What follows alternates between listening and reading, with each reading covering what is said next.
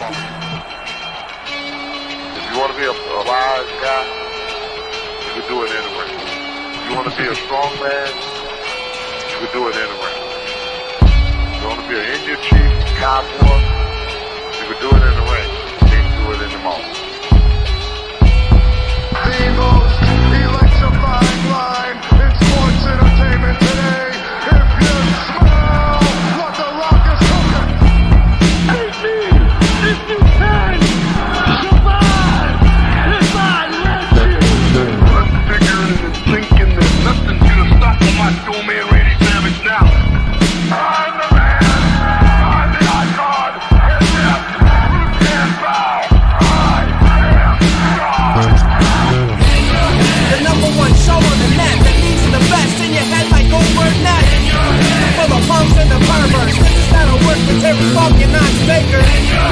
Check Inchman and Barney, they got the cheap heat, so sit back and have a seat. They got questions from the fans, in your head is the man from Australia to Japan. Shake down the road, don't care about the back stroke of the Mississippi.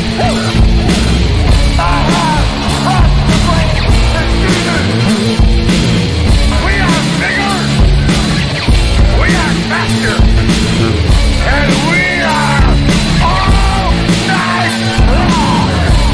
All you idiots, punks, perverts, and fools, be sure and tune in and listen to this show.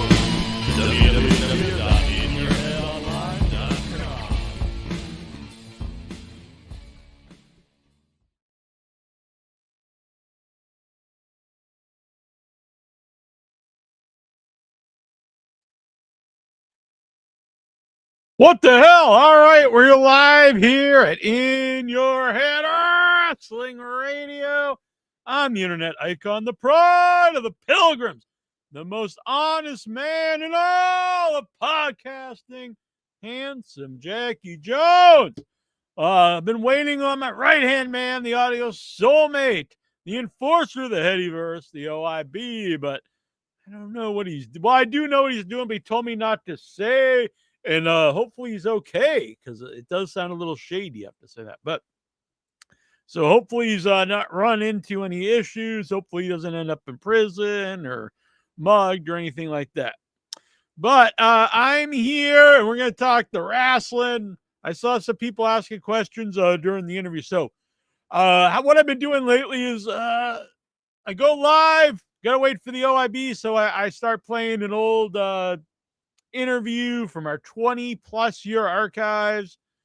You know, I could get an old NWA guest, AWA, an independent guy, a WCW guy from the 90s, WWE wrestlers, WWF, ECW, whatever.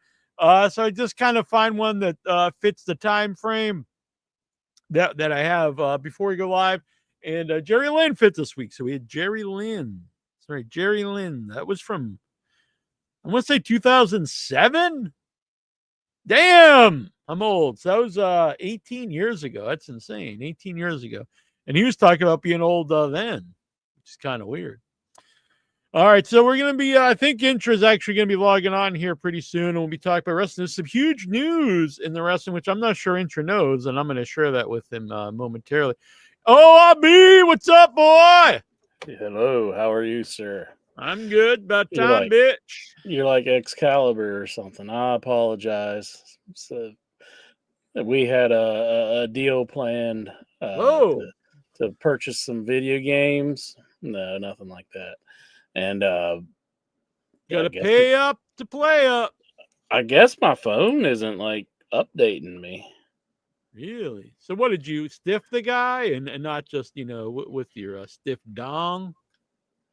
No, I left because I thought he wasn't answering me, but now that I'm on the computer, it's showing that he was typing to me all along. Damn. But like, it's not showing any messages on my So did you miss phone. out on Dig Dug? No, I don't know. I'm confused. I did not. It wasn't Dig Dug. It was Tecmo Bowl? Super Nintendo games. Damn. I meet the guy all the time, but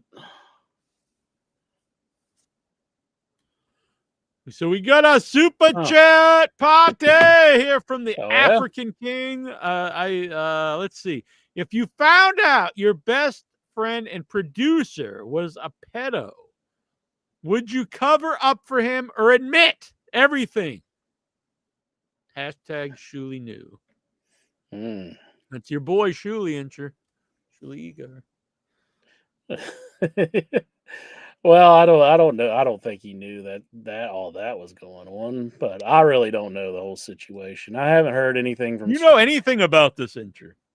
I know you told me about it Oh, that's right. before, and I don't know who his co-host is, and I don't know anything. It's not his about co-host, is the producer of the the podcast. producer. Okay, but I don't know if it's technically even a podcast. The producer on the stream.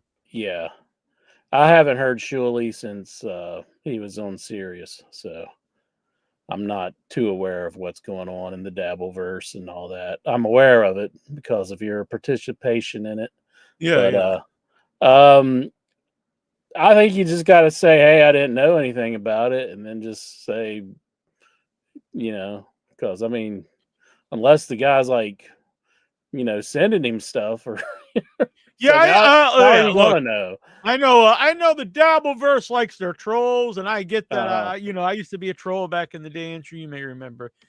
But I don't remember that. Do I think Shuli knew that his producer was a pedophile and like they were like exchanging pictures? It's And not no, like I he's don't. just going to tell you, No, I think I don't. As far as I don't know, but I would assume that is something you don't tell like everybody. Like, yeah, kind of like the Vince McMahon thing. Like you find like-minded people, probably. Yeah, I think like you're just drawn to them. I think Vince like- was just drawn to them. like how did he find a person that was into like the whole scat stuff? Yeah, Allegedly. well, I think with the scat, it probably starts off like a little smaller and it builds up to it. Like I don't think that was the first time he had ever done something like that with that man. But so Yeah. it probably that was like a friend of his for decades, wasn't it? His masseuse or whatever, his physical therapist. Mhm. And I believe they were sharing women for a while. I have no idea. This is my gut. And so I do think there is like, because how do you even like to start? Johnny Ace, like they were doing some dirty deeds together. So how do you even bring that up to someone unless I do think there must be like a sixth sense, like you could tell, I'm with a fellow, dirty pervert. And so he kind of got that gut instinct, probably. Yeah, Laurinaitis. And Laurinaitis was not in the scat part. That was the masseuse. Yeah, the physical therapist. Allegedly, or I don't know. And so then you bring it up. So this is just my thought process here. So he's doing dirty deeds with his masseuse. They're probably banging women together, and it wasn't like the very first day, like, oh, I'm gonna poop on her head or something. This probably came up way down the road. That's what I'm saying. Because I think it probably starts like, hey, we'll just have a three-way, and then you get bored of that, and it's like, well, now we got to bring in something. You keep bringing more and more into it, and then eventually you're just shitting on someone's head. Yeah, craziness. So that's what happens. And you build up a tolerance. Yeah, and then it's like, I can't get off, and it's kind of like how you're trying to get. You were trying to get me into the guys and fries thing, and you're like, "Look, I'm going to take your fries, Incher, and do some questionable things with dirty deeds done dirt cheap." And you're trying to see if I was into that. Like I was like, yeah, put those it goes from a there. plate of fries on my crotch to my steak fry in your butt. Yeah, I wasn't down with it though. So you've never shared a hotel with me since. Yes. The last time when we were together, you wouldn't even stay in the same hotel, never mind the room. Well, there wasn't like, any I'm gonna book a hotel across the town. Oh, you mean I was In thinking of Kentucky. Indianapolis. Yeah, Kentucky. I was because I was asking you what hotel you're going to be in, and then you're like, I don't know. Well, I didn't know it was Jason. It's my sugar daddy Jason had set it up, but he had also I know he had what was had you a going room on. too already. He had you a room booked, I believe. He was trying to get you all alone, was what it was. I think we're alone now. No, we tried to get you into the hot tub, but you were not having it. But back to Shuley here, Incher. Since the man paid, the big $4.99. You can't just say we're trying to get you in the hot tub, but you weren't having it, and then just go on. But no, I don't believe he. In all fairness, I don't think he knew anything about this dude.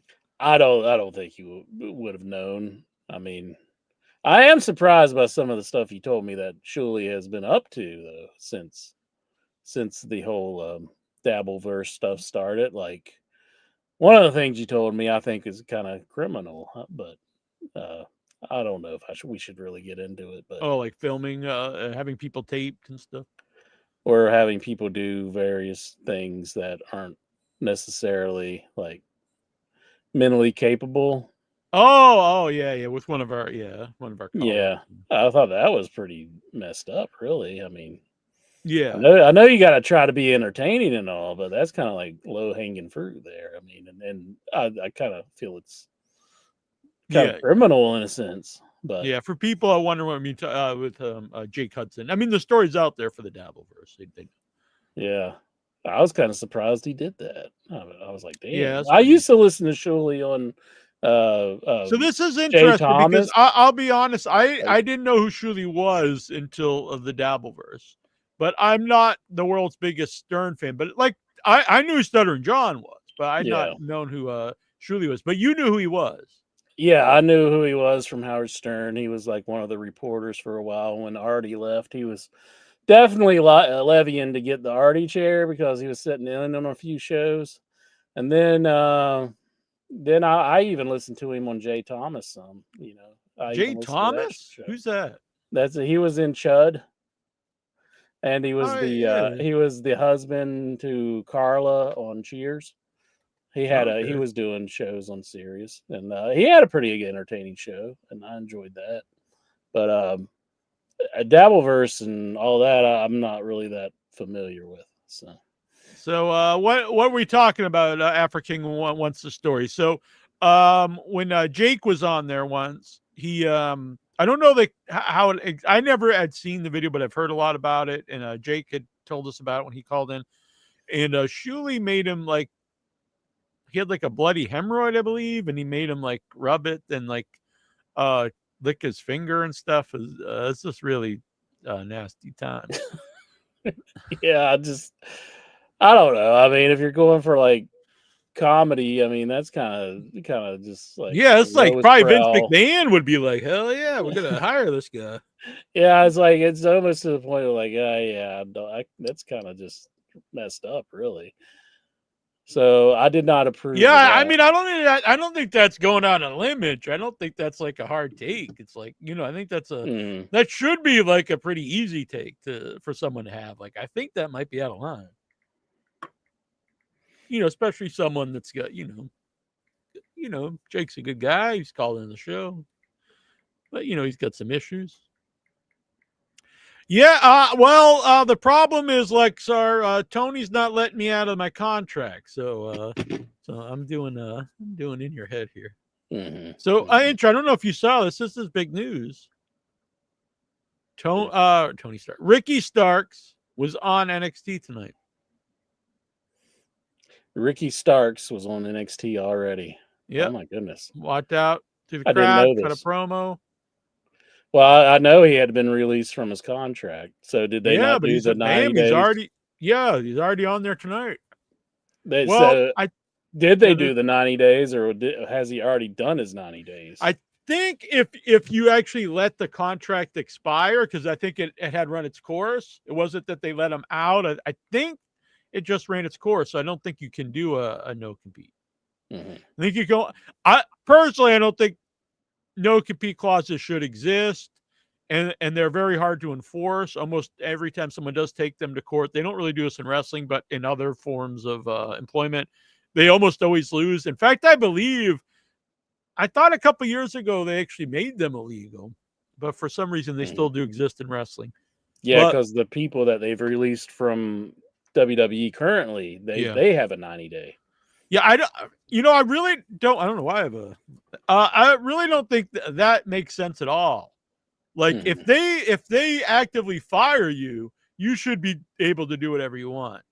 Now, if you were like, I want to get out of my contract early, I could at least understand the thought process for no compete clause, but not if they fire you. Yeah. Well, that's shocking news. I did not know about Ricky Starks, and it seems like what we predicted was true. He's right on NXT. He's not on the main show. So, congratulations. Yeah, well, I didn't predict you're a that. student now. Yeah, you predicted. So a couple of things there, because I saw someone say, "Oh, well, it's working good for who was the other guy that's in NXT became champion." All Ego, Ethan Page. Yeah, there's like, well, it worked out great for him. I'm like, has it really? Like, I mean, he's NXT champ. I don't know if that's great. Yeah. But Ricky Starks has been on main shows. He's been on pay-per-views. He's wrestled Sting. So to go from that to go to the developmental, I think it's kind of lame. Now, Yeah. I think he'll do well there. I think he has all the tools to be a big WWE star. He is a great talker. I think he should have been a much bigger star in AEW. I'm a fan, so I'm not gonna badmouth the guy. I don't know all the ins and outs of his time in AEW because everything he said he was willing to be on TV and they just stopped using him. And if that's the case, I think that's just kind of stupid, honestly. So I hope he does well. I think he can do well. The fact that he is on NXT and not on the main roster, I don't know about that. I think it might be some of the people there aren't totally sold on him, so they want to see like what he can do. Yeah. Yeah. Which, I mean, he could prove himself and go to the main roster. But I mean, and it's also the timing could be an issue because we're right before WrestleMania. So they already have all the stories planned going into WrestleMania. So if you debut a new guy on your main show, like on Raw or SmackDown, and they're not in WrestleMania, it's it can be kind of weird. Lost in the mix. Yeah. So I think we'll have to wait and see how long the NXT run is. So if he's there just a little while and then he's on the main show, I think that's a good sign. If they have him down there for like over 6 months or a year, I don't think that's a great sign. Yeah. Well, that's kind of what's happened to Ethan Page. Yeah, I don't personally think Ethan Page has the upside that Ricky Starks does. I like Ethan Page, but I never did. I've never saw anything in the guy. I liked mostly what I saw of him in Impact. I thought he did some good stuff in Impact. But, I think he seems like a guy, not so much what the current WWE likes, but he did seem like a Vince era guy because he's like, he's kind of fine at everything. Kind of like Austin Theory, where he's like, he looks, he's got a fine look. He can talk a little bit. He can wrestle. He's not a bad wrestler. He's not a great wrestler. You're just kind of like a guy that you could plug in anywhere. And it did seem like they liked a lot of guys like that. Yeah. I personally don't think he stands out at anything. I think he's just like he's like maybe a guy you could put in tag teams. I'd be really surprised if he ever made any type of impact on the main show. Right now, I mean, WWE they're letting go of people. So is this a good time to start going to WWE? Probably, actually.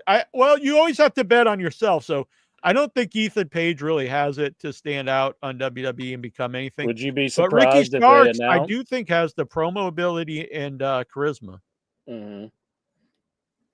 Would you be surprised if they announced that Ethan Page is another one of the people who was let go? No, I don't think it would shock me. I don't think they will, just because he was ex AEW, and I don't think they want to. I think if it had no connection to AEW, yeah, probably. But I think they don't want to do that because then it looks like, oh, if you do come here, it's not guaranteed. So if you do come here, a lot of the guys, Cody Rhodes is main event at WrestleMania twice, Penta that they really showcased great. And then some of the other guys are in NXT. So if they start firing those guys, I think it less likely for people to jump ship at that point.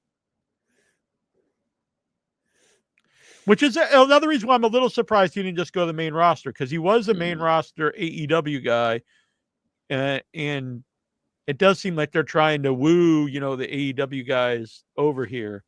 Yeah. And so to put him on NXT, it's a little bit like, well, I guess, it's still something, but I think they knew they had him, though. They're like, we got him. That's true. That's true. Because it wasn't like he was playing any games or anything. He was totally WWE bound. Yeah. I am a fan. I really think it was a guy that they missed the boat on. Yeah, I like Ricky for the most part.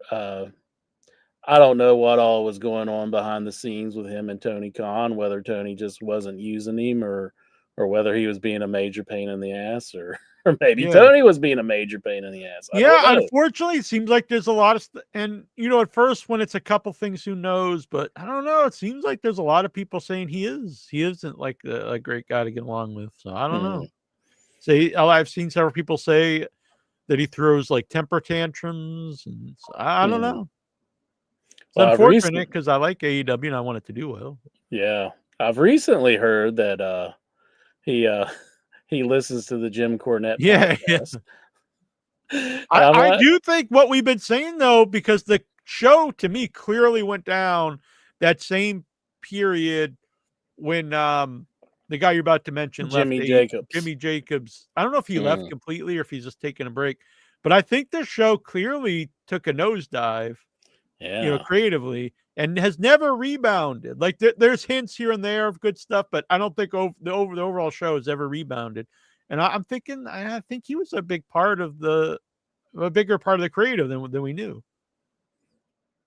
Yeah, for sure. I thought Collision this week was a pretty good Collision, but it's still just lost a lot of its luster, especially when Daniel Bryan left, and then they took they had the belt, and this whole Death Rider thing is just awful. I guess it's about Daniel Bryan, who I really liked his run, and he's a great wrestler and stuff.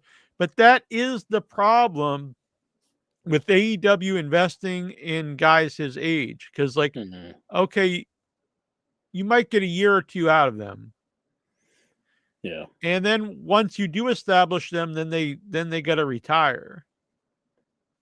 Whereas WWE, they are picking like guys that have years ahead of them. Yeah, that's true. Not necessarily with CM Punk, I don't think. No, not with CM Punk. I think that's just a different thing, and he is legit like one of the biggest stars of like the modern era, so that's a little different idea. But Cody, they've already gotten a lot out of, and they do have. But Starks is a very young guy. Not very young, but pretty young. Pillman Jr. I don't know how old Penta is.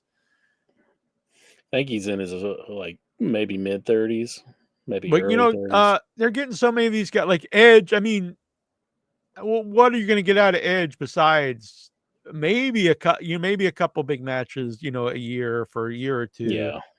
And even the Hurt Syndicate, they are like pushing 50. So how long are they going to be around? Or Cope. Cope has lost it for me. I just can't get into him anymore. I never liked him as a babyface. I'll be honest about that.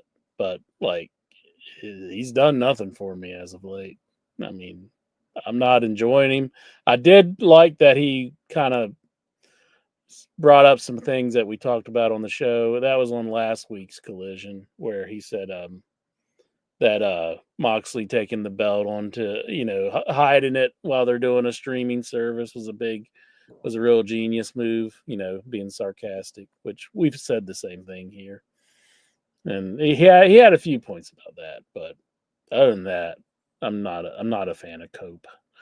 I thought it was a short segment on Dynamite this week, but I thought it was I'm very vocal. I don't like the Death Riders thing, but I didn't think it was a terrible segment this week, with just kind of the fight with it was the Death Riders and Cope and FTR and Switchblade.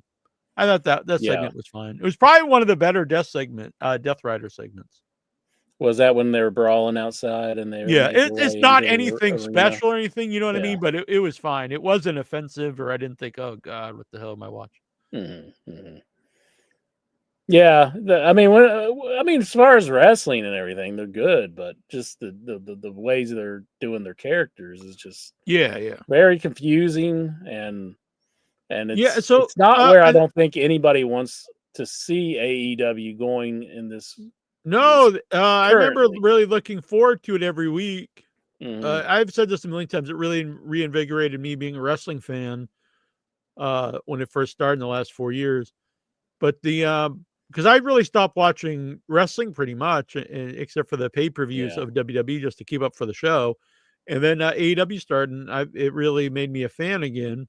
And so it's kind of, let's say, depressing, but it's kind of sad. This last year, it's really, I can't deny it, it's really gone down. Even the crowds, like, I'm not saying that they have to have giant crowds, but a lot of the crowds really aren't even into the show, and it's just it's not a really fun. It kind of, some of those, when I would watch TNA and the crowd wasn't doing anything, and it doesn't make for a fun show. So you can Yeah. have a small crowd, but the crowd's really in. Well, actually, this week they had a hot crowd, and I thought it added a lot to the show. I thought Dynamite was actually really fun this week. There's not everything I loved on it, but the crowd added something to it, and it was an entertaining show. Like, so to start the show is a huge issue for me. So you got Will Ospreay, and he's wrestling the new mystery man for Don Callis. Oh yeah. And I'm like, oh, who's this going to be? I was thinking it's probably someone from New Japan. A name that maybe I'm not even familiar with, but still it would be big to the people. And out comes, what's his name? Brian Davis or Danny Davis or Oh, not Danny Davis. That's somebody else. Mark Davis. Mark Davis. I'm like, Oh. really? Like, this is you can't have this guy as a surprise. I mean, he's been And it on doesn't the show, really- and no one gives a flying fuck about him. And it doesn't make any sense because at No, because first he just was split with- up with the other guy. Yeah, he was with Osprey, and they're fighting against Kyle. Yeah, they were trying to make him part of this other group that went nowhere. It was like him and Osprey and maybe Hobbs and like that one guy that I can't stand, the guy from the guy's got the bad tattoo and Murder Hawk Monster. No, he was from Red Dragon. Oh yeah. They always try to put him in every faction. He was like in that faction for a little while, I think. Kyle O'Reilly. Yeah, and it was kind of like this is the new babyface faction, and then it lasted like a week, I think, and then like they were never together again. But yeah, but the last time, even when we saw him before, just like you've got to repackage this guy. You can't just bring him out and like he looks kind of like a slob, and he's got like and I'm not someone who's saying everyone needs to dress in suits or whatever, but you have to have some kind of look. He just looked like some guy. And and I was like, he's a good wrestler, but who really cares? And now all of a sudden he's with the heel faction, back with his old partner with no reason given. He's just there. Yeah. And he's used as some big, like, oh, this is, a big mystery man. And it's like, well, no one cares. And they should have explained it with somehow, like, they got something on him where he has to be in the group or something. Like, yeah, that's a big issue with the company. They don't explain almost all the stories or who people are or why they're doing what they're doing. Doggo 13 here. He says the explanation for Davis being in the Don Callis family was lame. Davis is there because Callis owns his contract, sort of like the Warlord. Oh, Wardlow. Wardlow, I'm sorry. They love that storyline. They do that all the time. They do, yeah, like Wardlow MJF worked the first time. Then they try to do it again, which is weird. And then they did the same thing with that big woman with Monet. Yeah. I know her. Shoot.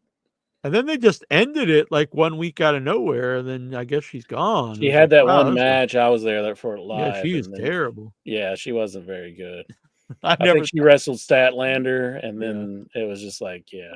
I've always seen people like really go crazy over her, and every time I've seen her, like she's not Camille good at all. Camille, yeah, and she's like completely lost. Like looks like she's nervous to be in front of a camera.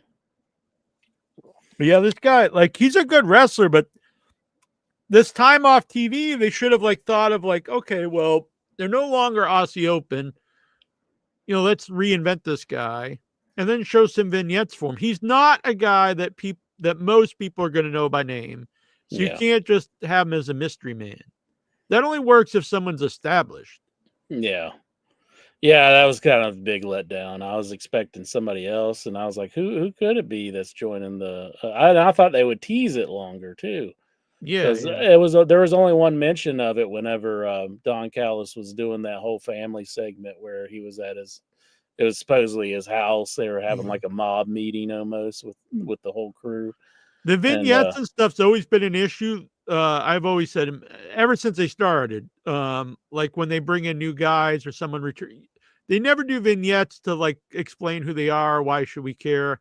Mm-hmm. And I just thought that would get better over time because it was a new company, but it hasn't. If anything, I think it's getting worse. I think they even do it less instead of more.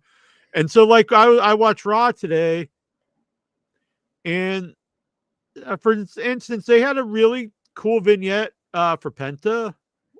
Even though he didn't wrestle on the show, they had a great vignette for him, which that has him on the show, even if he's not wrestling, made him seem important. And they even had a cool vignette for the Creed brothers, who I gotta say I don't really care about.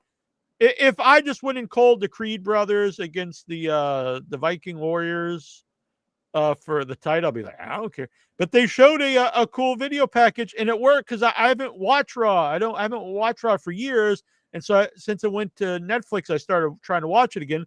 So I'm not really familiar with these guys, and they had a cool video package that put them over. I was like, oh, well, now I'm actually interested in this match. It's really simple, and I just don't know why it's not something that AEW does. They have a lot of money. Hire someone to put together these videos. Say, hey, we want to put this match over this week. We have so and so coming in, put this guy over in this vignette. We just had a pay-per-view. Show highlights of like these 3 matches. It's, it's not like that genius of stuff. It's pretty simple stuff, but it would really help everything seem more important. For sure. Yeah, that's something they could do a lot more of. Few comments from Galgo 13 earlier. I thought he had some good things to say. He was saying how he wanted Cope to win at Revolution and take the belt off of Mox. That was a few comments back. I can't say I don't agree. Even though I don't like the Mox, he's one of the few guys that'd be like this is not better. It's probably about the same. If it would just get the belt off of him, I'm almost be game for it. But like, it's honestly though, it does suck that it would be Cope. A few main event guys that you really would be like one of the last main event guys you would want to get it. I mean, I would have preferred Cassidy winning it. I think Will Ospreay's the guy that they need to be pushing right now. Yeah, it's like put him, going up against even Kenny Omega.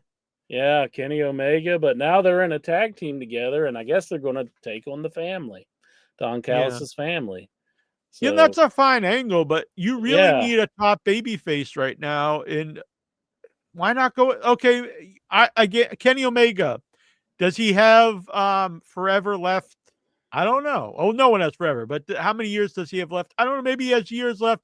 Maybe he comes back from this injury. He can't go for a long time. Either way, strike while the iron's hot. He's, the homemade guy, started the company. The story kind of writes itself. People want to see him come back. You have the anti-AEW champion for no real reason given. We have no idea. But you bring back the AEW guy started AEW, Kenny Omega, to win back the title. That's just a real easy thing. It would make people happy. You'd have another run for Kenny Omega. People are happy to see him back. Why you do that, build up Will Ospreay. You can even still have them as the tag team and him the champion to eventually do Will Ospreay versus Kenny Omega for the title. It would mean more, too, if it's for the title. It would be a bigger win for Will Ospreay if he won the title. If when you eventually do Will Ospreay versus Kenny Omega, because everyone knows that's where that's going to eventually go. If it was for the title, like, okay, this is one that we can actually main event one of our big pay-per-views with. Oh, come on. No, this stuff is like, if you do retreads of these old WWE feuds from the 90s, the show is so filled with old guys in every segment. And it's not even that I love Christian. I think he's great. Jeff Jarrett's been entertaining. Dustin, awesome promo. But Hurt Syndicate stuff, you have every segment's like this, another 50-year-old WWE guy. And then if your main event feud is two 50-year-old WWE guys who's been together since the 90s, to me, that is not the way you want to go. That is not the direction you want to have your company going. There is a lot of people saying how there's a lot of old people on top. Yeah, I've been saying it for months. So yeah, I've even heard it outside of just you. I mean, Well, that means that people are, if it's just me saying it, it's probably true. But if other people are also saying what I'm saying, it's probably, well, there's probably something to this. I like Jeff Jarrett. You can't be the alternative company and everyone in the show is a 50-year-old ex-WWE guy. What do you got against Jeff Jarrett? Slap nuts. I have nothing against any of those people by themselves. But when you watch a show and then it's like this one has Edge, the next segment has Chris, the next segment has Dustin Rhodes, the next segment has Jeff Jarrett, the next segment has the Hurt Syndicate. I'm like, Jesus, guys, come on already. Lexar is on fire here with this question. He wants to know, does Jack think Moxley is old? No. I mean, he's like 10 or 12 years younger than these other guys. Yeah. Yeah. Like, Moxley's younger than us. The other guys are like older than us. Yeah. So, I don't know how my problem with Moxley is not that he's a WWE guy. Or he was a WWE. My problem with Moxley is this run. I've actually always been a Moxley fan. This run really sucks. I don't know how they're going to redeem it. I don't know if it's possible at this point. I think it's hurting the whole group. Like, I've never really been into Pac.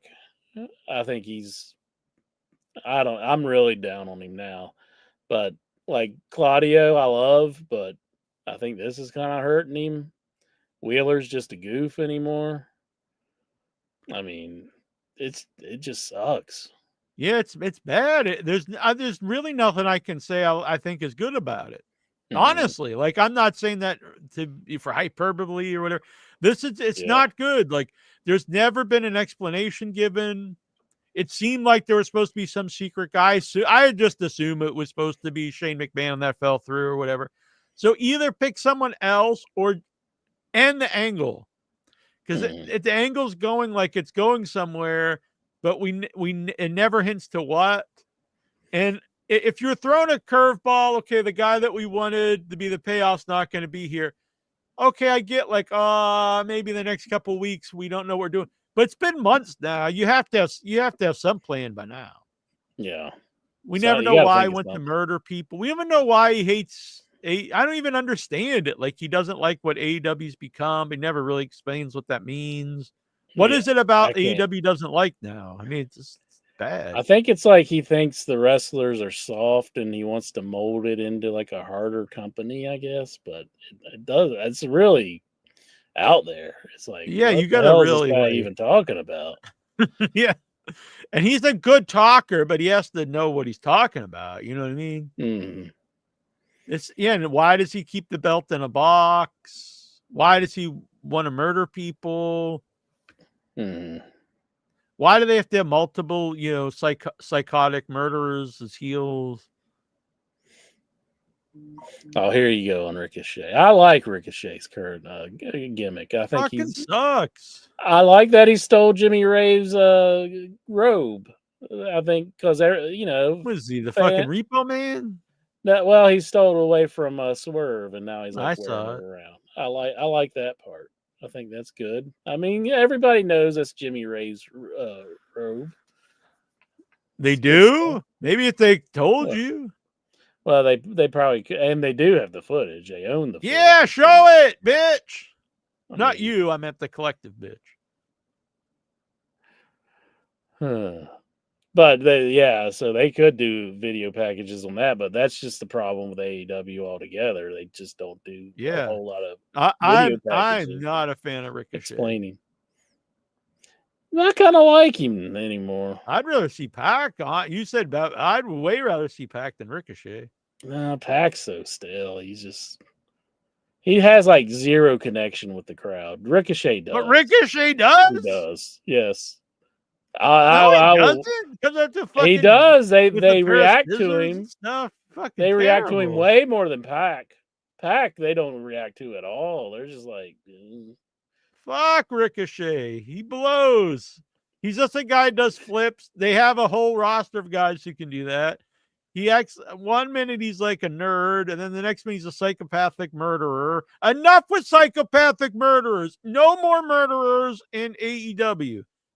You can't have like 5 heels that just want to murder people and that never murder anybody. What if it was Puppet the Psycho Dwarf? Then you had one. You pick one guy. This is the dangerous murderer. Mm-hmm. Not 12 guys. They're all murderers. No one ever dies, but they all want to murder everybody. No stupid weapons like a giant a giant blade that you would murder a guy with. But you don't knock someone out with a pair of scissors. You'd stab them. Golden scissors. Just ask Arn Anderson about that. Yeah, he didn't get knocked out. He got stabbed and was bleeding out. Josh here in the chat room, he says Mox used to be good in the ring, but his strikes, punches, elbows, kicks have looked like trash and beyond phony. I don't agree with that. I know the whole Cornette group think he's the worst wrestler ever lived, but no, I don't agree to that either. I like him as a wrestler. I just think character wise is just stupid. I agree. And making no sense to any of the fans. If you had something that would be like just a realization of like, oh, that's what they're doing with this angle, but they don't. They really and it's don't. been months now. It's not been a couple weeks. Mm-mm. Just cut your losses, end it. I would say put the belt on a. I mean, you should have been Will Ospreay at this point. Ospreay, I think they're really I don't think by the time they go with him, like he's already going to be like. He'll always be over, but he's not going to be that special attraction by the time they go with him. He's lost so many times. Josh is wanting to provide proof. He says he can YouTube us some videos. I don't give a flying fuck. Well, I mean, he was saying that he had. We don't want your proof, sir. Well, he said he had proof that like matches we liked were bad. It's like, well, I like Orange Cassidy matches. We'll just watch it again and say it's good. We're not going to agree with you. Yeah, I mean, you can't prove that that I don't like a wrestler or something. I mean, it doesn't make sense. Yeah, it should be Ospreay or even Omega. I mean, that would be a hell of a way to bring back Omega. I mean, I guess it's kind of a good angle that they're doing Ospreay and Omega as a tag team. Fine. I think it just doesn't seem like it's the time to be doing that. No, and I think they've done similar angles so many times, and then eventually they'll just fight each other. I mean, just like they've done this so many times, a tag team, and then they fight each other. Yeah. And the thing is, if they had some really hot baby face that was super over, I would think it would be fine because it's like, well, you can't have 3 like top guys going for the title. So let's say the Swerve is champion, we'll have the other 2 guys as the tag team. That makes sense. But they're really in need of like this top baby face. And Jonathan, it can't be Adam Copeland, for God's sakes. Jonathan Jackson here. He's in the chat room. Oh, he's trying to he's trolling us, I think. He said send Ospreay to NXT. He needs to learn. He can't be the learning champion. Gotta learn him. By the way, so I've been watching more WWE, and I have to admit I'm kind of becoming a fan. There's stuff, and it's nice. I can skip over all the.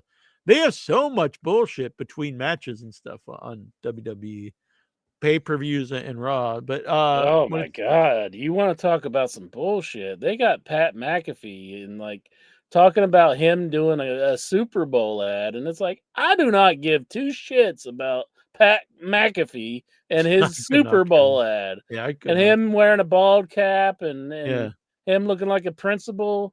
Who really cares about that? Like, does anybody watching wrestling stop and go, Oh, that Pat McAfee's, he's in a Super Bowl commercial. Nobody No. nobody cares about Pat McAfee. Give us Corey Graves, and I'm shocked that I'm saying this, but I where agree, the Mike. hell I just is do not Corey understand Graves? the love for this guy, Pat McAfee.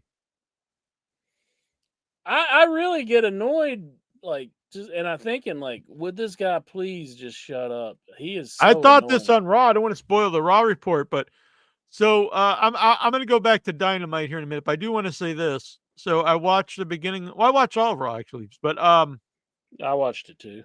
And so Jey Uso comes out. So anyway, this is coming from the guy who had stopped watching WWE. And so I see people bitching and stuff. Oh, Jey Uso shouldn't have been the guy to win the Royal Rumble. I say bullshit to those people. The guy comes out, he is fucking over. And no matter what you want to say, his matches, sometimes he's kind of sloppy or what. Well, I don't care. Whatever your thing is, the end of the day, what matters is the guy connects to the crowd and he's over. And he is over to this crowd. This crowd was yeeting like yeeting has never done before. It's become a thing where they want him to like do the song again. Yeah, do it again. Mm-hmm. I mean, you can't deny if you deny it, then you're delusional or you're just a liar. Like if you say this guy's not, because he's fucking over. And then I see people, I mentioned this in the group, and they're like, "Oh, but not a main event guy," and I'm like, dude, he's fucking one of the most over people in wrestling. Like it's insanely over. And they're like, well, he's not been a main event before. Well, no one is in a main event till you are in a main event. Mm. So by that logic, you just push the same guys until like they die, I guess. So so whatever. But there's no reason not to have gone with Jey Uso. He's over. He got organically over with the crowd. He's a new guy, so you have the chance that, hey, we got a new guy. I mean, Roman Reigns is great. I'm a Roman Reigns fan. But he's not a full-time guy anymore. He's getting older. He has Hollywood and stuff. So is he going to be a full-time guy going down the road WWE? Probably not. So you have this new guy, could be a legit main event guy. Maybe he won't. I don't know. But you got to try it. Why not try it? He's super over. Now imagine if that guy wins the title and then like maybe it'll get even bigger. I don't know. Try it and see. This is why I stopped watching WWE before, because someone like this would come along, they'd get really over, and they wouldn't want to push him. They're like, no, we got to push the same three guys and Baron Corbin. And then it didn't make it fun to watch. It does make it fun to watch when someone gets over and they go with it. That's fun for me. Do you think Vince calls Baron Corbin and like tries to console him? Like he's like, I can't believe they did that to you. Here. We can shit on. No, I'm not going to say he's into that. But Jonathan Jackson says Corey Graves is back in NXT. He is not the learning announcer.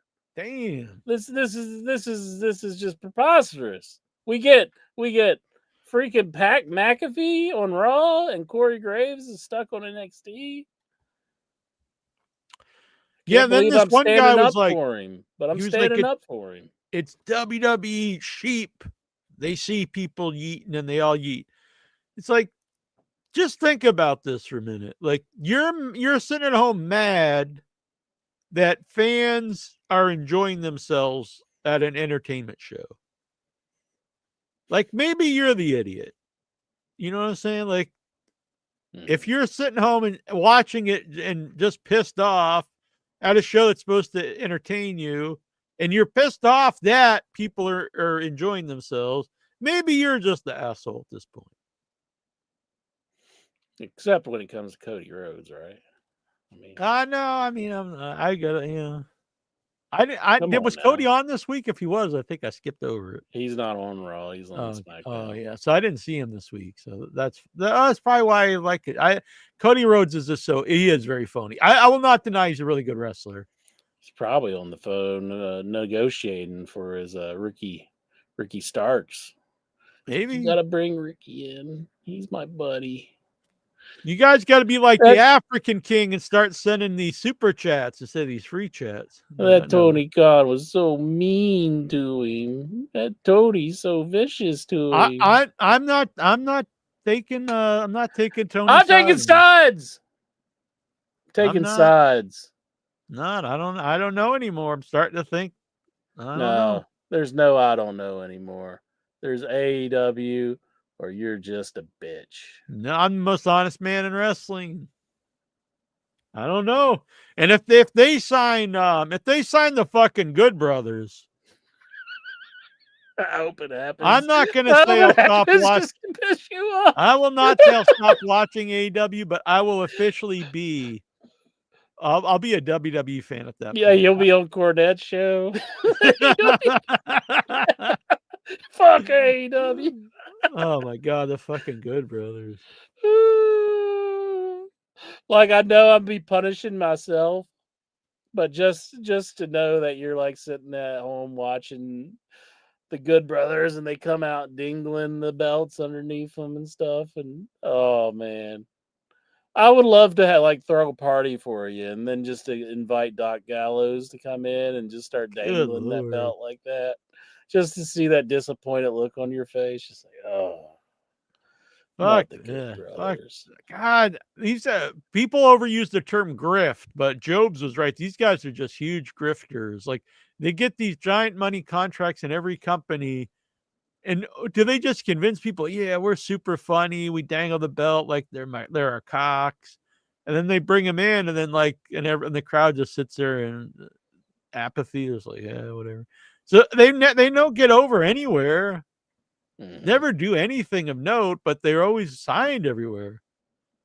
I just know that someone will sign them. Well, I'm not saying I want these guys to be broke or something, but.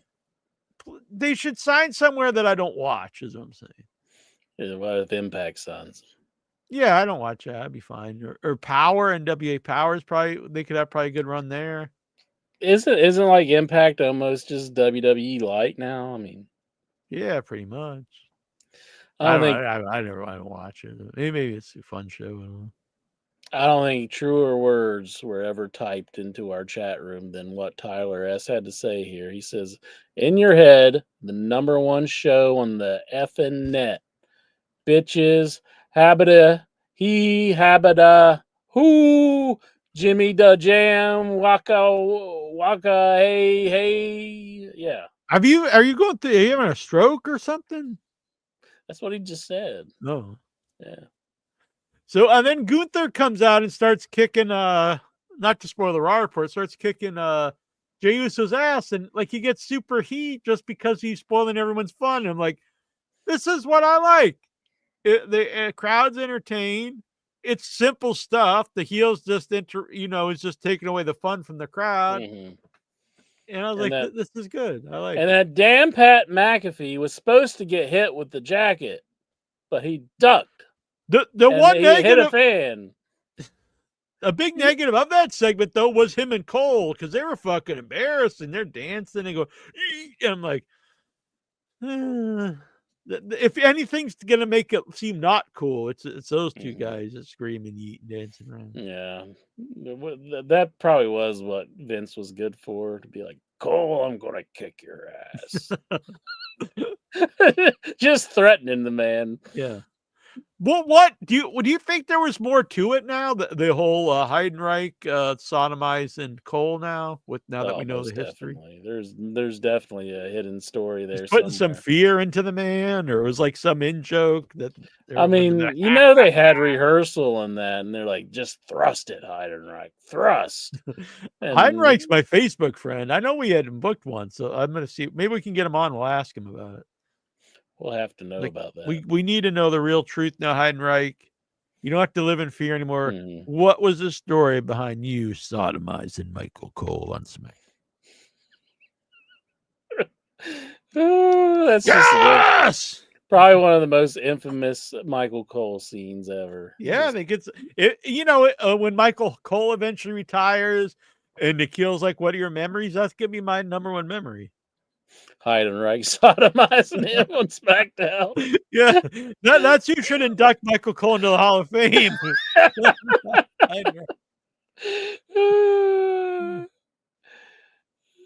Oh, man. So we had you know what? If someone would told me like the Guns are gonna come out and challenge the Hurt Syndicate, I'd be like, the Dutch segment really worked. I thought the Guns came off great. These guys have really skyrocketed in a shorter period of time, became really good wrestlers, got charisma. I'm a big fan of the Guns. So, yeah, they are good. I don't think they're I would have them win the belts. It would be easy to do. You have the Hurt Syndicate beating them up, and they get a little overconfident, and the young and the Young Bucks, the Guns win. And then you could do, it's a big surprise. The Guns are champs. Then you could do the rematch, maybe even have the Guns win a second time, and then like there's some stipulation for the third time. It's the last time they can go for whatever, and then they get the belts back or whatever. But I think it would work. I think there's something there. Yeah, it could be good. I would hate to see the Hurt Business lose the belts, but I do. But I think if you did really it in a way, where they got overconfident, it wouldn't hurt them, and it doesn't necessarily make the Guns look bad. I do think taking I agree Jay with White this, away from it's just about that. But logically, why didn't they help Jay White earlier in the show? Yeah, they should have. Yeah. But I don't think it's good to like take Jay White away from him, because that was like a young, like hip.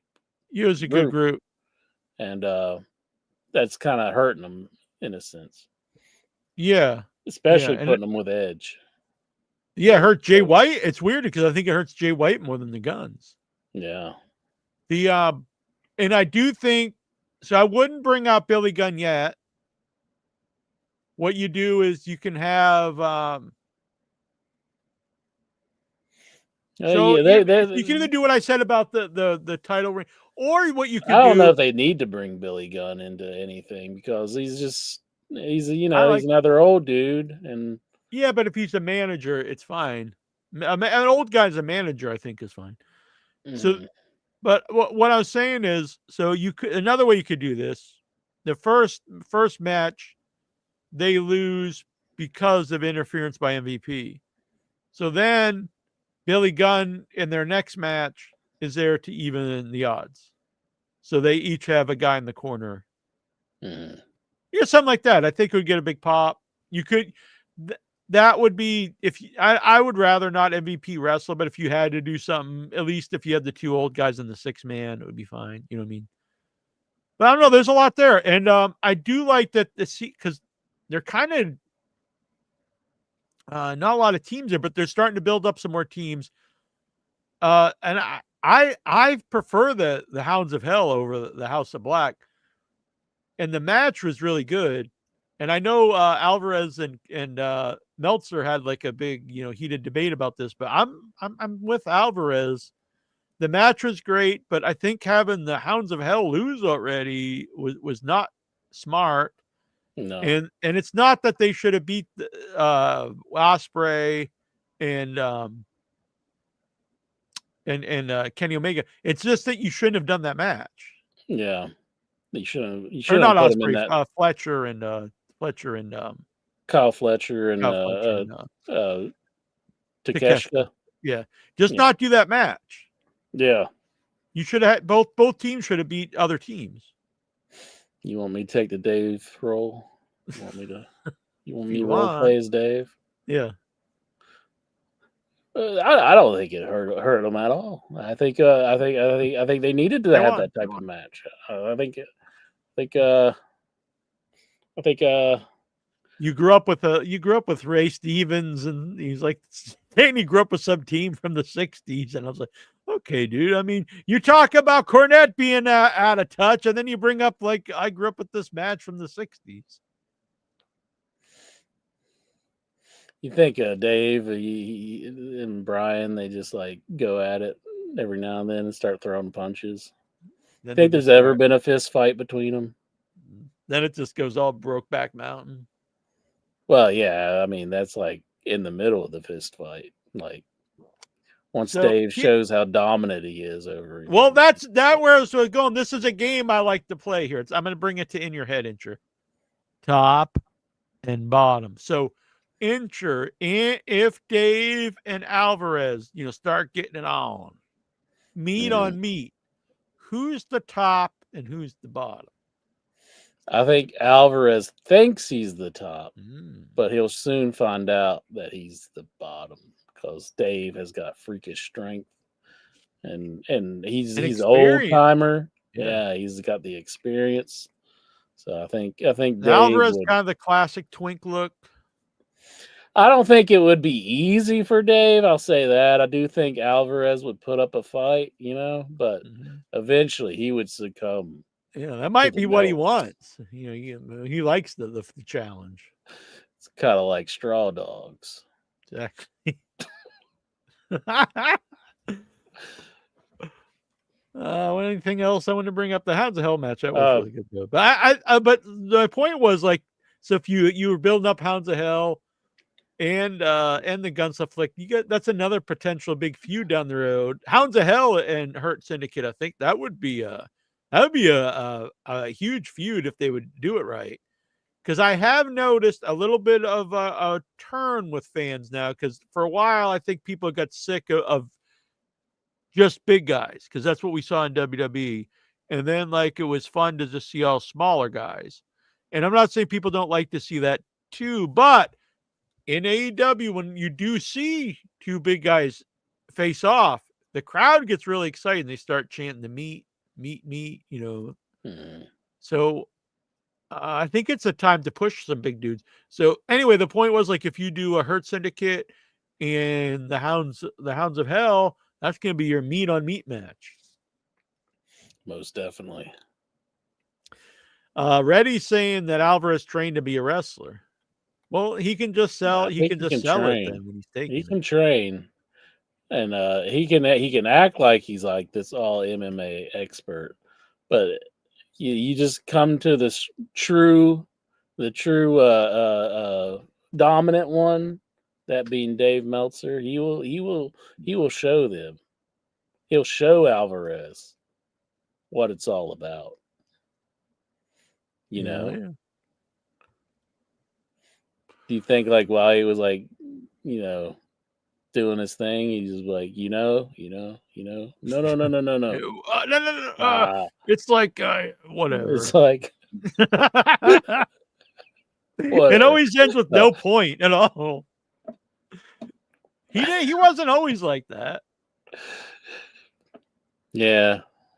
Well, he's not a young man anymore. No. I mean, I don't dislike Dave. We should get him back on for our 21st, but we should get him back on for what we're going to call the 20th. We'll see how this sticks in your crawl. Go13 says Okada's one of my favorite guys. For fuck's sakes, Go. Did you eat bitch chips? Did you land on your head? Is over. The guy how do you feel about that? Let's talk about worthless. Okada is one of the most worthless guys. One of the biggest waste of money in AEW history is signing. Nothing happened in Okada. You could just sign. You could have got that oily dude. Who is the oily guy? Not the big fat oily guy, but the oily Asian guy. If you just want the joke of an Asian guy saying bitch, you could have hired anybody. You didn't need to hire a guy for $8 million a year to do it. Or Michael Nakazawa. Yeah, you can just have Nakazawa come out and say bitch if that's your plan. It would be hilarious if we had an Asian guy say bitch. It doesn't need to be some guy that you're paying $15 million a year to. Next time somebody asks me who is the oily naked Asian guy, I probably just shouldn't act like I know. Just be like, what? Huh? I don't know that stuff, man. Who would win in a fight between him and the oily fat guy, whatever the hell he was? Big Dick Johnson. No, both of them no-showed in your head, though. The fat, oily guy and Big Dick Johnson. So never trust a fat, naked, oily man. Michael, he wouldn't stop. He would just continue until he got his victory. God damn! Stop. I'll make a bit shirt. I'm sure Amazon won't let me sell it. To put it somewhere else. Well, I don't know. Maybe what's this shirt that he's selling swastika shirts? So I guess you should be able to sell anything at this point. Oh my. Tony Storm came out as Mariah May, and she did a great job. Mm-hmm. And DJ Curly Bear approves, if you catch my drift. What would that be, Jack? Never pass. What are you insinuating? Give me that fat ass. I don't mean fat as in like, no, it's like a big, posterior, but good. I approve. You approve. Timeless Tony Storm. It's a total package to me. She's very attractive, but it ain't just that, because I used to hate women's wrestling when it was just the TNA and like they completely sucked. She looks great. Probably the best female promo in wrestling right now. A great character, great wrestler, has range, can do comedy stuff, can do serious matches. Yeah, I'm all in on Tony Storm. I like her. She's One of the really highlights of AEW all around, I would say. And I like that Luther is back. He brought out a bloody shoe to Mariah May in her match, because she was pretending like her opponent was Tony Storm, but that wasn't. She was putting like makeup on her and all that. I like that whole bit. And then Tony switched with her when she was interrupted. I thought that was good stuff. That was on Collision, I believe. Yeah, I did like the Monet puppet, actually, Lexar. I thought this was, honestly, I had some issues with a few things, especially Mark Davis being the mystery guy, but I did think this was a good episode of Dynamite. I had fun watching. A big part was the audience was into it, which does make it a lot more fun. Dustin, now I'm not against, like I said, just having, I like almost all the older guys, but you can't have them all on the same show, like segment to segment. But all that said, for years I've been saying Dustin Rhodes deserves like a run, and given the time here, great promo. Yeah. I mean, do I think MJF should be feuding with Dustin Rhodes at this point? I don't know about that, but he should be like, he should be babyface too. Honestly, I think turning him heel was a mistake. He is a great heel, but I think the fans were into him as a babyface. So yeah. I just don't understand why they do a lot of this stuff in AEW. It's just like, it seems fairly obvious what direction they should go. Yeah, but especially it's like, well, we don't have a top babyface. Well, let's turn their most over guy into a heel. Yeah, not a good idea. But yeah, it was a good show. I liked it. Oh, Swerve Strickland versus Ricochet. Again, not a fan of Ricochet. Swerve, I think, another guy that kind of.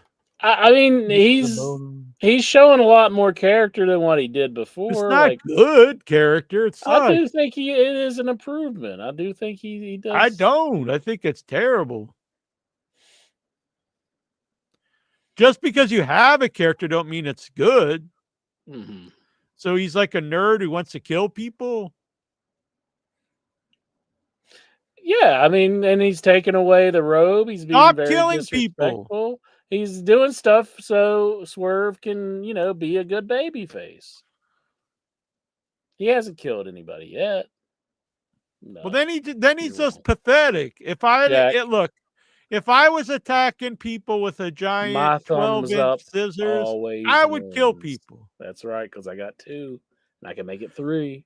And then there's fireworks. Bam! You got a third thumb up the butt? Who are you, Shuley? Where's African King? I think we bored him with all the wrestling talk. He's like, God damn it, won't they just trash Shuley? That's interest, boy. Mm-hmm. Mm-hmm. Don't care how old guys are, as long as they are. I agree with that in theory, but not when they're all over the show. He is great in ring and on the mic. Yeah, they should have done that probably about 2 years ago. I did like that he stuck his head in on Collision and saw like his boys were getting beat up, Yeah, and he he just just kind of pulled took out. off. Yeah. He was like, Yeah. "I'll just pretend I didn't see that." No, I mean, I'm on record. I think this is Christian's best run, but the point is not any of these guys, it's the amount of them. And so when you have just like when your whole show is like there's like 5 segments in a row and it's like 50-year-old ex WWE guy, I don't think that's a good look for the alternative product. Yeah. Well, Jackie Jones. And definitely don't put the fucking belt on Cope and then have if you had Christian beat Moxley, that probably doesn't work. But if you had Christian and he had beat somebody else, okay. But don't do Cope Christian feud. That's gonna look so rotten. They already get the all ex WWE moniker, and if their main feud is Edge versus Christian, my God. Yeah. What do you think about all of the WWE releases? Is there anybody that shocked you? What was the one that Sonya came in? Deville kind of shocks me. Yeah. I wasn't expecting that because she was Yeah. even in a group with is it Pure Fusion Collective, I believe is her name. Yeah, I've always thought there was something there. I think she's got charisma. She's a little different. I like her. Good talker. Her, Shayna Baszler, and Zoe Starks. They let her go. Blair Davenport. I didn't really see much of her, but she just came out a few times and just made like run-ins. But I think she was big in NXT, but she wasn't. She didn't do much of anything. And hey, Honey Bunny from Claire Connor. Well, hello there, Claire. Who else did we have? The fucking Gallows and Anderson. Good God, get rid of the Good Brothers. Would you have preferred them just to stay in WWE so you weren't worried about them going to AEW in a sense? Yeah, maybe they could send them off to Ring of Honor where, then who watches that? You and there's someone in the chat, I think. Well, Lexi, maybe. We had a guy that called in that was watching Ring of Honor. He was a good dude. I haven't watched it in a while. I need to get back on it. Get on it. Oh, the Hurt Business guy. Your dude Cedric. Yeah, I like Cedric. Cedric, the sports entertainer. I gave Cedric this gimmick years ago. This was, when he was wrestling in Charlotte, I was like, you should be Cedric, the sports entertainer. It would get heat. It would get a lot of heat because, especially down south, they hate the term sports entertainment. And this was before people were using sports entertainment as a gimmick. Like they've done it since then, like Jericho and stuff, but no one was doing it then. I think he'd be a fucking top guy now, isn't you?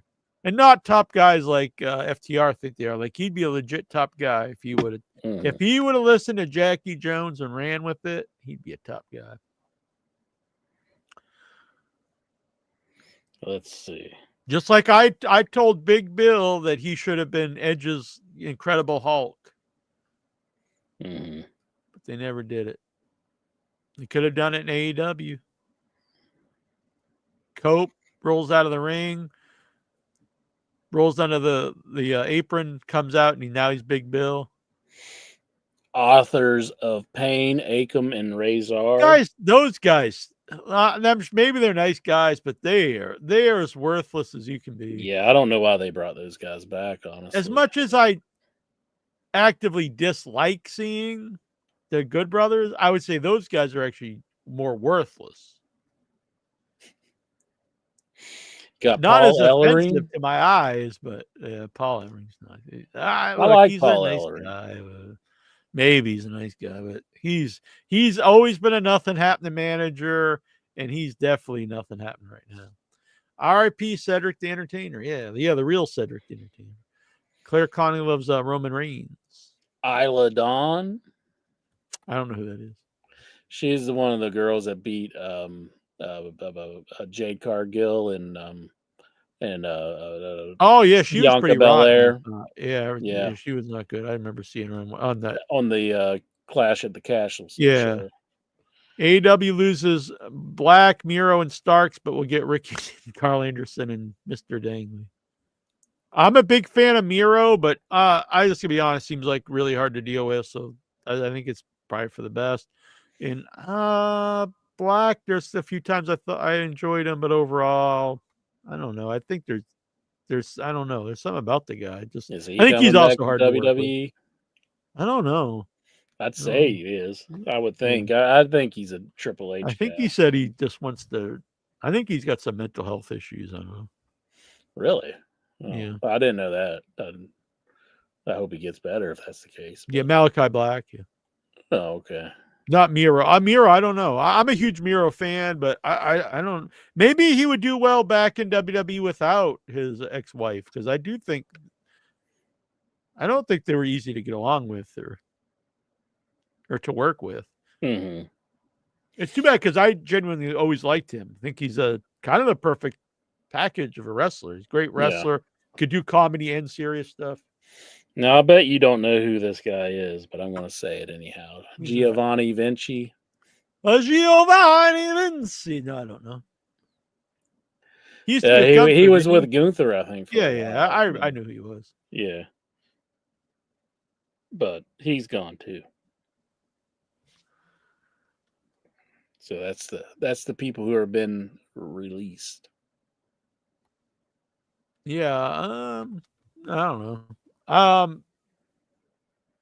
know people like AEW should sign Cedric and Good Brothers, but honestly, more now than ever, AEW just don't even think about signing anyone. Just don't worry about that at all. You don't need to sign anybody. You got to worry about putting together weekly shows with good storytelling, getting over some baby faces. You've got plenty of people, and adding anybody else isn't going to make any difference. Who was the hot guy named Owen or something? I think that was it wasn't Owen, it was Jackie Jones. Owen Hart. We got Kevin Owens. We got who's another Owen in wrestling? Oh, Jonathan Jackson said he's not dead. So, well, I'm glad that you've gotten better, Cedric the Entertainer. Hallelujah! It's a miracle. And if anyone would know, it'd be Jonathan Jackson. You know those guys are. Actually, yeah, I seen him recently. He was on the Tyson fight. Jonathan J. calls in the show. No, Cedric the Entertainer. He was on the Tyson fight. He fought Tyson? No, he was doing a commentary, I think, or for a segment. It was just a short segment, but he was there, yeah. With Patrick Owen. Is that the guy with the dick nose? Patrick. Who are we talking about? Are we talking Owen Wilson? Owen Wilson. Okay, that must be who she's talking about. I don't know. Josh wants to know, are the storylines better in Ring of Honor? Yeah, I haven't been watching as of late, but it's been a while since. Like, I wanted to try to pick it back up after the pay-per-view, but I didn't. So I'm going to take this off. It's getting a little itchy. Yeah. Yeah. We got Claire. She says, I'll fight Jake Paul and slap his bitch-ass brother. Damn. Yeah, I'm not a big fan, but he gets a lot of heel heat. I'll give him that. It's kind of sad seeing Rey Mysterio having to like wrestle with this guy, and he was like fucking up a bunch of their moves, and he's gonna beat Rey Mysterio. Gonna beat that ass. It's just kind of sad. I mean, like, Rey Mysterio is a legend, and he's like trying to sell for Logan Paul, and Logan Paul is doing they're doing like a leapfrog, and they both went under. It's like, fuck, man. I'm fine with it because I think Rey Mysterio blows. I'm not the biggest fan of Rey Mysterio as of late, but like, you just think he's been in this business forever, and he's had to sell for Logan Paul. They're like, get out there, kid. You got the real star in the ring, Logan Paul. No, I'm not a big Logan Paul fan. Mm-hmm. But I can't deny that he's over. I don't know really why, but Yeah. I mean, he does do a lot of good stuff, but he's definitely still green because, based off of that Rey Mysterio match last night. That was pretty sad, some of the things that he was doing, screwing up. And like his finisher looked like he really hurt Ray at the end. And they called it like the pulverizer or something. It was something McAfee said, but it looked really like it could have messed Ray's neck up. So I really felt bad for him. You gonna do the big reveal? What who if he is it? What if I pulled this off and it's the Big Mosh? I would be stunned. I'd be like, whoa. Or like your Dave Meltzer. Oh yeah, you're who I thought you were. Oh. So. Or you're like Jim Cornette, or the vile, disgusting Brian Last. Oh, I thought you were gonna say Cody Rhodes. Yeah, Brian Last. No, it works for both. Moment. Oh well, you're good. All right. I'm a little scruffy myself too. Bam! You shaved your balls today? No. Well, I just dropped something.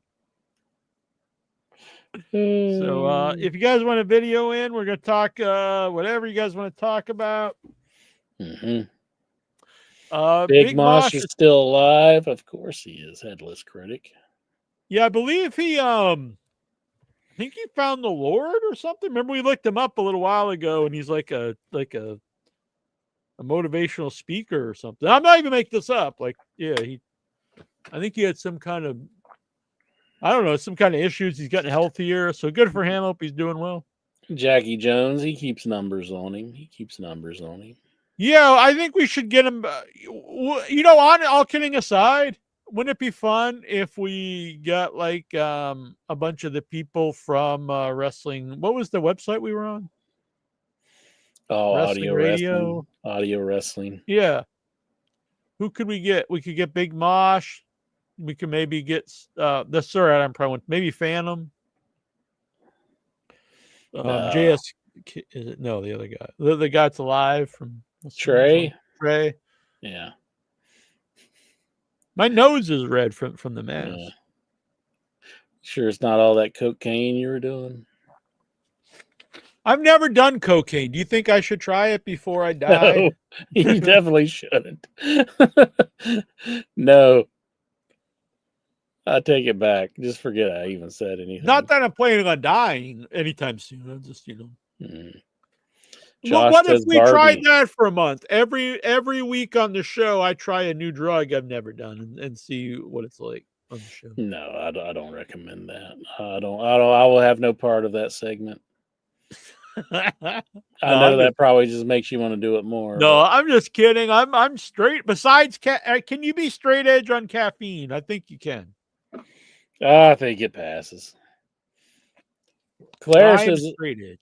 Oh my effing God. I meant Randy Orton. That was the hot guy she was talking about. Damn. Bam. Bum, chicka, wow. Is the Luddite. He's the first caller of the night. What's up? You're the first call of the night. You win a virtual high five. Boom. By me and Inchman. Cool. You ready? Bam. Yeah. High five.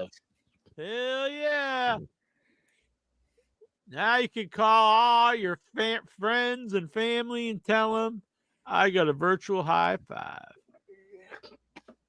Yeah, I don't you know what, Claire? This guy in the chat room here, Headless Critic, he I don't know if he was trying to scare me straight or what, but he brought very, very potent edibles. He's been a nice guy, I think. And I had a very, very bad experience. Those 1,500 milligram edibles. And I had a very, very bad experience. And I quit cannabis that night. So maybe since he was then, trying to kill you. Maybe. He's also part of the reason that led me to quit drinking was a very bad. He brought like 30 nips and we drank them. So yeah, Jason, I'm afraid to meet him again. What's he gonna do next? Gonna lace my coffee with something? You know what? I didn't drink that. He sent me shit coffee that was picked out of the shit of a weasel, and I didn't drink it. Maybe that was the plan. It wouldn't. I may have like. He doesn't tell you that he knows he's a weasel. Yeah, and I'd have been just like, holy shit, now I can't drink coffee again. Or it might have turned you into a shit weasel. Damn, the shit weasel. Now he's telling me, oh, they make an elephant shit coffee. He's gonna send me that next. People out there. Who first even thinks this? Like, you know what? I think I should pick the coffee beans out of the shit of an animal and then make it. Look, coffee beans are not that hard to get. You don't need to pick them out of the shit of an animal. And if you do, anybody out there, you don't need to buy it. You can go buy coffee. I buy whole bean coffee, which is a little more expensive than your store brand generic ground coffee. But it did not come out of the ass of an animal, as far as I know. You gave me a brilliant idea, Jackie Jones. Would you drink Jackie Jones coffee? I'm going to swallow whole beans. You're stealing my idea, yeah. On the show. You're stealing my idea. This is my idea. You believe he did that to me, Reddy? No. There's shit from the bitch from Africa. Damn. Yeah. Elephant shit is amazing, she's saying. Damn. This girl seems like she's right in line for Vince McMahon. I know Claire, actually. I've met Claire at Days of the Dead back in the day. Oh, Headless Critic, they're still in my drawer. Should I take them all? No, you probably be. I honestly, you might pass away if you took them all, but you could take a quarter of one and call in.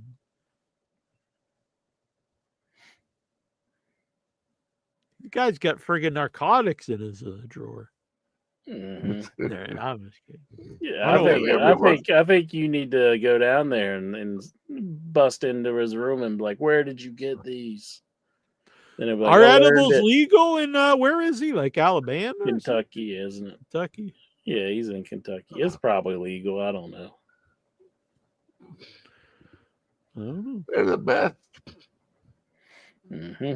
We are besties. That's right, Claire. We met at several conventions. I probably have some photos together. We can't show those on air, Incher. No, I see. No, just kidding.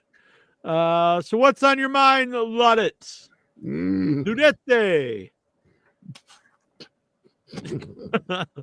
I'm gonna try to hold off till I it's like targets in my face. Ludette. Hey, somebody see me, Paul? If certain people get in my face, I'm gonna go off. Just realize that. Yeah. Oh yeah, that's true. Some things in the news are not funny. Is this true, Incher? I don't think so. I think Tyler S is just saying that. No, I don't think that's not the case. Why are you saying stuff like that, Tyler? Jeez. Damn. I was just gonna book a flight to West Virginia. What is? He was saying that bestiality is legal. I don't think so. Unless Incher, they're dressed provocatively. Now, if you're seeing like a really hot sheep. Oh yeah, there was that story about the guy that banged the sheep, but I don't know if he didn't get in trouble or something. I think he did get in trouble. Yeah. That's where Incher got the Power Goat name from.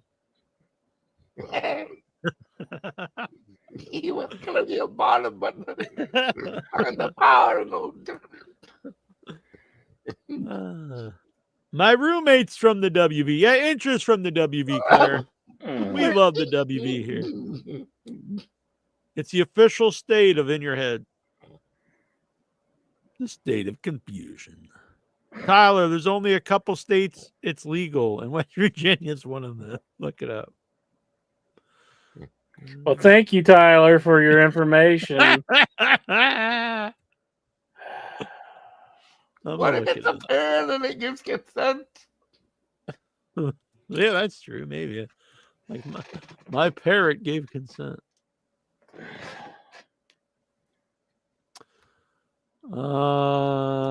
Actually, it says as there's 4 states.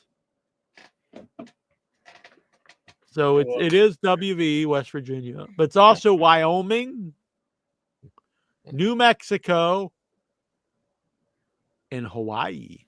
Oh, God. Huh.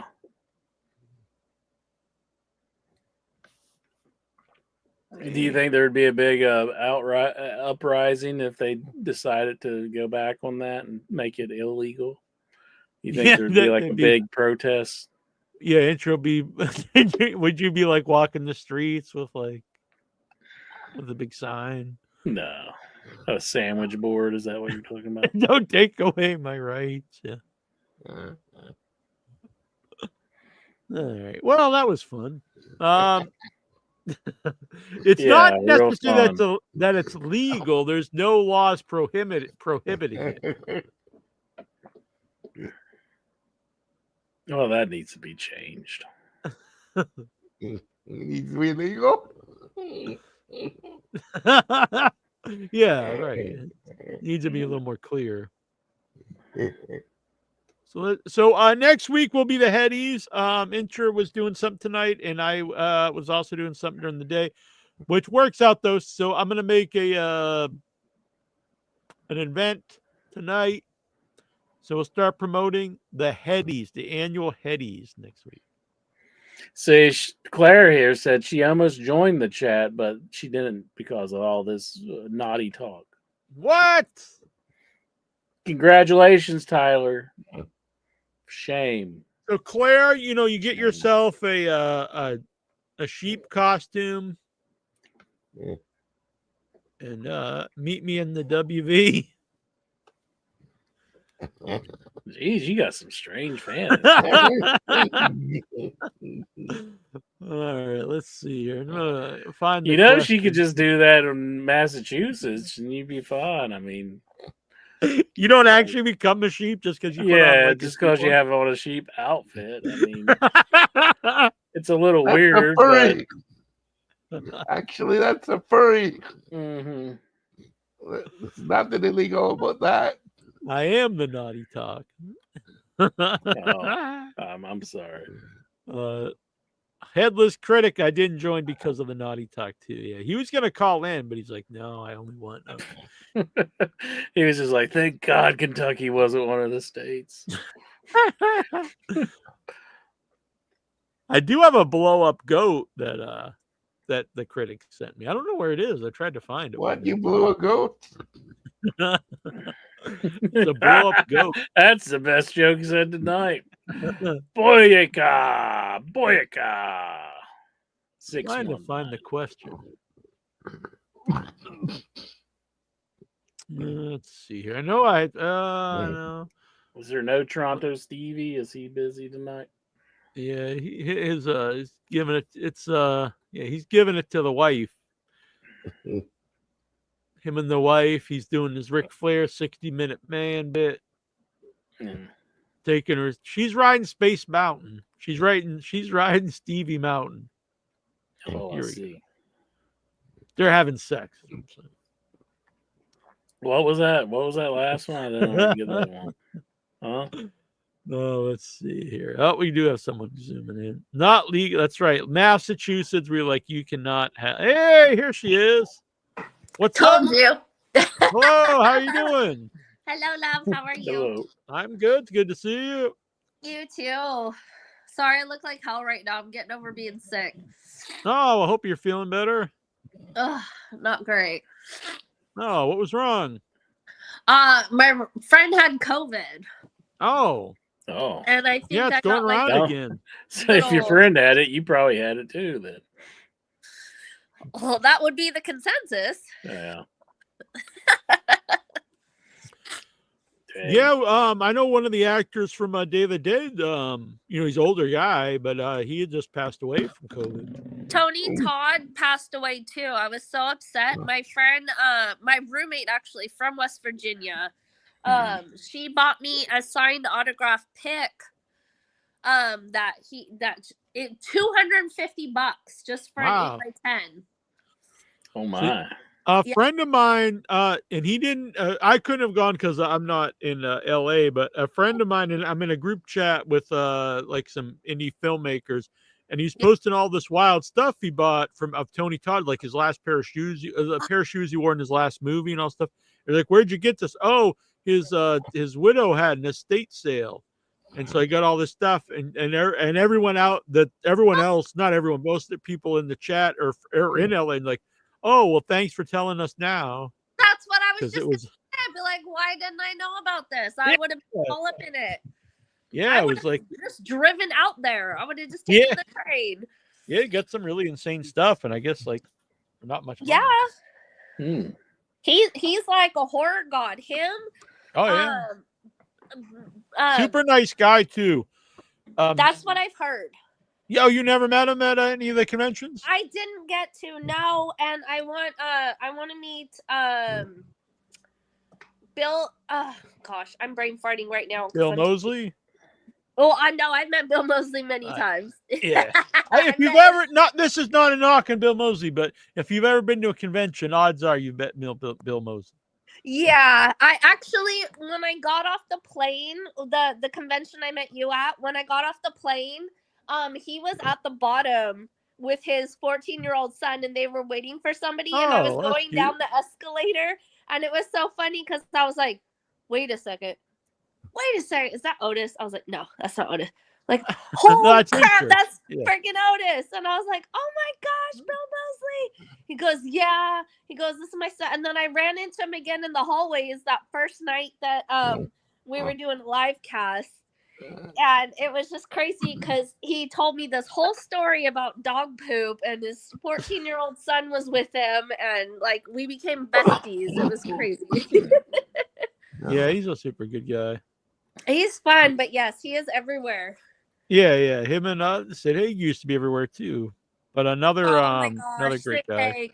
I love him. I miss him. He's so awesome. Oh, Tony Todd, I love him so much. Oh, that was him. Robert England and Doug Bradley are like my three, and obviously Chris Sarandon, but that's for different reasons. Same with Incher. Who's Chris? Chris who? What? Chris Chris Sarandon Sarandon from Fright Night. Right. Oh, Sarandon. Yeah. He's Yeah, you agree? he's actually a fellow West Virginian. So's my Ah. roommate. My roommate, we were best friends on Facebook for 9 years. And she finally moved out here to California. He's back in my good graces. He's been I wasn't sure about this guy, but Rookie of the Year, I think, Headless Critic, the biggest legend I've ever met at a convention was a guy named Neil Jones. Yes, he is my favorite. Oh my gosh, he put on the best little after party with Lawrence Harvey before Human Centipede 3 came out. Yeah, Lawrence is the man. I haven't seen Lawrence in years either. I talked to when they filmed Human Centipede 3, he had like an extra 3 days left in LA, and he hit me up, and I took the train out there, and I partied Oh, with cool. Super Oh, Underground yeah. Club and all this. It was Yeah. crazy. Jack arranged to have him scare me, and I didn't know I was supposed to be scared. I was filming him, but I think he was supposed to be intimidating me or something. But I didn't know. I didn't realize that's what was going on. What was- Yeah. Oh, go on. You had it arranged where you're going to like try to have him like do a thing and like scare me. Yeah, and you just, I remember, didn't you pee your pants? no.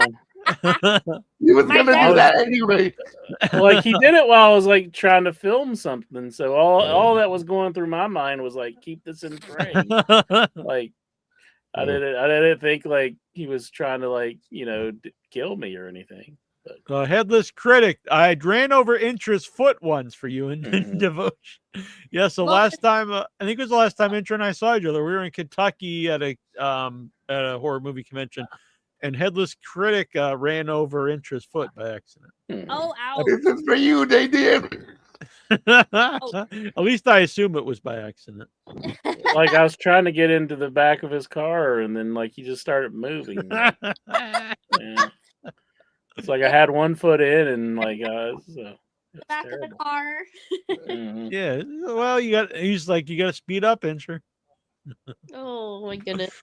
I think he was trying to kill me the whole weekend.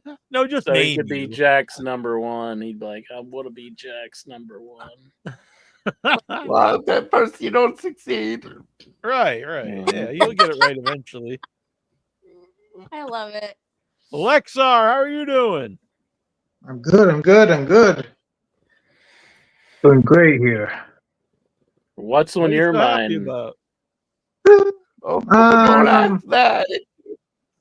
I have to disagree on something you said, Jack, earlier. What? When Ricochet gets no pop. He does get heel heat because everybody keeps throwing him toilet paper now. That's his new gimmick. Every time he shows up, he's the throwing shits.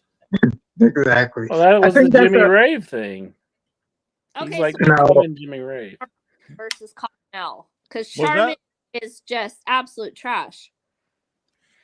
Oh, so what's your She's a Cottonelle favorite fan? Oh, she says Charmin is trash.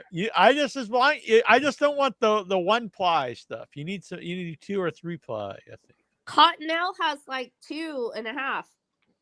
There you go. Yeah, you know what, that 1 ply stuff you get like a public restroom. Yeah. You always have to double up on it a lot. Yeah. Your finger through it. No, most stadiums and public bathrooms have like 2-ply toilet paper. Only like the convenience stores, the local bodegas, the local corner store, they sell 1-ply toilet paper. The Scott, the Scott and Marco. All right. Well, remember in elementary school and high school where it was just the little tiny squares? Oh, yeah. Like dispenser. It's like, okay, yeah, I remember that. Yes.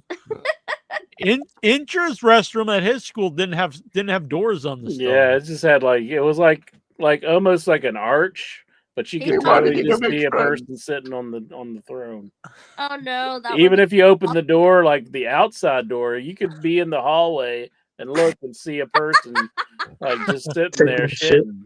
Yeah, that'd be awful. I would never use the restroom. Yeah, I never I didn't ever want to eat when I was at school because I was scared of having to go to the bathroom. Was there ever a kid that always wanted to go in there? That would be pretty weird. They were constantly. Yeah. Well, most foods in elementary school does taste bad. I remember in my high school they didn't barely eat anything. Not meat or chicken or any of that stuff, but they do eat the pizza though. That's the only thing they eat. Everybody likes the pizza. It seems like they try. Yeah, I think it's because you're a kid, so any kind of pizza's good. I bet if you ate that same pizza today, it's not particularly great. Pizza's stale. Oh, I forgot who I'm talking to here. Well, I mean, yeah. Well, you guys will eat crap. But what were you saying, Claire? It's the pizza snob. No, I don't think saying that's high school, that elementary school pizza is probably not that great. It makes me a snob. There's no bad. Yeah, but then you bash the fine, outstanding Red Baron. Oh, come on, that's not good. It's the best. No, Tony's. Tony's is good too. Yeah, see, she's agreeing with me. You need some real pizza. Domino's.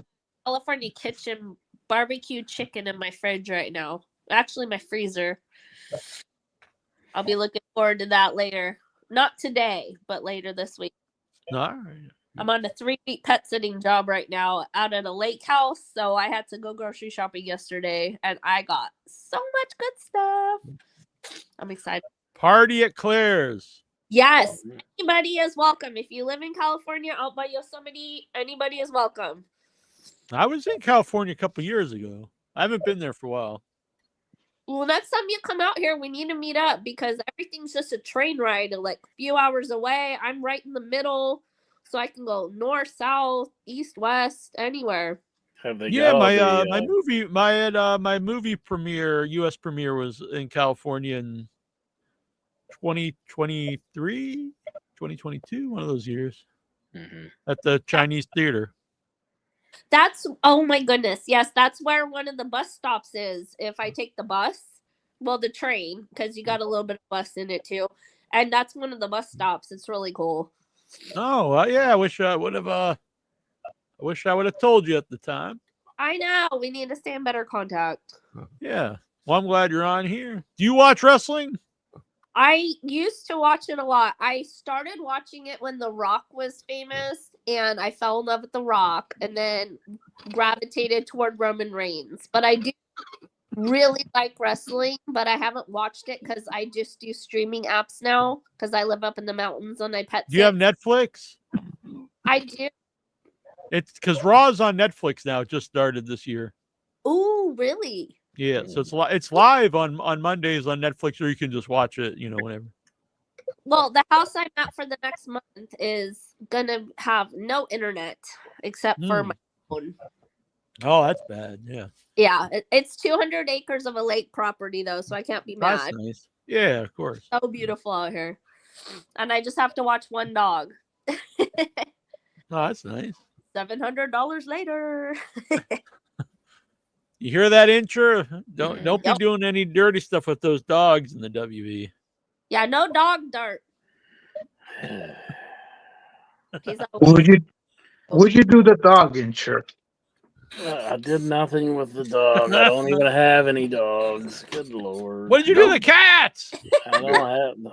No going on dog action. What's on your minds, Alexa? Wrestling wise, nothing much. I did see like a replay of Collision in Korea from Dark Side of the Ring series. Oh yeah. Oh yeah, it was fantastic. I mean, the story with all the wrestlers going to North Korea in a communist country, and Scorpio and Road Warrior Hawk almost killing each other in the country of Korea. It's incredible. And then, like the wrestlers performing. Did it make you want to go to North Korea? It's very interesting because it's a vision-wise, it's fantastic, but it's communists. It's like it's like beyond that. But... Yeah, I'm not sure if I will be going there anytime it's probably soon. a good idea. I don't think you can go there actually. There was a while like you could, like students could go. I don't think you can even go there anymore. Yeah, my vacation plans. Anywhere in China right now, like in general. Yeah, I don't think you want to go to North Korea. I don't think anybody would want to. You think WWE will go back to North Korea? Nah. Unless they have like good protection over there like they have in Saudi Arabia. Did they ever go to North, or was it South that they went to? North. It was They North that they It went was to? WCW too. Yeah, WCW. No, that's not true. They barely have a school. They barely have toilet paper in elementary school too, in high school too. That's why they like. But I was I saying, hear one time the student like had to take a shit, and like she found out there's no toilet paper in the bathroom, so she yelled out in her loudest voice ever, "I need toilet paper." She yelled it out like dozens of times, and like I see a guard like coming in there with that toilet paper roll, and here you go. Just brought her an old textbook. dude, I No, did it's a toilet paper. towels, That's the it. brown paper towels that were like spread your asshole in half. Like just use that glass. It's like wiping with glass. They don't flush though. They don't. No, they're Well, like that's true. Yeah, you'll be clogging up the toilet. they're like tear easy if you like dig into your butthole, right? Yeah, I hate that shit. And who doesn't? Glass splitters just sharding up your shard. Yeah, Damn. it's hard to get out your fingernails. Whoa. Even if you're like a woman and had like these long like fingernail tips, you have to try to flex the Oh, poo off your fingernail tips. Yeah, you're wrecking long fingernails for me. Shut up. Oh, What's it? Is Entry even paying attention to us now? He's like having a What do you conversation mean? with somebody else. No, I was typing. she's mesmerized by the fingernail Right. poop. He's typing, Jesus, get me out of here. Entry, Jesus, do I've always loved you. Why do you need to go through this? you have clean fingernails right now?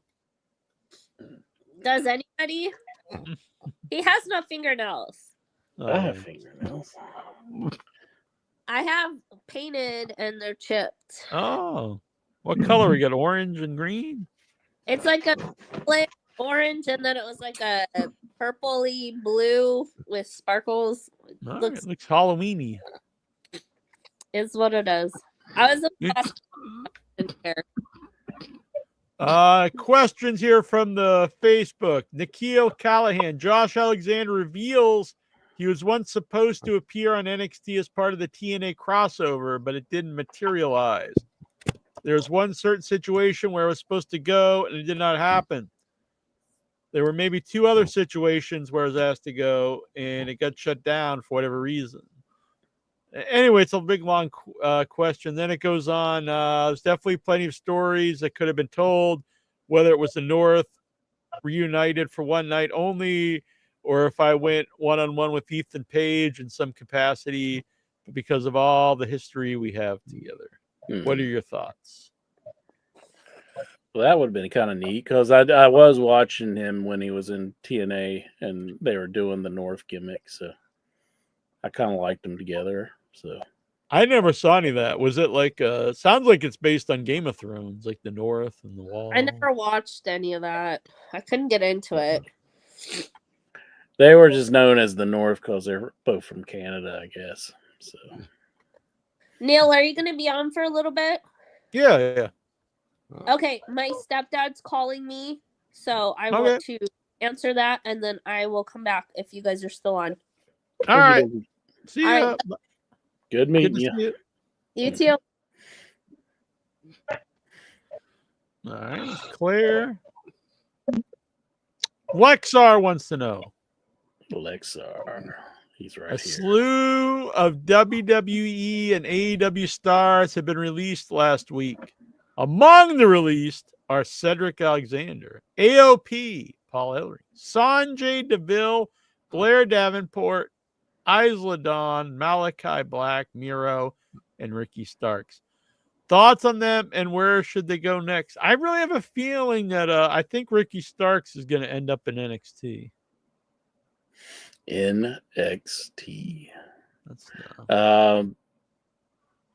That's a good prediction. I'm a fucking genius. Mm-hmm. I think isn't Carl Anderson and Doc Gallows, aren't they big buddies with Omega as well? Oh my god. Probably. I think they are. So Lexar, you don't like these fuckers, do you? Who? The Good Brothers. Well, they had a good tag team years ago with AJ Styles when they're known as the Club in WWE. So I thought if they're in a group with AJ or some other type of wrestlers, they'll be good. But I think as a tag team, I haven't seen their Japan stuff much. I did see like their tag team stuff in TNA when I was watching old episodes of Impact on TV. But it is possible though that Tony might have felt burned by the last time they were there and they went to WWE, so maybe he won't. Plus they completely suck. No, that's Jack's opinion. That's just an opinion from Jack. Yeah. Mm-hmm. I would say it's a stone cold fact. opinion. I mean, if they suck, they wouldn't be having tag team championships everywhere they went. Wrestling's you not go. real. They just fooled idiots into thinking they were good. So here's the party she was talking about. I'm in the back there with the camera. She's over here on the left. Hell yeah! Who's in the center under the bikini? I'm not sure. Just some. I thought that was lady. Jack. Some lady. That wasn't the one that was in Indianapolis, was it? I don't know. Maybe it was. Maybe you were there too. I was like they were giving him a lap dance at that one. I remember that. It might have just been a running theme.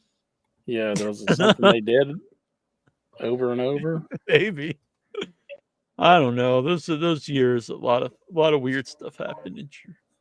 Yeah. Nikhil, Jimmy Jacobs says he and Tony Khan would spend hours driving to shows, talking wrestling. We kind of went over this, but it was the idea that Jimmy Jacobs and Tony would listen to Jim Cornette podcast. That's kind of really, like, sad. yeah, I don't know. I think it would be torture to listen to him if you were Tony Khan. Mhm. 3 hours. Spoiler alert. Why you suck? This guy just like, this is the worst show it's ever existed. It's like, oh, this is fun to listen to. Yeah, I don't see how you could listen to it. Hang on, buddy. This guy doesn't tell me I suck.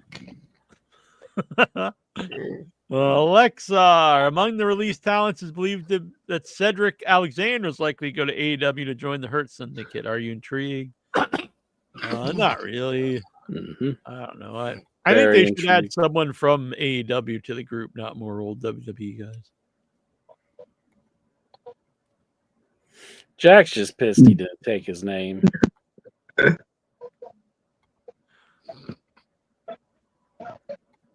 Lexar's all horned up, the chat saying. Ryan Nemeth comments, at some other company, they thought the best I could offer was an 8-man tag match on a Ring of Honor show that nobody watches. Now I'm trusted to be part of major segments, and it feels great. There you go. Now he's back under the WWE umbrella. Is Ryan Nemeth? I guess that's Ryan. Not Dolph. That's the other guy. Yeah, Ryan's the brother. About Ryan? Who gives a shit about him? Oh, I don't know if he even does. He didn't He's get him a back job in the. WWE. He's back with his buddy CM Punk. Isn't he in TNA? Yeah, he is in TNA. They're basically owned by WWE. Well, they're not, but I mean, they're working like underneath them. But there's like there's a under the table kind of deal going on there, if you know what I mean. I think earlier in the year in 2024, Ryan Nemeth and Nick Nemeth were trying to become a tag team for the long term, but then Inter was all hard. But then TNA scrapped it and made TNA's like, look, champion. Look, you're like our champion, and this other guy is just your brother. It's just like, let's get real here. You know, it's like this. We were not going to make David Flair and Ric Flair a tag team. I mean, that's butter and sun. It's not butter and butter. Yeah, but the point is one's like over, and the other guy's just like a guy. Let's see. According to the Inner Circle, Tony Khan. Yeah, we did this one. Yeah, that's all right. It's a good question. It's just we already read it. Jimmy Corderas, ex-WWE ref, tweet about MJF segment. Great job, MJF, for reminding your audience about the man who is on the top in the other company. MJF replied, his brother, my mentor. A guy helped shape me early in my career. Whatever. Good Lord. Why they gotta blow Cody Rhodes so bad? I'm not Is that saying what MJF. MJF's saying? Is that he Yeah. shaped his career and all that? MJF, you're supposed to be this heel that never breaks character. Then you're Mhm. like just like filleting. When it Fucking comes to Cody. Cody Rhodes, he's all breaking character. Oh my God, the greatest man has ever lived. Maybe he's like just like trying to say like he's cool with Cody, even though he was trying to outshow him during their match with that neck tattoo. Did you hear about that on Conan show? Keeping it 100. No. They said like Britt Baker was gossiping about what MJF felt about Cody having the tattoo on his neck, like that he's trying to upstage him with that. Yeah, Probably but how was. would that upstage? You just look like an idiot. Yeah, I know, but like, why would you like have this big scarf on your neck? He probably thought it was like the greatest thing ever. Oh, I was at that show. Remember, I told you where Mhm. he said he had it around his neck because he had a cold, and then it was found out because he was just covering up the tattoo. He was thinking, yeah, this is like the best shit ever. This thing on my neck. I'm just gonna shock the world with this tattoo. And I he don't comes think it out, has and anything everybody's to do like, with him. I don't think it had anything to do with MJF. what the hell is this guy thinking? It was just like I think that's kind of really pulling something out of nothing. Lexar, Tony Khan, Mercedes Moné, Swerve Strickland, The Undertaker, and Shane and Vince McMahon were all at the Super Bowl. Are you intrigued? I think they're all going to get together and form a faction. I think Michael Cole could probably take Vince McMahon now. He shaved the mustache. Yep, he shaved the. Now somehow Vincent wind up shitting on his head. He also lost some weight. He's getting thin, which is probably healthier when you're like 90, not to be like jacked to the gills. Yeah. Your That's boy what I'm saying. Lexar, Vince Yeah. McMahon. Is he going Good to to come see him back? healthy. Is he going to come back? It'll be funny if Vince McMahon purchased TNA from under the WWE's Wow. That's that. Wow. I'm gonna make him some tits and ass. Pal. Hell yeah. We're going to bring it back to its roots. We're going to bring it back to tits and ass wrestling. Mhm. Just like bringing In Your Head back to its roots here with Go 13. One of the OGs of the Headyverse, Go 13. I love the man no matter what interest says about him. So he's tearing him down, and I say I'll have none of that interest. You've got to love and respect the Go 13. And then I look at him and I say, Incher, don't be a bitch. Yeah. So you had to work that in for Gogo Incher. It wasn't necessarily a knock on you for being a bitch. It was making my boy Go 13 happy because I don't want to make the boy cry. I see. I agree with this, Josh. He gets a free pass because he's the dead man. He's the dead man walking. But I don't know if he was actually there with Vince. I don't know. Lots of people go to the Super together. Bowl. Oh, they were? Well, maybe he wasn't. Yeah. I mean, I have no doubt. They've been at UFC shows too. Yeah. He gets a free pass because he's the Undertaker. Let's be honest. I don't know. I think you should be careful. I'm not saying I give him a free pass. I'm saying the internet gives him a free pass. Undertakers used to hang out with things that have no soul. Fair enough. What's on your mind, Mr. 13? I just want to get in my death pool picks. Oh, death pool. Very, very important. Let me grab the death pool here. I got to get the notepad.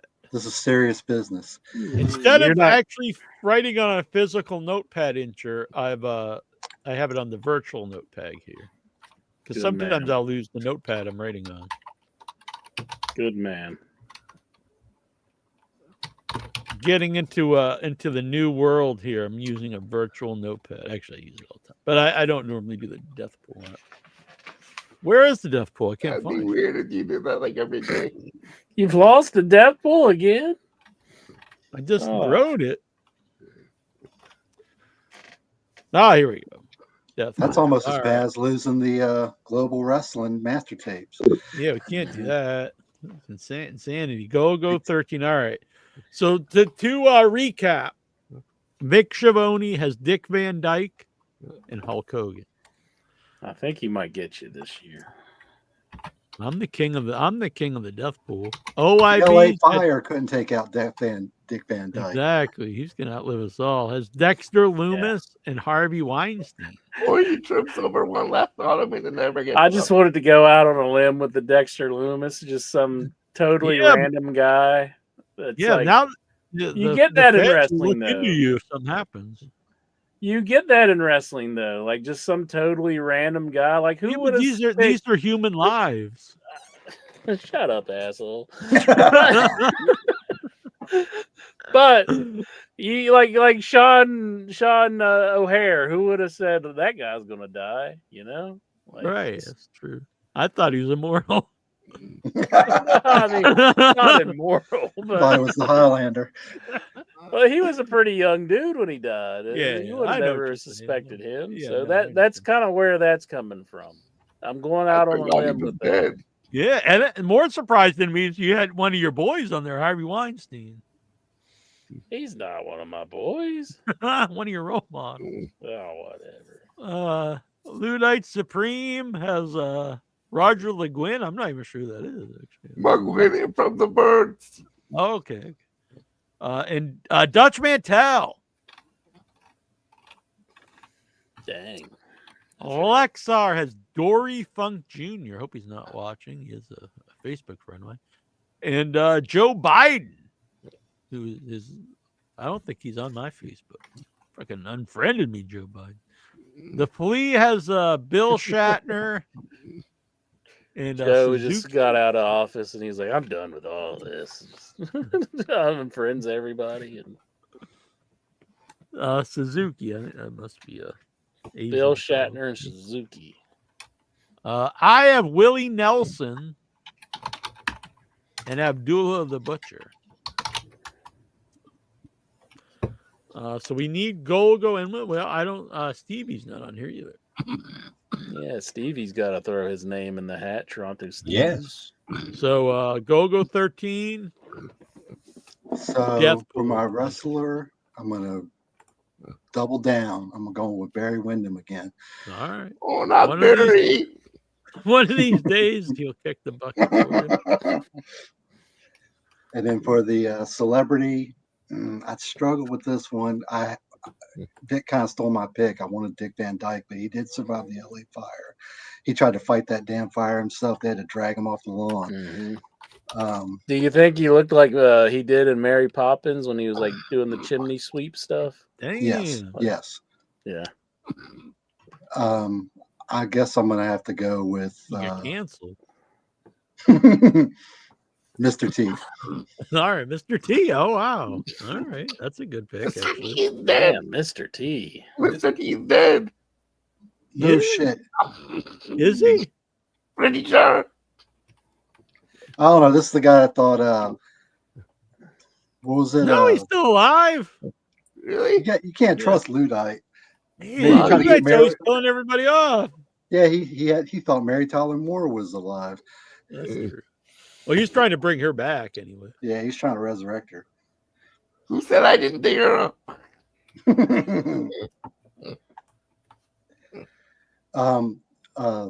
I guess right before the Raw report, I wanted to mention I was at the comic store and I noticed AEW. I'd never seen them before. AEW had some cards. Whoa. Yeah, I got some of them. I will show. I mean, I know they've had them for a while, but I've never seen them actually in a store. We had a hard Yeah. time finding the first year they came out, Troy and I. Yeah, I would The like first it if year they they- actually had some in the store. Yeah, I think they have them at Target. I think they're Target exclusive, maybe for in store. Okay. Well, what I got was they had two boxes, literally just two boxes. One was AEW Allure 2024, and it turns out those had just come out like a couple think came out in early January, maybe. And then the other was AEW Black Diamond. And I grabbed both boxes because this comic store in my town doesn't have things like price tagged. Right. So I just, I've been out of the card game for a little while. My Well, they're last like days were $150 or something. well, he said, your bill's like 350 some bucks. And I said, excuse me? Can you say that again? And I was like, we're gonna have to put one of these back because this one box just has 6 cards, and that was the Black Diamond one. And he's like, oh yeah, and I could see on the screen the checkout, that one 6-card pack, $214. Holy fuck. So I've been out of the game too long. He's like, dude, the Black Diamond Upper Deck hockey set goes for like $1,200 for the same deal, like 6 cards. Like, you gotta be, but you're guaranteed like an autograph, and they're like extra thick cards. I was like, still, fuck that. I'll just go with the AEW Allure. And I gotta admit, they were so nice. I ended up going to another store in a town over and buying the only box of Allure they had. Didn't get anything super rare, but the cards are super nice. I got one right here. I don't know how good you're gonna be able to see it, but this is kind of a uncommon one. It's the Okada. Oh, cool. Quartz Allure. Yeah. I just imagine he's saying bitch. I love it. I don't care. I know Jack loves it too, deep down, because I could have gave 2 shits about Okada, but I know it was probably the Bucks that came up with that creative. It just makes me crack up every time. I don't think you just have any Asian saying bitch. The way he does it, it's funny. What I'm thinking is they're gonna get him away from that, which is gonna make him boring again. Oh yeah, yeah. If he just comes out and wrestles, I'm like, who gives a flying fuck? Oh, and here's one I pulled out. I've seen other people comment on this card. They really did this guy dirty, but this has to be the worst picture I've ever seen. It's like that has to be a rip. What the fuck? It's like he's about to take a piss or something. I don't know. And they just caught him. They're like, wait, yeah, he looked surprised, like he's doing something awful. shady, and yeah. Eddie Kingston deserves better than that. They could pick a more flattering photo. Yeah, did they have to take it from the side? Like, let's really get over. I have another one. It's a horizontal one. It's the same deal. He's in an unflattering position, wearing a stupid singlet going down. But this is probably the rarest card I got.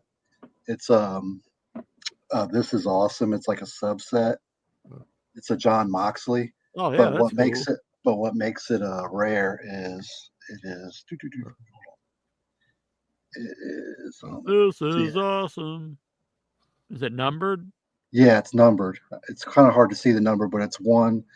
It's 1 out of 10. It's number 1. Wow, that's gotta be really, it's really numbered. And I assume, again, back when I was doing cards, they didn't have numbered. I was in the early 90s. It's super into baseball, football, and I found out years ago that stuff was overprinted, and a lot of it ain't worth shit. I would have got more if I'd have sold it back in the day. Yeah. But the main event thing is he had this in the back. This caught my eye. A whole box of WCW trading cards. Oh. But I thought I got some hot shit. Then I looked online. I turned out you can get these boxes. I paid $40. He gave it to me. You can get this shit for like $5 a box. It was so overprinted. 1991 WCW. I paid more than that during back in the day. Yeah, I'd say they probably would have been. Yeah, they were. Didn't Jackie Crockett send us a pack of those cards? He may have, yeah. I think he did. Nice to know they went down in value. Oh damn, yeah, I see him here. $4.99. Well, it says 1 pack, but yeah, a whole box here. I think there's a box for $3.99 on eBay or something. I mean, you have to pay the shipping and stuff. Yeah. There goes my retirement. Yeah. But my point is on AEW is I might start. I didn't realize the cards were this nice in the Allure set. I've never seen, glossy cards like this. I'm sure they've been around a while because I've been out of the game, but just the quality is really really awesome. Someone here has a whole set of the cards though, like out of the box for $75 on eBay. I have the whole set. Oh, you talking about the WCW? Yeah. Yeah, the allure set. That's really, that would be hard Yeah. because there's a lot of one of ones. I guess that's the ones you really want to get. And then they got like, it's really creative. They got like printing plates, which who would have thought they'd put those in there? Oh, that's a cool card too. Yeah. That's my favorite card that I Yeah, I saw online people were saying like, I don't want the Satnam Singh card. My God, don't give me that card because it's like, I guess nobody cares about him. I actually like it. I like that he has the overall bibs on. Is that a series 1? This is like the 2021 cards? 24. Oh, that's the base. Like that's not Allure. That's just the base set. Yeah, it's just okay. Yeah, the Allure runs for a hobby box, which is 8 packs, 8 cards in a pack. It's 114. So it's still pricey, but the cards are a little bit, like I said, more. Like this is like the first card in the set this is the base card. Oh yeah, they're really nice. Adam Copeland, but these cards, I mean, they look. I mean, I can get addicted to cards again. I mean, I don't want to, but I mean, I got the money to dispose, but it's crazy. Like they call them parallels, like, and then you have like this thing called cards. Yeah, but I've been out of the game so long, so I guess that's the way they go. And of course, the autographs is really what I really wanted to get was a Sting autograph, obviously. Yeah, that'd have been sweet. Yeah, but yeah. I just didn't. Yeah, I mean the base set; those look pretty good. I haven't seen the base set yet. How much does that run for a box of that? I think they're 25. I think if you got to order them. Oh, you didn't get that like at a brick and mortar? Okay. No, that's the thing. I'd like to try to get some more, but I don't think there's any store I can just walk into and buy a pack. I think honestly, I think it's Target. I think that's where I'll look at Target. I should bring. Give me a second. I'm gonna see if I can find my box. I have an older box. Well, I'll be right back. All right. Alrighty. I'll show some cards. You got the best friends. Trent Beretta, Chucky T before he ended his career. Ooh. Yeah, this crowd reaction. Yeah. Orange Cassidy. Will Hobbs. And I see that I noticed on when I was watching one of the WWE shows that I guess they're back again with Topps, which is the #1 brand, I'm assuming, still in the card game. Because I guess McMahon dumped them his last, couple years in charge and went with some company named Panini. And I've heard of them, but another brilliant Vince McMahon move. I guess, yeah. Goddamn pile, we gotta go with Panini.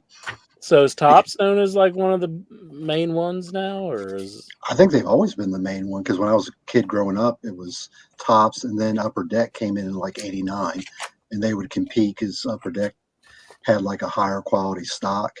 So then Topps had to up their game, and they started printing on. When I say my collection, it was more my dad. He was like really living his childhood through me, and like these are your cards, but he would buy them like boxes. They were called Topps Stadium Club, and they were printed on like glossy Kodak. So that like started the war with like the glossy, because before they were just kind of cardboard with a piece of gum. Yeah. But I got like ton of Frank Thomas, Ken Griffey rookie cards. They're not worth as much as we would have got a lot more if we just sold them at the time. But I was just a kid, just a preteen, teen.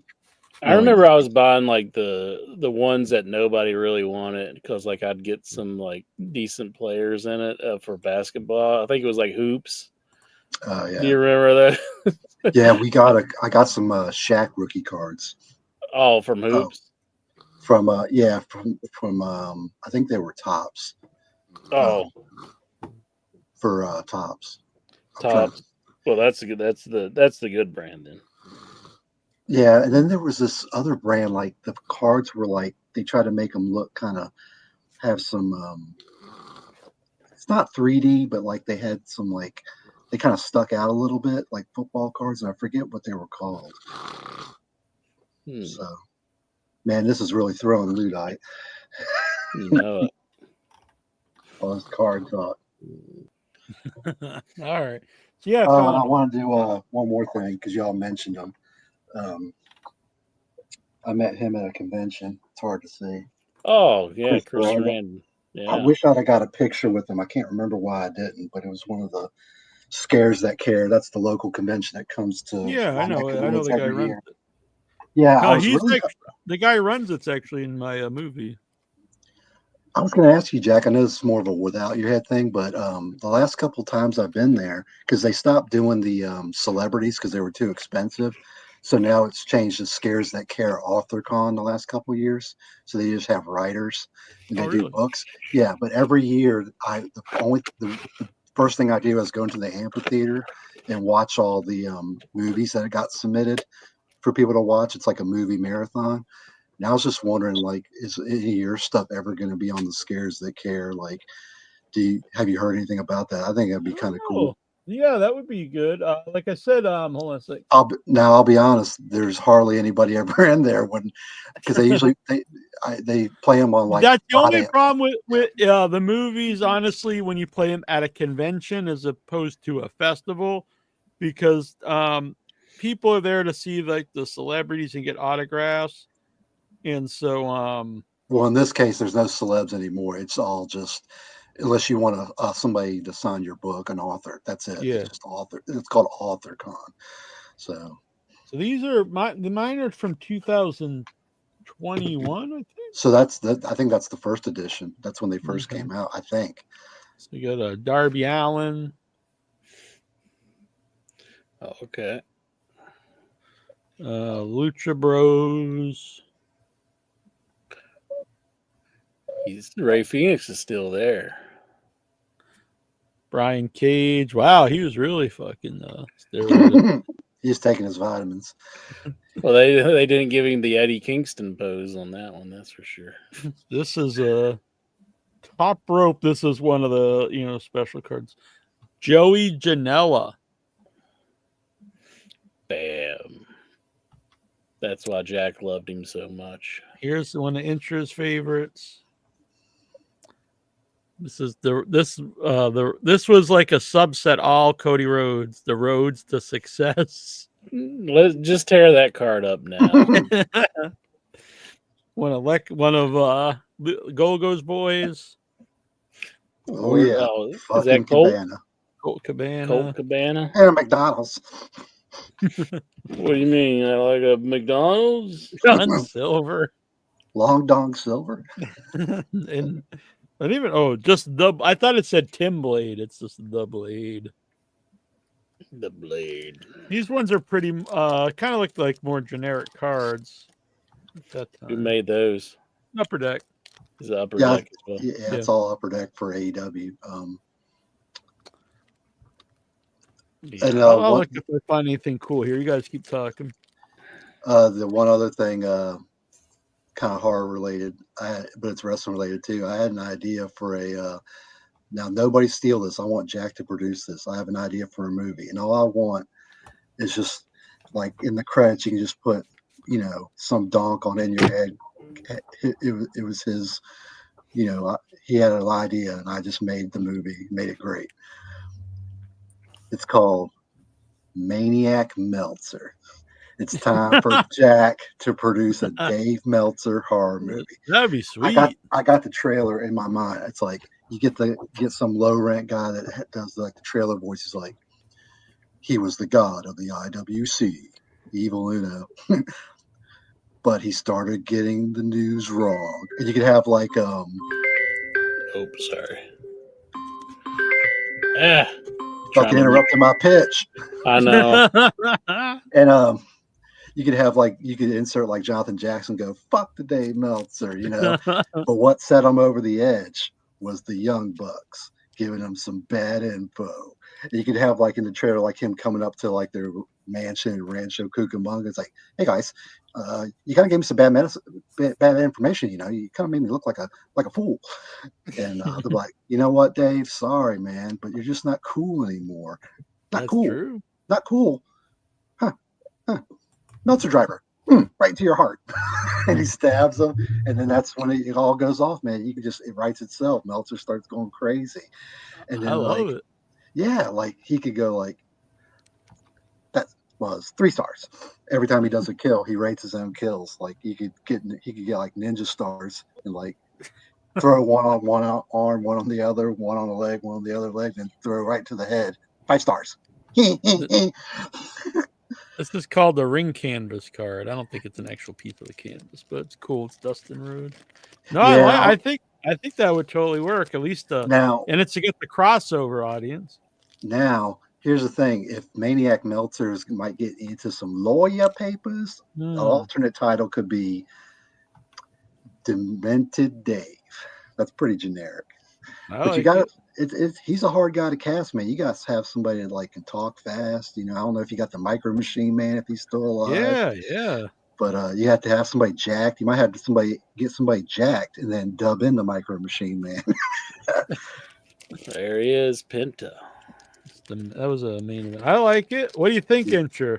Don't anybody steal that. That's Jack's. That's for Jack. Only he can produce it. Maniac Meltzer. He lost his shit because the Young Bucks gave him some bad info. This is what is this? Could he like his big retort be, I don't know, you tell me. Congratulations, you received a trading card of Anna J memorabilia that's been certified. Oh shit. You got a redemption card. But you probably missed the expiration. No, date. it's actually here. It's got like a piece of her tights in it. Oh, I thought you got one of those because that's the other thing I didn't know about. They have these redemption cards for super rare cards. Like it just gives you a code you scratch off, and then they email it to you, or they mail it to you. Yes, it's got a piece of her ring attire in there. Is there other cards behind that, or is that just a real? No, it's just one card. It's really thick. Yeah, that's what those Black Diamond cards. That's how thick they were. But I ain't paying $214 for 6 fucking cards. I was probably pretty lucky to get that. I bet that's not easy to get. Man, I wish I'd have got a Tony card. I didn't get one fucking Tony card. Tony Schiavone, man. He was acting pretty pervy on Collision last week when he was Mariah May was grabbing herself, and he was like he was looking down at her. He was like, well, I can't really talk about that. I liked she's when awesome. I like Mariah May. Now Tony is better. Yeah, Tony's better than Mariah May. I think her back with Tony Storm will bring something good out of her. But I think it's more on her opponents than Mariah. Mariah, you can't make chicken salad with chicken shit sometimes, you know, the people she's had to feud with. I mean, I like Anna Jay, but her personality's kind of, I don't know if I buy the whole Queen Slayer thing. Oh, hell yeah. He tried to get in with Cody. Marshall. He's kind of looking like Eddie on that one. Yeah, it's not. He really got himself in good shape. Yeah, he did. I was listening to a clip of one more time. There you go. I was listening to a clip of they could have got a better pose. I mean, it's like they caught him peeping into the girls' locker room or something. Yeah. Look at that. Get away from me, partner. Tully Blanchard. Phoenix. That's one guy I gotta say. I think time didn't. He might have lost something with his mic skills. Yeah, because he used to be a great talker, but he was not he was gone for so long. Yeah. Brandy Rhodes. Cody's a lucky guy. Only Rhodes I like is Dustin and Randy. That's the only good Rhodes. He's kind of stealing Okada's catchphrase though. He was saying bitch a lot lately. Dustin, when he's cutting his promos on MGF, yeah, bitch is always going to get over. I liked when Tony Schiavone called Lance Archer Lance Storm. I mean, Tony Storm was in the ring. He had just seen Tony Storm. Yeah. That's not MJF. super flattering either, really. No, but he probably. I mean, boy, he's gotten himself in a lot better shape since then. His whole 2024 was such a waste. He got hurt at the end of 2023 Yeah. doing that stupid ass move for a little pop, and then he wasted a whole fucking year. And then that whole Adam Cole thing was just a popcorn fart at the end of 2024. You can't waste a talent like MJF a whole year. I don't know now what his he's feuding deal with old is. men. Well, it looks like he's going in with Hangman.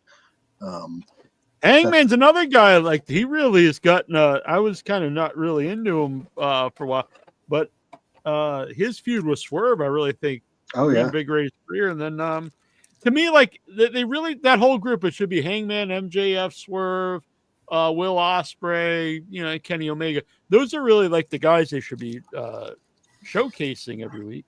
I agree. They shouldn't obviously sign anybody just because they were in WWE. But if you think you could use somebody, you sign them because you're just one injury away, a couple injuries away. Because in AEW, everybody seems to get hurt for long periods of time. Yeah, well, they get hurt everywhere now, though. I think it's just because people. It seems like really bad in AEW. Like Edge, you knew it was just a matter of time. He did something stupid. Well, I mean, he's like in his 50s, though. So. Yeah. But you knew it was just a matter of time. It's like he had no business jumping off the whatever. No, I didn't see the match, but yeah. Oh, this is a ring canvas. I got my barbecue sauce on there. What was that story you guys told? Like at a convention, like he just started yelling ketchup or some shit. We were like waiting for him to sign. He was like reading the paper and he started randomly yelling out condiments. He just started yelling out like potato. I got the potato. We're like kind of like confused what was going on with JR. This fucker.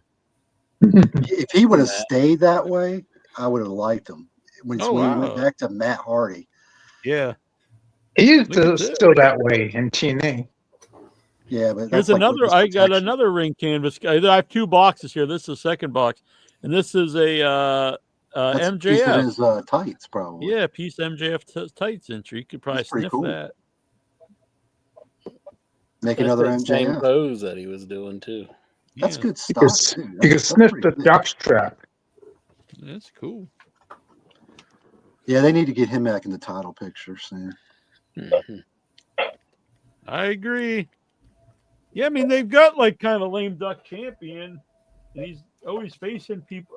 I like a lot of people he faced, but it's like, they're not going to win. And it's weird because like the Death Riders, like I like their theme, and like I like when they come out, they play the part. Moxley still cuts good promos. Everybody's playing their role right, but the bottom is, why did you turn and try to murder Bryan Danielson? It just doesn't make sense. Yeah, we've never found out. We never even get an update about Bryan. I know he's not an active wrestler, but don't you think they would just tell you, like, oh, well, they tried to murder our former champion, this beloved wrestler.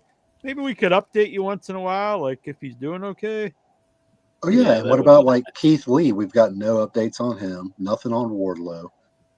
Oh, that's pretty cool.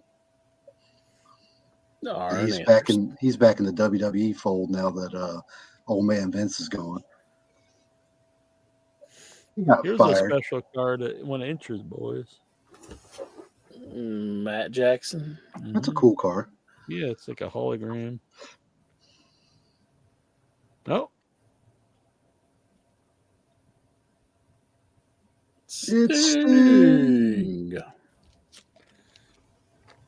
So, by the way, do you want to get to the Raw report? I'm sorry, I know it's getting late for you, Steven. Yeah, I'm sorry, Steven. I didn't mean to. So you're having the death pool again? Oh yeah, yeah. So you want to get in on the death pool? Yes, I think I got Butcher Vachon last year, and he died. Oh, so you were tied with me. All right. Yeah. Mm-hmm. So who are you picking this year? So it looks like Cowboy Bill Watts is still alive. Mm-hmm. Ooh, Cowboy Bill Watts. I don't think that's the reaction I should have, is it? Like, ooh. You gotta say it like JR, Incher. You can do the best JR impression. The cowboy. Yeah. He's a horse. I've been reading or listening to the audiobook of of JR's new book. It's on Audible if anyone wants to check it out. And he reads it, which is both cool, but it also is a little hard to listen to at times. Nah. It's a Slobberknocker. So the actor, it looks like Clint Eastwood is still alive. Yeah, he just made a movie. Are you gonna make his day? So I'm gonna make my day and say Clint Eastwood. Man, this is gonna be a bad time for like killing off all the like the American legends here. For an old guy, he still makes some good movies. Now, what if this is a what if question? What if Clint Eastwood and Cowboy Bill Watts had a fight and they kill each other? Damn. What would Steven win if that was the case? Damn. Double prize. Yeah. Double prize. He gets Canada will become the 51st state on that if that happens. You get the hug and the poke. Double prize. I want to say, Jack, before I forget, I tune in like at 9 sharp usually, and I like the the old stuff playing before the show and seeing the banners and stuff. It gives me back memories, me and my memories. But like I do get kind of sad because it says like in your head message board interactive. Yeah, I know. What the fuck? I thought like I should update all that stuff, but I'm like, redo everything. But I know. Yeah, Facebook it's got the old 508. Was it 644-8503 number? Which I don't remember anyone's number, but I always remember that number. And I remember numbers from when I was a kid. Yeah. Oh yeah. We still have we don't have a landline per se, but we still have our same. We have a home phone number, but it's voice over IP because I guess they're tearing out all that copper. That old, not a lot of. They're not even going to be supporting that anymore in the next coming years. AT&T and all these, but I can't remember my cell phone number. Yeah, I remember mine just because I remember my own cell number because I need to put it in for stuff, but I don't know anyone else's. Which I always think like if I lost my phone or if I lost connection and I needed to get in touch with like my brother or whatever, I'd be like, I don't know his friggin' phone number. I just hit, Troy on it. Yeah. Like I remember my old they both passed away with my grandparents' house number. I'll never forget it, until I get. Yeah, I know my number to my house, but I've actually been thinking about canceling the home because it's not a lot, but I do pay for it every month, like $20 or something. Right. And I did just think like, why? Like I don't. Is it through your cable company? Yeah, it's through the cable. Yeah. Yeah. So it's not really a landline per se. It's still over the internet. If your internet goes out, actually, that's all I check it because I don't have the landline hooked up, so I get it forwarded to my cell phone. Oh, okay. And so, and honestly, because it used to be some of my older relatives would call, but honestly, a lot of them either passed away or I just gave my cell phones for people who I do. And so literally the only people that I ever get are just telemarketers or like someone running for office, like vote for blah, blah, blah. But no one like just calls to home because I just use I give out my cell for anything that's important. Yeah. Our landline, we were getting like just destroyed with freaking, like people from India, like calling to, scam or something like, they're like, this is for your Medicare or something like that. And then just like, oh my gosh. Yeah. And I have to watch, my mom's older and stuff and she'll get like that stuff. I always tell her to just let me know, like before she don't give them any information. I'm a little better than they used to. Like, they sound a little more legit. I'm not in, I work in IT, but not specifically IT security. So I don't claim to be an expert, but it's getting so difficult. Like the phishing and like I see a scam I saw a couple months ago where they can somehow call from like your bank's number. It'll show as like your actual that happened to her once, and it sounded and then they were asking like, and I'm like, this doesn't sound legit, and I called her actual card like, and then they're like, no, hang up. And my mom's not computer savvy. I mean, she can use the computer, but she doesn't. Like, I just tell her when somebody calls over the phone, anything like for money, don't give it to them. Even if they say they'll do really low shit, like say your kid, got in an accident, just don't do it. Just, Yeah, 'cause it's a it's scam. scary with this AI stuff too, where they Oh can fuck. change voices and stuff. Like Yeah. somebody could totally just mimic anybody's voice, and just it's insane. And I'll be honest, that's why I'm overprotective. Like I don't use hardly any apps on my phone to pay for anything. That's why I pay you through PayPal, Jack. Not that I'm saying Venmo's a bad thing, but I try to limit like any place payment. The less out there, the less chance I got for shit to get stolen. It's funny. I had to get someone over to help. I think I mentioned on the show my furnace stopped working. And it was really cold, and so I called this guy because he had left, which was probably smart. He left his the invoice inside the furnace the last time he called. Anyway, so and this was a long time ago. So I called him up, and he's an older guy. He's 63. He told me because I sat down in the basement with him. But anyway, the long story short was he didn't take any internet. He didn't take he definitely didn't take PayPal, Venmo, any of that stuff. He didn't even take credit cards, and he was saying like he's just a cash on delivery guy, but he would take checks. But anyway, I sat there and talked to him for a long time, and he was just saying like I think he thought I was the same age because he kept saying we were like a dying breed because I always pay with cash and stuff. I always pay with cash for like fast food or like going to a restaurant because I'm weird. I don't like giving people my card because it's like it does happen. People steal your shit. Yeah, it's happened to my mom a couple times just using the ATM or using it at one of the grocery stores.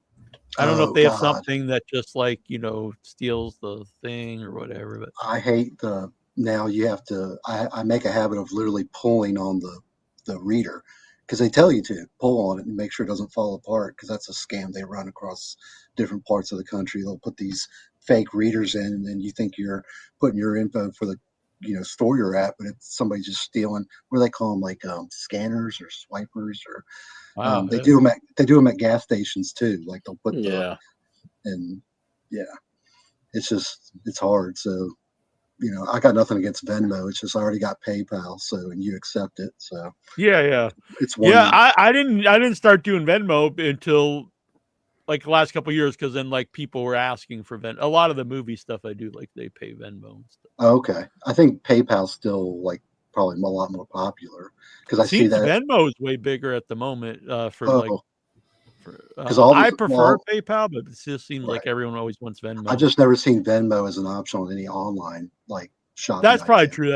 I just know between people, it's always Venmo. Oh, even when I've been paid to be in like just small stuff, they always pay me Venmo. Gotcha. Okay. Yeah. But yeah, I don't know why. Maybe it's easy. I've seen people.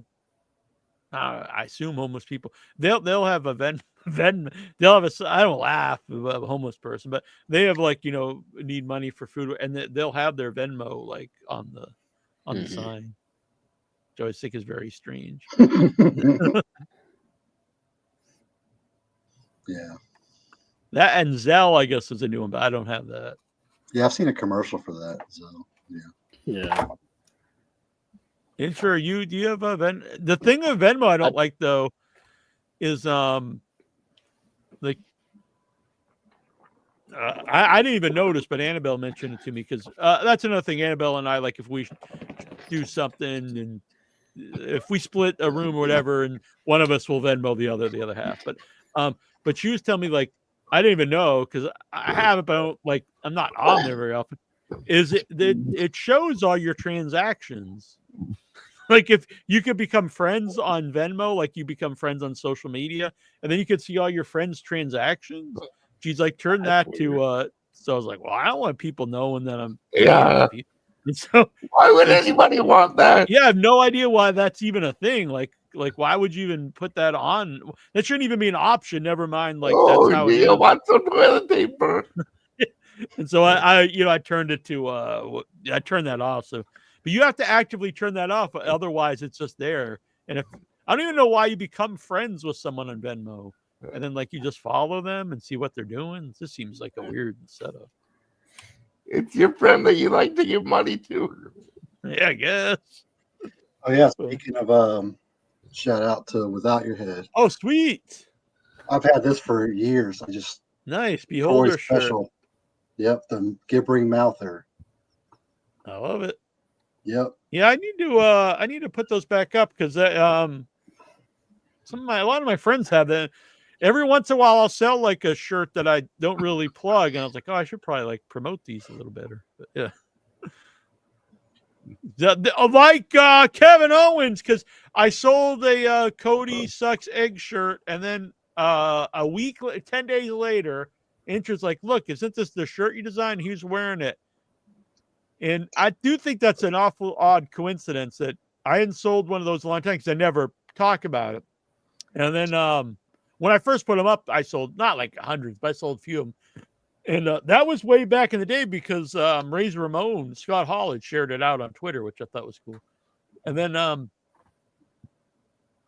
just never talk about it. And then someone happens to buy one. And then 10 days later, it's on WWE TV. Like, Yeah. I'm thinking he did buy it. And then WWE just designed their own. They swiped it. Stole my design. The old Mario Mancini. That was Mario Mancini. Maybe he was like the guy who like told him to do that. They're like, just steal this guy's design. This is my end to get back into the promotion. He's a little bitch. Maybe I can He get on won't the do ID. nothing. He'll complain on his Give show. him some work. I love the Chief. I love the Chief. Everybody on God's green earth hated him. He's like literally the only person I think I've ever heard in my life who loved the Chief. Yeah, he liked it because I stooged on all the other guys. All right, Toronto Stevie. Booyah! Raw report. I watched Raw this week. I've got to be honest. I'm starting to become a Raw fan. I kind of like it. Oh, wow. Hell is freezing over. Yeah. I like it because it's not 3 hours. What that and That on helps. on Netflix is very easy, especially on my computer. When I watch it on Netflix and the computer, I can if there's something I can zoom right through it. It's really easy. And there's a lot of shit between matches in WWE. So if you can zip through that, it makes it much, much more fun. SmackDown needs to go back That to is a pro. I don't care what anyone says on their pay-per-views. When they have like 20 minutes plus, and that's not exaggeration, between a match, it's like, come on already. It really kills the flow of the show. I mean, they're really popular now, but that's kind of a killer for me. Well, speaking of 20 minutes, that's about how long it took Jey Uso to get to the ring to start off Monday Night Raw. Yeah, but the crowd was fucking nuts. They were yeeting like I've never seen yeet before. They were even demanding more, like one more time. I was like, you know what? I don't even know what the hell yeet means, but the crowd is going nuts, and that is fun to watch. Well, it was added to the Webster dictionary. Yeet. Damn. What's it mean, Incher? I gotta. Is it anything like the WV? Yeet is a slang term that means to throw something, especially with force. It can also be used as a exclamation to express excitement, approval, or surprise. Yeet. I've been yeeted. I'm gonna work yeet into my Arbor Day script. Hell yeah! Don't eat the skeet. We're next Monday we're gonna be filming a short film. Hopefully. Midgets only. The snow melts. What? Midgets only. I'm pretty short. So let's get into this, shall we? So Jey Uso takes 20 minutes to walk to the ring, and as soon as he gets into the ring, he is immediately chop blocked and assaulted by Gunther. This is good stuff. Basic. You got the heel interrupting. The fans are loving it, taking away their enjoyment. And then you got the dastard, the heel come in. I thought this was just basic good stuff. Threw a jacket in a kid's face. Yeah. I'm all about it. Gunther did that too. Yeah. You got the no nonsense. Man, it's just all about wrestling. Fuck sports entertainment. Then you got this guy who's pure sports entertainment, really just out there yeeting, and the crowd's demanding more yeet. And this guy like, nah, none of it. Fucking chop this guy down, chop this bitch down. So he gives Jey Uso a power bomb and drops him, leaves him laying. I'm into it. He was telling him not to do it, not to pick him. Don't do it, Jay. So it made me want to see this match. Actually, so let's get into that. So Jey Uso recovers, grabs a mic, and basically says, I probably shouldn't do this. But he basically chooses Gunther for WrestleMania, and my response to that was, oh man, see, I think you meant yeet. Yeah, well, you're in the minority, like the fucking crowd. They're going insane. That's probably why he has a right to his opinion, Jack. He doesn't like it. Yeah, but the internet's like, we don't want the fans to have something that makes them happy. We just want something that, like, Steven, do you want him to take on Cody? Isn't that the point of the show? Well, if Gunther hadn't already beaten Jay clean at Saturday night's main event, I might kind of adds to the story, because it's like, this guy beat him. How can you beat him, Jay? You can't do it. He's the underdog. It makes him the underdog even with the win in the Rumble. This is good basic storytelling. Yeah, but like I said, he's already lost clean to the guy. Right. And so that adds to the intrigue. Like, dude, you already lost to this guy. You can't beat him. You got something to overcome. Exactly. It's just basic. Rocky underdog. Lost to Apollo Creed. Exactly. It's just really basic. I think it's basic. Spoiler if you haven't seen Rocky. Well, if they had never wrestled, I don't think it would be as interesting. I think actually the loss makes us more interesting. Well, I don't know about positioning, but I wouldn't position this as a main event on night 1 or 2 of WrestleMania. Well, it has to be a main event for the title. I'd bury it somewhere in between and find something else. The guy's one of the most over people in all of wrestling. Well, it can main event night 1. I mean, there's 2 nights of the shit. Yeah. Night 1, he wins. You're guaranteed to send the crowd home happy. I don't know. Kofi Kingston 2.0. Kofi Kingston 2.0. He's way more over than Kofi. I was a Kofi Kingston fan, but I mean, Jay is way more over. I don't think he's even close. Sorry, I'm just not excited. I don't know if I'm going to be, but definitely not. So, Toronto Stevie would be no yeet. No yeet. Yeah, I'm with Adam. Kofi was never that over. I'm a Kofi fan. Kofi was over with New Day, but not to this. This is a different level of over. Okay, so we get a replay of last week on Raw with Liv Morgan attacking Io Sky. We get everyone's favorite backstage interview, and mine, the very sexy Kathy Kelly, is with Rhea Ripley. These two seem to hang out a lot. So basically Rhea talks about Liv Morgan. Steven. What? No. Nothing. He showed what you're doing. Kathy Kelly. Oh, that's the front side. Getting out that tomahawk. Laying that wood. Go on, Steve. So Rhea Ripley talks about, well, I'll deal with Liv Morgan at WrestleMania if she wins the Elimination Chamber. Back in the arena, it looks like we're going to get a tag team match. It's going to be Liv Morgan and Raquel Rodriguez taking on Damage Control, Dakota Kai, and Io Sky. I thought the heels were gonna just destroy this team, but surprisingly, it was Io Sky hitting the over the moonsault on Liv Morgan of all people to get the win. So the baby faces won. This was a fun match, I thought. But the big girl, what's her name, Raquel? Raquel Rodriguez. Yeah. It was fun, her doing some spots where she's like using Liv as like the battering ram kind of deal. But she's really green. She's not particularly good. You might not want to actually use Liv as a battering ram because she got busted open. I know. Yes, Yeah. and so apparently was it Dakota? No, Io Sky's knee hit Liv in the face.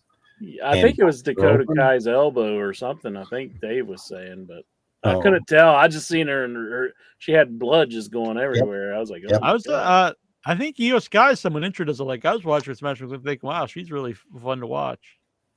No, I don't like the other one, okay. Dakota Kai. I think she's terrible. One thing that WWE, I will definitely say, does better is they pick better Asian female wrestlers to showcase. AEW has some really questionable Asian females that they have on their show. But they don't have anybody like that bitch, Gail Kim. You don't like the magical girl? Who's the Sakizaki or something? Is that the one that looks like Sucky Too Bucky?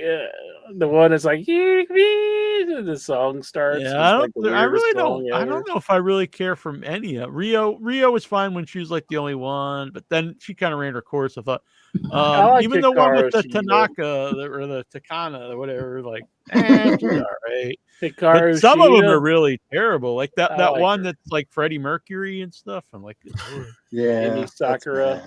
Yeah. I like Sheeta. I like her. Yeah, she's an OG original. I mean, you know, she's all right. She's all right. Yeah, she's all right. Yeah, it's not that great. She's no Asuka. Asuka's too scared to perform right now. She says people are chasing her. Yeah, that's what Lexar's going to do. Is that why you hang up on us? Yeah, Claire. I was warning Claire not to give Lexar her number. See, he might be after her too. By the way, everybody's invited. Lexar's on his way. He's like, woo! He's like boobies. Better than New Japan. They took the belt off the 35-year-old guy that has nothing but 5-star title defenses and gave it to Tanahashi, a 46-year-old drinking buddy. Or Tanahashi's 46-year-old. Who's that? I don't know. I'm going to have to call Dave. I think it's a new guy that just won. I don't even know his name, but who is it, Troy? The Flea, you know. Hey Dave, yeah, it's Jack. Who's the old man that's Tanahashi's drinking buddy? I don't know. You tell me. What?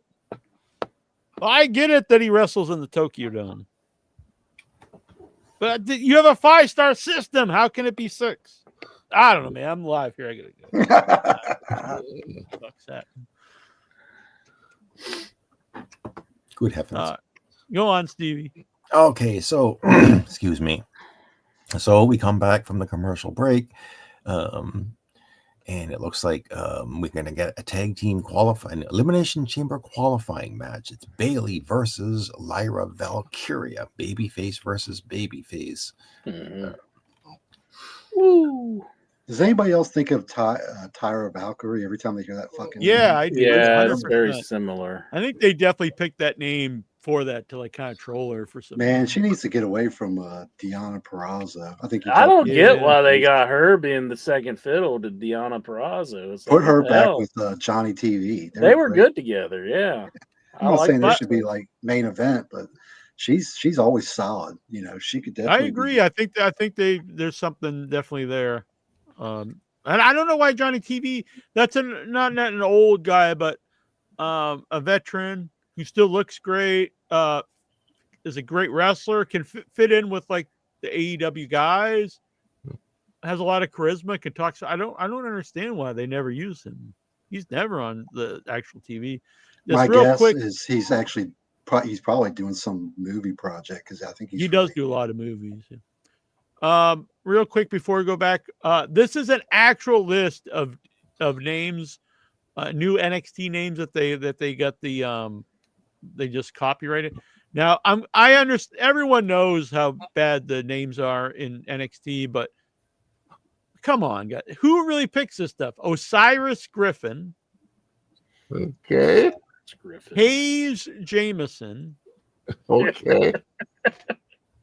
Trill London, Holy shit. London. Harley Riggins, Summer Sorrell, I want to be Harley Riggins. Harley Riggins and Reno Race. I'm Harley Riggins. I'm going to be the next learning champion here on NXT. Jax Presley, Jax Presley. great granddaughter of Elvis. Mason with the Y, Masyn, Mason Holiday. Mason Holiday. We can all use a Mason Holiday. Very true. Draco Knox. Oh, God. Tate Wilder. Braxton Cole. Oh, that's just Michael Cole and Braxton. Somebody, They just put them together. I seriously think it's Regal that comes up with the names because he always brags he came up with Daniel Bryan. Why Which I was didn't know. Brett- Did it Whoa. really big brag? Chantel Monroe. I came up with that name, Daniel Bryan. Well, He's all look, done. Please don't wreck Regal for me. and Aria Bennett. Did they literally Ariel just pick Bennett. names out of like a bucket? Like, Yeah, it's called a puke bucket. all right, go to. Man, that makes Braun Breaker sound pretty damn good. Yeah. But they need What to, to bring they just need to call him Steiner. They Yeah. acknowledge it. They say he's Steiner's son. Why not just say Exactly. he looks like him? He wrestles like him. They All you say hate- he's his Yep. son. Just have him Rick come out. Steiner's been in the crowd. Yep, just have him come out and say, Braun Breaker, that was my NXT. That was the old regime. You My just name do is something like something Steiner. I And want everybody will to. forget.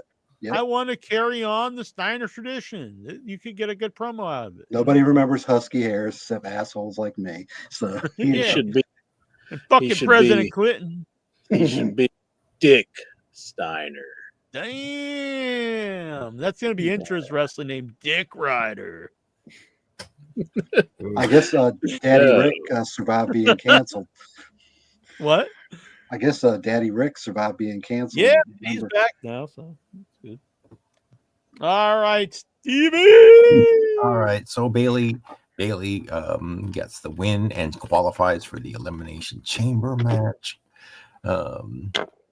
We get a Penta video, and we get a backstage segment. A woman named Jackie is with a Ludwig Kaiser. Ludwig basically says that he's going to take out Penta, and he has a Yeah, Butch. he talks with Pete Dunne, and basically I think he just said Pete Dunne just told Ludwig, "Stay out of my business," and then walked away. We get I like that. By the way, I like Sean Green out there in the group, but it was a little bit dishonest to say that Penta is now relegated to main event. He may have wrestled on main event, but he's been showcased very prominently since he's gone to WWE. And just because he didn't wrestle on this show, they had that big vignette for him. So it was not a burial or anything like that. I can't believe the guy can talk so good. I don't know Judging from either. AEW. He has a full interview out there. You see it? That I don't know who that Oh, guy really? is. That guy that interviews people. That really narrows it down, but AEW had that Van goose Vliet, talking for him. yeah, the Van Vliet guy. Yeah, he's got like Did he an interview him? hour and a half interview with him, and he's a good talker. Like he has obviously you could tell English isn't his first language, but I think he's a better promo than Ray, who speaks English better, but never really has a lot of heart in most of his promos. But Yeah, Penta Ray's does. never been a good promo. Yeah, I think Penta's a good promo because he speaks enough English, he can say whatever he's saying, but he really has a lot of heart, and it really comes through. So I'm like, I wish they would. I didn't really see a lot of him in AEW, honestly. And now I'm like, oh, I kind of see what people kept saying why they did. I remember Intra's a guy was like, oh, he should be like, a main event guy or a singles guy. And I was like, man, I think Ray Phoenix is better. But now I see, well, they didn't really give him they didn't really showcase his personality on AEW. No, they're bad about that with a lot of people, though. I hope AEW doesn't bring in Andrade because I know he's going to. Yeah, probably. I don't think he's a good. Why don't they just use? They have like a couple really good. They have Bandito, and they have another guy's really good too. I like Roosh. Yeah, Roosh. Roosh is awesome. Roosh could be a legit main event guy, I think, in AEW. I mean, his English isn't the greatest, but when he does cut a promo, I can understand him and I can believe what he's saying. Yeah, and his matches are great. They're very physical. Looks like he's but really. They put fucking I like that. Jake Roberts as their manager. Yeah. Like that was stupid. He wasn't with him. I know. Collision. I hope he just dropped it. I think they are. I think they've already ruined the Beast Mordos. This guy was super over, and then he was just a complete job guy. Just lost all the time. It's like, what are you doing? I saw Mortos kind of like as the old WCW, kind of like the new La Parca. He could be like that badass luchador, Yeah, people are like, guy. Yeah, and in modern day in AEW, you could push a guy like that more than you could, in 90s WCW. You know what I mean? Yeah. Like there was a limit what you could do with Parca. Most likely at that time, even though he's super over. But today, like you could push a luchador on a bigger platform today. Right. All right, Stevie. Sorry. So we get Lyra Valkyria sulking with the Alpha Academy and over her loss to Bailey. And then the American Maid Girl, Ivy Nile, comes up and basically says she's going to win that Intercontinental title. Coming back to the ring, it's the return of AJ Styles. AJ comes back to the ring to Nashville, Tennessee, the former home of TNA way back in 2002. They sort of mentioned that, but they didn't mention TNA, even though they're working with TNA. Couldn't they have said it? Well, I think Michael Cole did say that he was a former TNA world champion. All right. And so the Nashville crowd does give a great welcome back chant to AJ Styles. I'm an AJ. He was one of the first guys. There's been a lot of guys since then, Sammy, Kevin Owens and stuff. But he was a guy that I would have never thought would have done much of anything in WWE. And he's a guy I think got way better in WWE. Like became a better promo guy. But he hasn't done shit since that Undertaker feud. Oh yeah, I agree with that. He wasted but I mean, time with Omos.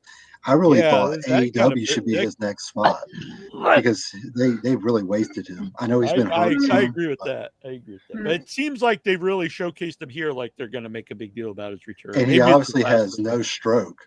Like a lot of top guys can keep their beefcakes employed.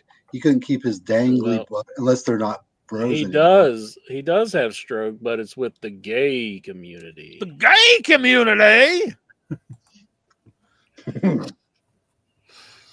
The gay community. So AJ says he's got a long to-do list. But before he can get that, before he can get the list out, he's interrupted by Dirty Dominic Mysterio and Carlito Caribbean Cool. Dirty Dom. That's a good name, but I think Dirty is cool. Yeah, Dirty. I gotta admit, that guy's great, Dominic Mysterio. I thought he was drizzling 100%. shits a couple years ago, but I thought like this is like they hired this guy because he's Ray's son, and he was the drizzling shits. I hated seeing him. And then once they did the thing where he went to jail for the night, it clicked. And and I give the guy so much credit because he really reinvented himself and ran with it. And I'm a big fan. And as much I always like Carlito Cool, but he kind of sucks now. I mean, he's the kind of rare guy I actually want to see him get his ass kicked. Do you think he looks in the mirror and he spits the apple at himself? He's just like, man, you're kind of just a washed I up. think he's lucky he didn't get Future Endeavored. Yeah, I'm surprised he hasn't. But yeah, Dom, I think you could. I think you could get a main event run out of the guy. He's like one of the most hated people in wrestling. I mean, if you want to take it to the next level, they'll never do it. But I mean, I'm talking like what do they used to call white hot heat? He could like smack Liv one time, like they used to do back in the 80s. Just give it a smack. I don't think you could do that now. Yeah, but I mean, imagine the heat from that, man. Oh yeah, you could have her partner like ram her into the other girl and bust her head open. She's bleeding all over her. I will say that I noticed because since I've been watching more WWE, there is a big double standard in things that people attack AEW for that they just don't care about in WWE. Like the thigh slapping, it's all over WWE too. I mean, the Usos do it nonstop.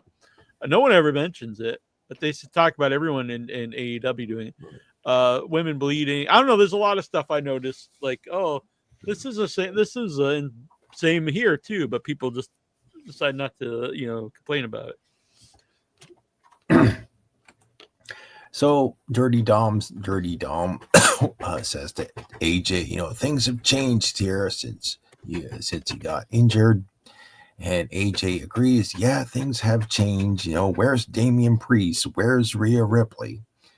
And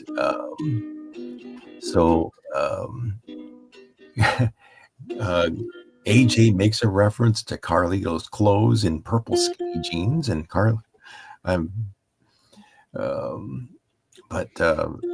they get into the ring, exchange a few more things, and then I think it was Carlito who tried to assault AJ, but AJ gave a Pele kick, and a good Pele kick.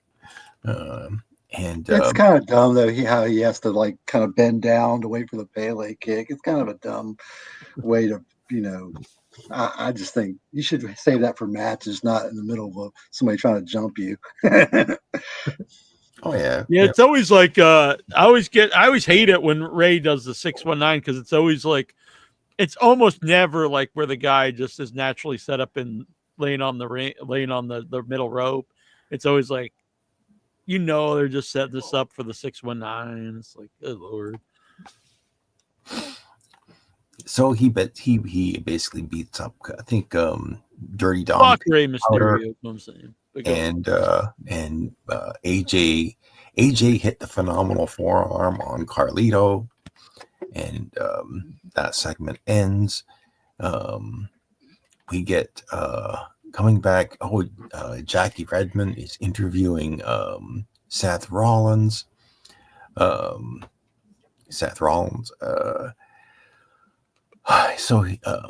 She says that currently the men's Elimination Chamber match is stacked with John Cena, CM Punk, and from SmackDown. So Drew McIntyre, I guess, is gone to SmackDown now. And we're going to get another qualifying match of Rey Mysterio versus Logan Paul later on. But she announces that next week, Seth Rollins will have a chance to qualify for the Elimination Chamber match when he takes on Finn Balor. Finn Balor! I like No offense, but what a waste of a match. I mean, it's going to be a good match, but come on. Does anybody believe Finn Balor is going to win? Finn Balor certainly seems like he thinks he's going to win. He's been a world champion. He doesn't believe he's going to win. I know this. Some people be mad, but I would future endeavor Finn Balor. Be like, see ya, buddy. You could go with the Good Brothers and the send them off to somewhere I don't need. Send them off to Power. Japan. You could be the semen demon holding the dangly. Well, yeah, it really is time to break up the Judgment Day. Send, the Judgment Day is like WWE's equivalent of the Job Squad. Like AEW's Blackpool Combat Club. The guy that fucking formed it is in another company. Edge formed the damn thing. It's like get rid of it. Yeah, he was. That was the whole thing was messed up right from the beginning. He's in it, and then he out of it right away. Yeah, they jumped him, whatever, kicked him out. Then he left the company. Is Carlito's part of it? Yes. Yeah. That's a really weird group. It doesn't really fit. It's obvious they're breaking up. They just need to hurry up and do it. And, Yeah, I think sooner the better. So,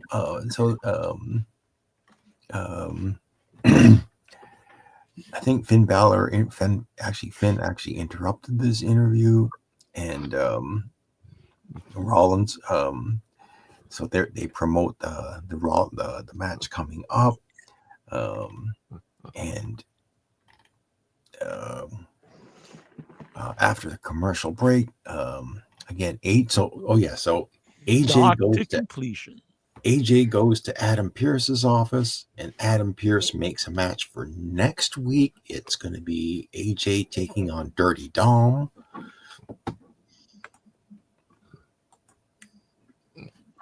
And Dirty general Dom. managers. That'll be good, AJ and Dirty Dom. I'm So rooting for AJ Dirty Dom, to be honest.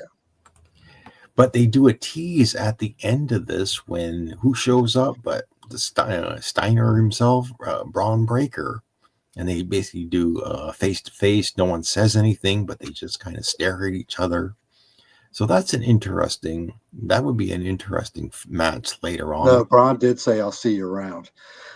Oh. But having AJ in a feud with Braun Breaker or having a match for the for the title.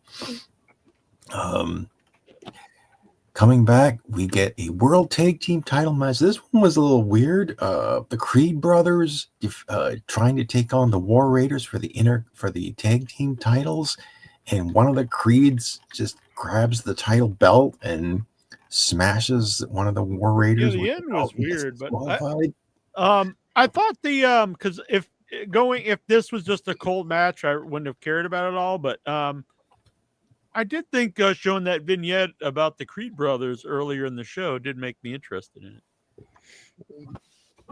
See, I must have missed that. I missed that vignette because I couldn't have cared less about the Creed brothers. Yeah, I was like, this kind of makes like I didn't really know who they were. Then they showed that. I was like, oh, that's kind of cool. Like this is interesting. Mm-hmm. Yeah, you need to see the finisher that they used to do. I don't know if they still do it or not, but the ball thing that he does jumping on is really scary looking. Balls.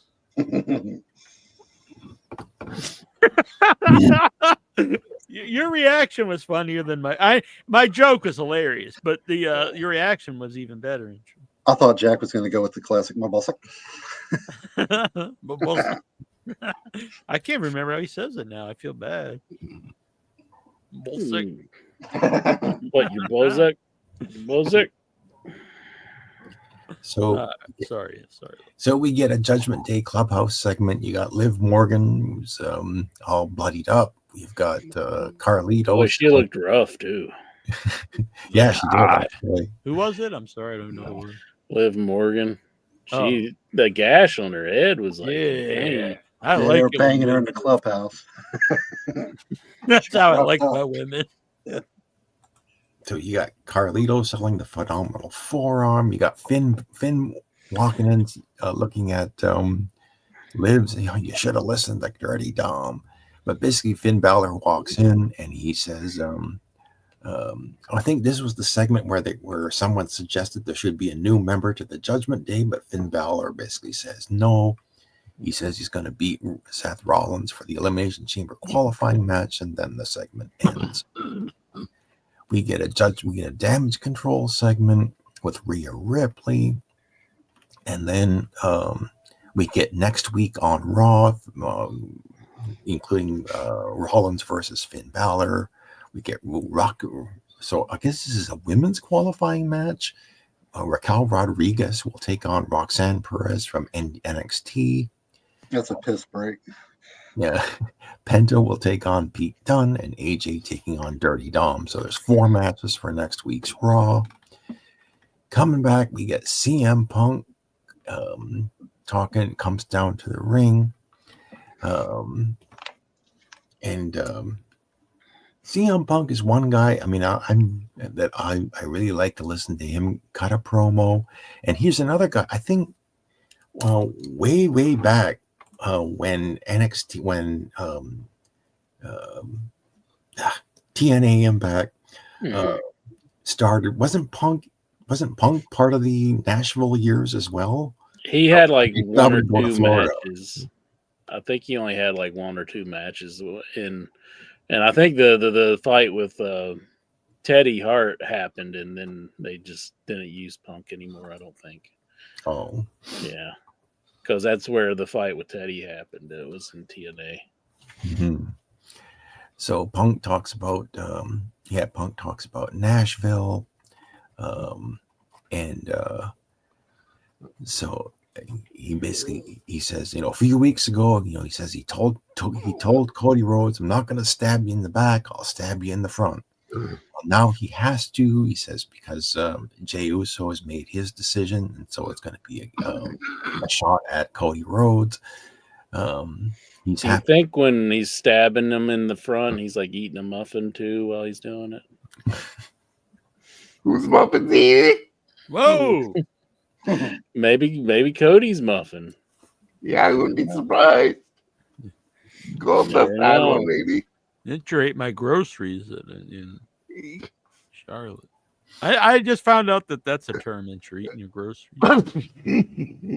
What does it mean? Eating ass. Oh, like tossing salad. Yeah. I meant actual groceries. But like you do actually eat groceries, like for the most part. Like you buy like food items and you eat them. So like how is that a saying for eating? I don't know. I didn't make it up. That's just bullshit. They come out You the eat other groceries. Should they come out the other end? Eating Makes groceries no won't sense. give you spinal meningitis. That's for sure. Yeah. Groceries go I'm in having one a and they bad come- night, and then you got to bring that one up, Gloggo. Jeez. Groceries go in one and then come out the other. So therefore, you're eating groceries. It makes sense.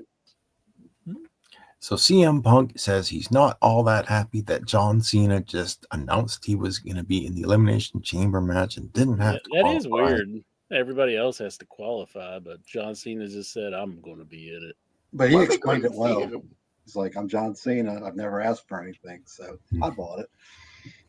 But he says the bad news for John Cena is I had to bust my ass to qualify, and so I'm gonna beat the living crap out of you, and go to WrestleMania. Mhm. So he talks about he calls Drew McIntyre a piece of garbage who ran to SmackDown after Hell in a Cell, and then he says, yeah, Seth Rollins, he's going to take on Finn Balor. Either one of them could win, but no matter what, he says Punk says he's going to win. So he points at the WrestleMania sign, and he is interrupted by Logan Paul. So Logan Paul comes down to the ring for his Elimination Chamber qualifying match. Did you see him do like the gun to his head while Logan Paul was coming down? Oh, I missed He's that. doing like this. Like, just shoot me now. Take me back, Tony Khan. I got to do a promo with Logan Paul. Punk exchanges a few things with Logan Paul before Rey Mysterio comes down to the ring. And you remember a long time ago, back when CM Punk had a lot more hair and was clean shaven, he had this feud with Rey Mysterio. And I think Punk made some sort of there was something about Rey Mysterio's daughter and Punk was part of that angle. Yeah, I remember this. Something about that. So as Rey is coming towards the ring, Punk is leaving the ring, and I thought they just kind of looked at each other, and I think I guess Didn't they hug? Yeah, I thought they hugged and like yeah. Yeah, but I thought but I guess maybe that's so in the past now. Maybe they're just I honestly Yeah, don't you're- even remember never it. happened. You're not supposed to remember that. Yeah. I remember it was like no, it was Buddy Murphy that was getting with that was the storyline, because then Alexa Bliss got all mad and she was like posting about it, but it was just storyline, you know. Yeah. Or Buddy Matthews, or what the hell's the guy's name now? It's both. It's he's- Buddy Matthews now, I think. Facing Okada. Yeah, Buddy Matthews. Yep, I the hope he bitch. fucking kills Okada. Well, Buddy's kind of a dog's name now that he barks. So Yeah, it should be Buddy and Spot. he's a hound. Yeah. So Buddy. Hound of hell. Buddy's a good I dog. agree with you guys. They shouldn't have lost that tag match. I mean, it's not going to kill them, but it's just you had no Yeah, they business just making really that shouldn't match. have had him in it. You know what I mean? Just had because you can't have Takeshita and the other guy lose, so just don't do that match. Yeah, it didn't You make know, have the sense. Hounds of Hell beat somebody else because you're building them up. Because honestly, that's a team you could feud with the Hurt Syndicate. I think you have a legit main event team with those two. The crowd really wants to get behind both of them and to get. I think they're better without Black, honestly. But honestly, I think Brody King, I see single star with him. Yeah, I've been saying that for a couple years now. I think honestly, I think there's something that Buddy Matthews, the crowd really is into him too. Both guys. I personally like Brody King better, but Buddy, like the crowd just reacts to him. I never liked his name or whatever. I don't think he's a great talk or whatever. But if the crowd's into him, that really should be all that matters at the end of the day. I mean, they're both believable. I've never doubted that they were badass. Yeah. Same with even Malachi. I think's a badass. You know, he just doesn't seem like he was happy. Yeah. So I think those two together, you really push them. You have like the two unbeatable, like badass teams, but now they've already lost. So it's like, But I'll forget about it in a month. So it would just be so much better if both teams were like undefeated going into it. Yeah. Well, on Stevie. So this was they bring up the fact that Logan Paul had beat Rey Mysterio for, I think it was the US title on SmackDown. And they have another match, and I kind of expected Logan Paul was gonna win and qualify for the Elimination Chamber match. And that's pretty much what happened. Logan Paul takes a powder, and so the show's not over yet, because as Rey Mysterio is still in the ring, all of a sudden he's blindsided and assaulted by the New Day, who take him out. New Day. I'm really liking heel Kofi Kingston. He earlier Yeah, I in the think night. they work as the heels. Yeah, this is. I mean, I kind of, I was never really didn't like the whole bootio eating. That's one of the highlights of WWE. One of the only highlights for me. I love New Day. You're very anti-entertainment. Yeah, I don't know. Maybe it's just not my cup of tea. Bootios! Me and Gogo and Incher. We're Don't eating a knock big bootio bowl of eating until you've Bootios. tried it. Arr, sticking our face right in that bowl and eating it down, Incher. Eating down the groceries. Hell yeah. Yeah, well, give me some Bailey Bootio. Give me some. Oh, But I like heel Kofi Kingston. I mean, If you I had can some take Bailey her lead. Bootios, would you yeet all over it? Damn. I remember. Incher, would you eat her bootio after I eat it on it? I don't even know what any of this means. Just say no. It's all in that. That's probably good advice. I'm going to be honest. Anytime I ask you something, it's probably good. Just say no. Yeah. Yeah. That's What you illegal, gonna red need? Jack. It'll break Gogo's heart, but it's probably a good idea. Hmm. you did the right thing not getting in that hot tub. They were going to do some shit. Yeah, Then you got there your was some butt toes. stuff going on in there. There's some toe sucking. Yeah. Once they get you in that water, it's over.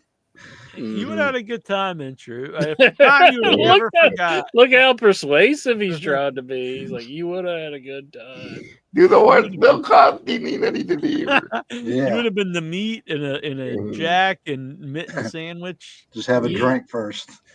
Yeah. Were you like a porno director in a former life or something? What do you mean former? Former. We know I he's have pictures of me and the goat from I think I've taken off Facebook. He tells us he's making movies. He doesn't tell us all the movies he's making. You talking about Mr. Jeremy?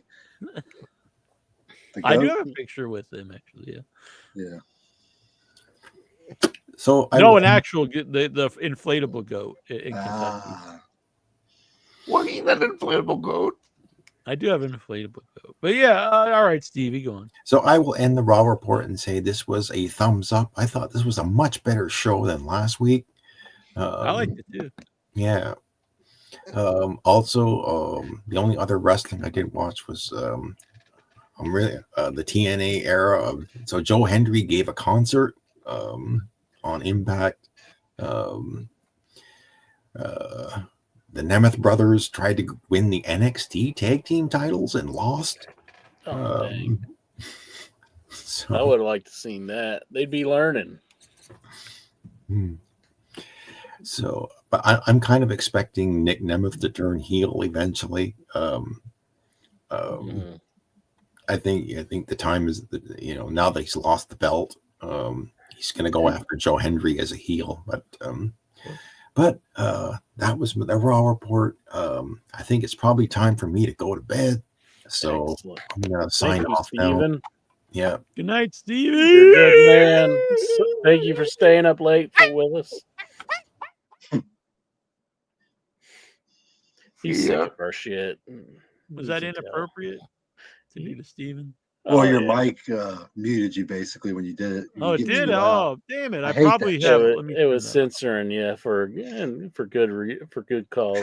Man, it was even a good one. It was, man. I was like, what the fuck? That mic just... Let me turn all this stuff off. Maybe this will work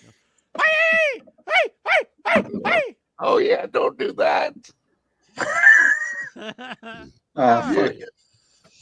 Years ago, maybe, but not. I know now under the new American. Oh, Yeah. Anything goes now, buddy. Yeah, I'm trying to ignore that. We're going back to 2005. It's driving me nuts. So this is the picture you were referencing. Cool, good. Yeah, thank God you're between you and Annabelle. No, that's not Annabelle. Oh, that's not Annabelle? Well, whoever that is. Mr. Jeremy's got some busy hands. That's the rumor.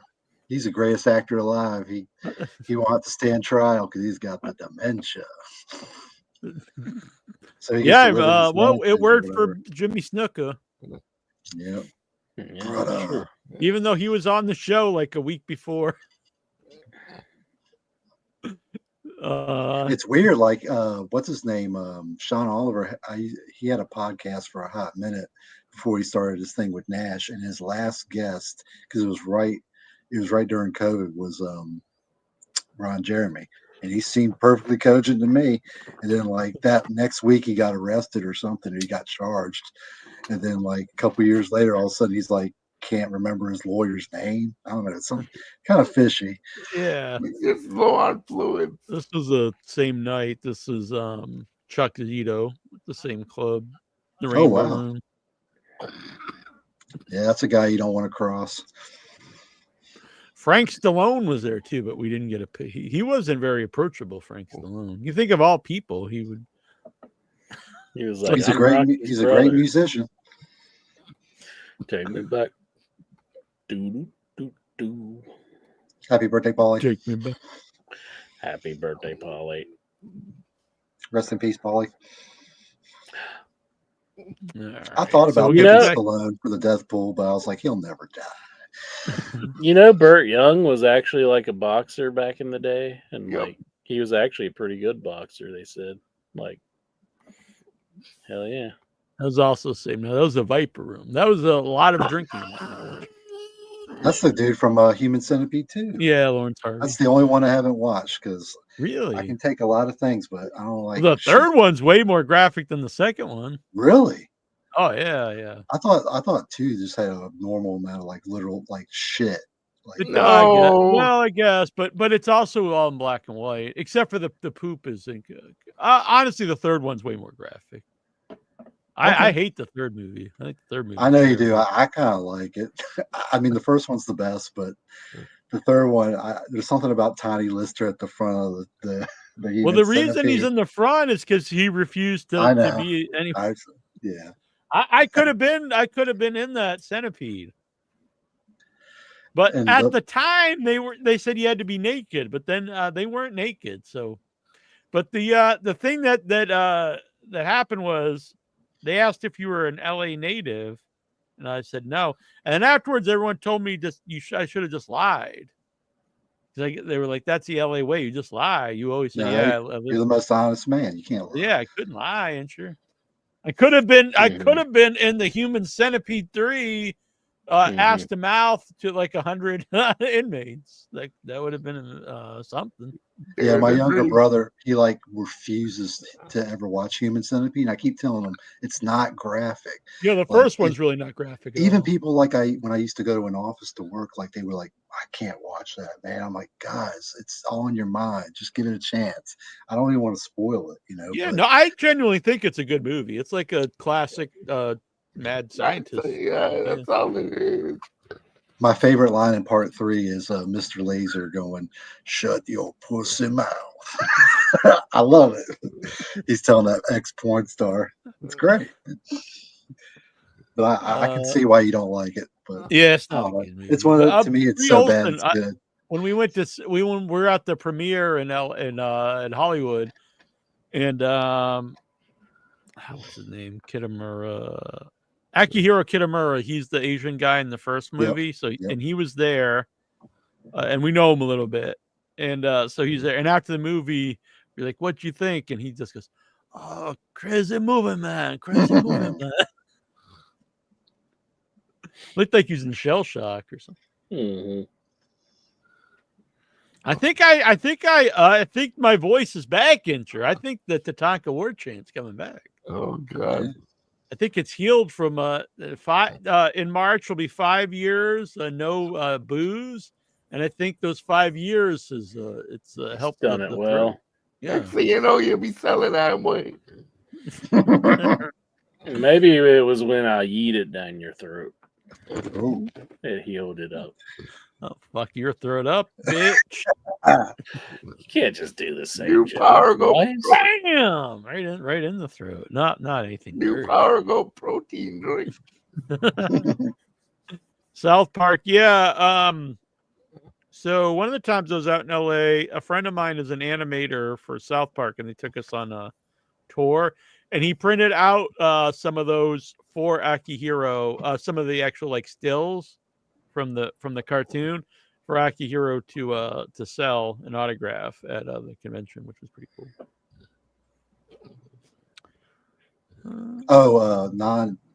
This is non-wrestling, but I'll just go ahead and say it. I saw the last horror movie I saw in the theater was The Wolfman, and I enjoyed it.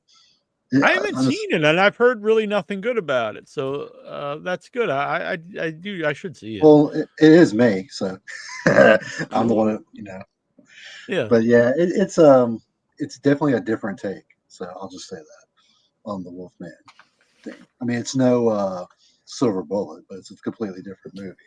Yeah, or American Werewolf London, the classics. Yeah. I want to see that. What's it called? Hard Eyes. Yeah, I wanted to see that too. I was gonna go last weekend, but we got like 8 inches of snow, and it's supposed to snow again tomorrow. So I don't know when I'll get to see it. But I've been wanting to see it because our local theater plays a lot of those independent horrors, so I get to see them. Yeah, the AMC I go to does too, but it's up in Boston, so it's a little hard to. It's not hard to get to. It's just a little far away. But when it snows, it's hard for me to get back. So. What are you saying? Juju wasn't too big on it. She didn't like it a whole lot. Which one? Heartless? Hard Eyes. Yeah, she's seen it. Yeah, I've seen I some asked her if people like the some people. I've heard the kills are really good. I've heard it's I like an asked- early 2000s horror movie. That's how I've heard it Oh. described as. I could see that, like that Valentine movie, Yeah. like something like that with the cherub guy. And You I remember? want to see Monkey comes out next weekend, I think. Mm-hmm.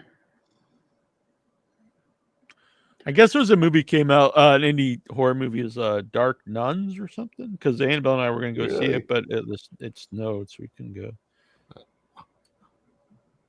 I wish But, they would go back to doing that movie marathon every October that they did like about 20 years ago. They started, and they only did it for like 5 or 6 years, where like they would play a bunch of independent horrors at like these big chain theaters. Yeah, I used to go and watch all those like as much as I could. And I can't remember for the life of me any of the titles, but I'm sure you yeah, it saw was them like too. Dark something. Because I think Yeah. we had people on the show. Yep. From it. And they stopped doing it, but I think they should. And I think it would do really well now because horror movies do, besides like the big blockbustery movies, like for smaller budget movies, it's horror movies is what people go see. Yeah. So like people don't really go see like a low budget drama or something, but they do go see a low budget horror movie. Yep.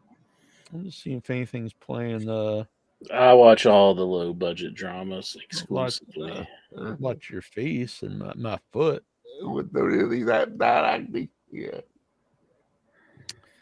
Let's see. Well, it's a thing like people. I'm not saying low budget. There's a lot of low budget horror stuff that's generally good movies, and then some of it, is like kind of schlocky or something. But no one's like, oh, I really like a schlocky drama. Yeah. I do like low budget action though, but especially like 80s, early 90s stuff, like straight to video. Maybe Yeah, some but it like doesn't old seem very Canon. popular now. Like new stuff. Like, Yeah. I mean, trends always come back. Companion's supposed to be really good too. I haven't seen it. That's the other one I was trying to think of. Thank you. That's still playing at my theater. I hope it's not like, and I haven't seen it, but I hope it's not like Megan. But some people like Megan. I never saw it. It just didn't appeal to me. I really like Megan actually. Well, they're doing a sequel for that. I'm sure. Yeah. I've seen the I ad saw the for it. trailer. Yeah. Yeah. But Companion seems kind of like that. But I like the movie poster for that. I think you would like Megan. I think you should watch it. It's a lot better movie than what you think. Okay. There's a lot of dark comedy in it too. The Megan too looks like it's just CG though, like the girl's CG in it. Boo. Yeah. Presence. Oh yeah, Presence that came out too. I haven't seen that. Boy, I haven't seen that. So we might be going next week to Dead of Winter. That's a horror movie festival in Worcester. Independent New England horror. We went last year. It was really fun. This year it's 2 days. It's pretty big. So Thursday for horror fans on Without Your Head is it's the 40th anniversary of the Toxic Avenger, and we're having a bunch of the original cast from the original film on the show all together. That'll be cool. Is Bozo going to be one of them? Yes. Oh, I'm going to be there then. I love that Bozo, movie. Slug, Wanda, Melvin. Yeah, it's gonna be a good time. This guy might be passed on, but what about the one-armed guy? The black dude. It's at least 4. The Bozo, Slug, Wanda, and Melvin. So Mark Troger, Gary Schneider, Jennifer Baptist, and Robert. And they're gonna be at Dead of Winter too, so that's cool. He'll make everything all right. Let me introduce you to Ben. Ben Nova. And it came out into that because people thought the new one was just going to be like buried, but the new one is coming out. Oh, wow. New Toxic Avenger, which I've heard really good things about. It played at some festivals. So yeah, this will be this Thursday. Live interview with Mark Torgo, Gary Schneider. That's Bozo there. Jennifer Baptist and Robert Pritchard. Awesome. That'll be a good time.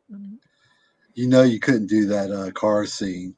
Getting they run over a kid and stuff. Yeah. Well, that's the lamest thing. You could still get away with that, but the stuff they were saying before that, all the racial stuff.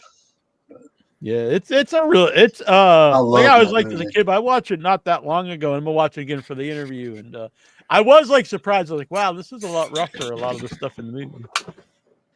What's funny is I've shown that movie to like a couple different friends, and all of them get disgusted by the kid thing. And that's the only thing that I've ever shown them that they got disgusted by is they were like, oh my God, because they don't think that's going to happen. The kid's getting his head run over like a damn pumpkin. Sorry for spoiling a 40-year-old movie. Yeah. That movie's crazy awesome. Though, Inch, 40 years. 40 years. That is insane. Well, I guess it was actually made in like 84 or 83, but it came out in 85.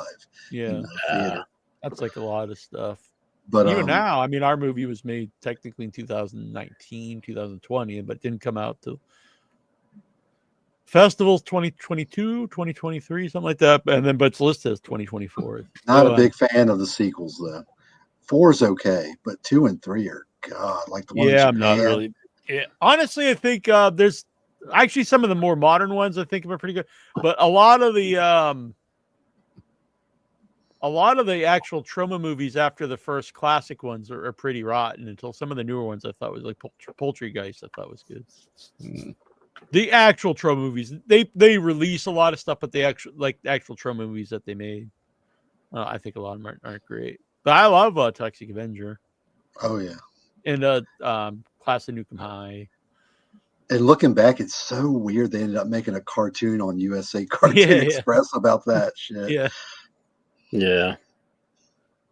Because I saw the cartoon before I saw the movie, so I had no clue. I've been getting intro. I'm up to season 16 of Without Your Head. I've been putting them all on IMDb. Eventually I'd like to do that for In Your Head too, but it's very, very, very, very, very time consuming. But so I Headless Critic put a bunch of the early ones up, and so I've been trying to update them. So anyway, you have a lot of IMDb credits now. Oh, I do. Excellent. Hell yeah. You can hire me. And I don't know what for, but I think you're the You just gave him a softball. You just lobbed it up there, Edger. I think you're the fifth. Pretty much. I think you're the fifth most. You're the person that's been on the show the fifth most time. Oh. It's Mimi's number 1. Troy's number 2. Think Annabelle's 3. Think Trista's 4. Yeah, Trista's 4, and then you're number 5. Yeah. Excellent. Isn't that weird? You're not even you're the fifth. You would think, like, since you were on so many years that you would be like the third, but you've been on. I was surprised that Trista. I knew Annabelle probably had hosted more shows, but I didn't think Trista did.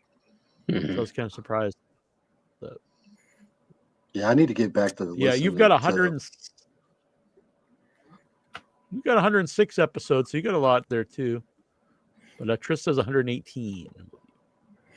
Well, I could catch up. Yeah, if you jump back on and don't be a bitch. You could come on. You want to talk to the folks from I gotta work on Thursdays. Yeah, I work on Thursdays. Well, I'm doing a show next Friday, a special show. Thursday, Friday, Saturday. Yeah, but when you listen, who it's going to be? It's one of your all-time favorite people. Oh yeah, the creator of your favorite Jason film, the return of Adam Marcus of Jason Goes to Hell on Without Your Head next Friday. Boom! Yeah, it really is a rotten film. It's great. It's just awful. I love it. No. Oh man, it's kind of grown on me. I mean, when I was a kid, so I went to see it. I totally remember this. I went to see it at the Buzzards Bay Theater with my friend Joey. I like to say full name's Joey Larder, and his brother Robert LeBaron Holmes, his half brother. He had I like to say his middle name because it's so amazing, LeBaron. And so he took us. His older brother drove us there, And we stopped to get gas, and his brother paid for the gas in a big bowl of unrolled pennies. Hell yeah. And the gas station attendant just looked at him and just like, get out of here. But he had to give us a gas. So we went down there. He dropped us off, and we went into the theater, and it was me and Joey and one other guy. And so we're watching the movie. The guy was sitting, we were in like the middle, and the other guy was sitting on the, I don't know why he didn't sit in the middle too, just behind us, but he was sitting on the side. And as soon as the corner bites into the black heart, Joey and I burst into laughter, and we're just dying. And he looked so pissed. And he sat there so pissed the whole movie, didn't make a sound, just stood there like this while we laughed and laughed. And then as soon as it's over, the credits start roll. He gets up and he just storms out. And I'm sure we just ruined Jason Goes to Hell with our laughter. And I thought, the movie didn't do it. I thought, man, that movie was terrible. That movie sucked. And then years later, I book Adam Marcus on the show. I was like, well, I got to watch this movie now. So I watch again, and I watch it. And I'm like, I kind of love this movie now. Like it's like really, it's not good, but it's so batshit crazy. I kind of love it. It just, I don't know. Even like it's so bad it's good. It's just, it really isn't that great. I think it's, I don't know. I love the Hunter. It's just so insane. And so anyway, but he's coming on because they made a Hearts of Darkness. It's a documentary about the making of it, which I do think will be good, even if you don't like the movie, because he talks a lot about who's the Sean Cunningham. Yeah, because they don't have a good relationship, which I don't think anyone who ever worked in these movies have a good relationship with Sean Cunningham. And I believe they've interviewed people who hate the movie, which I think is funny. Just that he said, get the hockey mask out of the movie is just like, how could you like say that? Yeah, and then he threw Adam Marcus under the bus afterwards and blamed him on all these decisions that he told him to do. And Adam Marcus was 23 when he made it, so it's not like he had some kind of pull, like, oh, I can do whatever I want or something. I'm freaking Adam Marcus. It's my first movie. Yeah, he was like right out of college. Jason Goes to Hell is good, but it's I don't know if you can see it in the back corner. Jason X. I got a poster of Jason X signed by Kane Hodder. What? Not to spoil my own movie, but the Once and Future Smash. I wrote a lot of the jokes. So I have a writing credit. I didn't write the whole script, but I wrote a lot of the jokes for the horror people in it because the mockumentary. And one of my favorite jokes in the movie that I wrote, because I'm an egomaniac. But so it's Adam Marcus and it's Todd Farmer who wrote Jason X, and he's like, Todd and I, or Adam and I, we have a feud going because we're both, people always argue that who made the best Friday the 13th movie in the franchise. And I just think it always gets a big laugh at festivals and conventions because it's two of the ones that people really hate. So it makes me laugh. I would take Jason X over Jason Goes to Hell. I disagree. I think Jason X is a worse movie than Jason Goes to Hell. But it does have some fun kills. Yeah, it's got my favorite kill in the whole franchise. And I got an autographed picture with the woman that scares the care. The girl that got her face frozen. Yeah. And then you just smashes her face. Great. I know it's CGI, but great kill. Very creative. I thought about this the other day, though, thinking about Jason Goes to Hell, is that he was possessing other people in that. Now, there was other instances where Jason kind of possessed people. You could say maybe he kind of possessed Roy in part 5. And then you could say even his mother in part 1. Was she just possessed by Jason? Yeah, now you're. Maybe it follows in with all the storylines. See? And Adam Marcus claims that he's a Deadite, which I don't know about that, but. Did you just say, are you full of shit? Or what? Well, because the dagger is actually It's actually from Evil Dead, Yeah, isn't yeah. it? Mhm. And then There's a crate in it. the Jason like monster thing that's crawling along the floor. Wasn't that reused from Fright Night? Oh, I don't know about that. Yeah, But I know I the think crates in it. There's a couple. There's a couple like things that are referenced from other movies. So here we go. Trying to find this picture. So this really is something that makes me feel good about not just making the movie and stuff. So when we made the Once and Future Smash, I set up all the horror people for it's friends that I made from doing the show, and two of them were Adam Marcus and Todd Farmer, and so they play themselves in the movie. And our original plan was we were going to go to all these different conventions and film all that stuff. So we filmed the majority of the movie at Mad Monster, and then we filmed John Dugan, Dan Yeager, and Bill Johnson at Rock and Shock. But then I think COVID happened, and so there was no more conventions for a couple of years. So we couldn't. The next was we were going to go to Texas Frightmare, but we couldn't do that. So eventually, what we did was Michael and Sophia live out in LA, so we had to, instead of people we had planned, we had to get LA people because then they could film them out there. And so they rented a place. Well, they didn't rent a place; they actually did it in their apartment, whatever. And we'd set it up for a day where every half hour or an hour, these different people would come and go. And so Adam Marcus and Todd Farmer were back to back. And so when Adam was leaving, he ran into Todd Farmer, and this is cool for me because they hadn't seen each other in years. So he said, "So this is from Adam Marcus. So yeah, this was unexpected. Recently, my good buddy Neil Jones asked me to be involved in a very cool, very funny project called Once and Future Smash. On Sunday, I went to go shoot my scene in the film. As I arrived, a very tall dude in a mask said to me, 'You're late.' I was not, but there was something in the voice that made me go, 'Wait a second.' And yeah, it was this guy, Todd Farmer.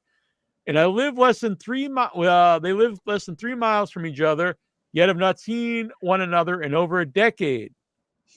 But that's LA.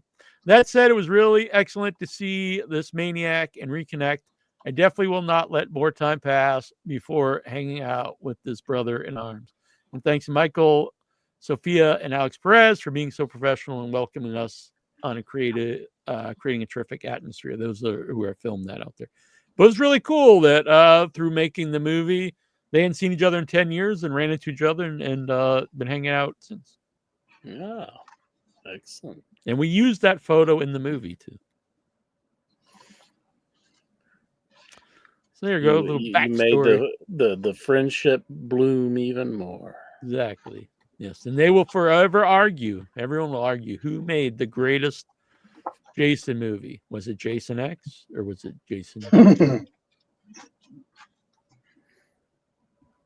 No, it's Then BC Dupree's in it too. I mean, he could throw. He's like, "Hey, I was in fucking Jason Takes Manhattan." I like Jason Takes Manhattan too. So I'm just easy to please, I guess. Yeah. So get it. Oh, sweet. Yeah. Here you go, Incher. Is that one still sealed? Yeah. Looks like it. Yep. I've got the special slip cover. Yeah, I do too. It's upstairs. But yeah. A fun movie. I'm proud of it. Ooh. It's the Duke. Oh, that's the Duke, yeah. So this is a 21 Jump Street. How do you feel about part 5, Incher? Because that's another one that I think I did not like as a kid, but I think it's actually a good movie. When you get over the different Jason. I like part 5. Yeah. I think it's batshit crazy too, but I like it. I think it's a good movie that actually flows with the franchise when you watch them, you know? See, and at the end of it, spoiler alert, you could even say Tommy Jarvis was possessed by Jason. Yeah, there you go. Speaking of part 5, I made because I like to in winter I like to cook some meth? beef stew. Oh, not meth. That's on the weekend. And like when I cook the stew, I'll tell my brother, I'll be like, "Come and get my stew. I know you like a stew." They got so many cool characters in Part 5, and then they got a Demon. I know that guy hates that character. I forgot his name. Was it Miguel. Miguel. Yeah, I had him on the show. I was gonna have the woman too, but she got really sick and ended up passing away. But nice.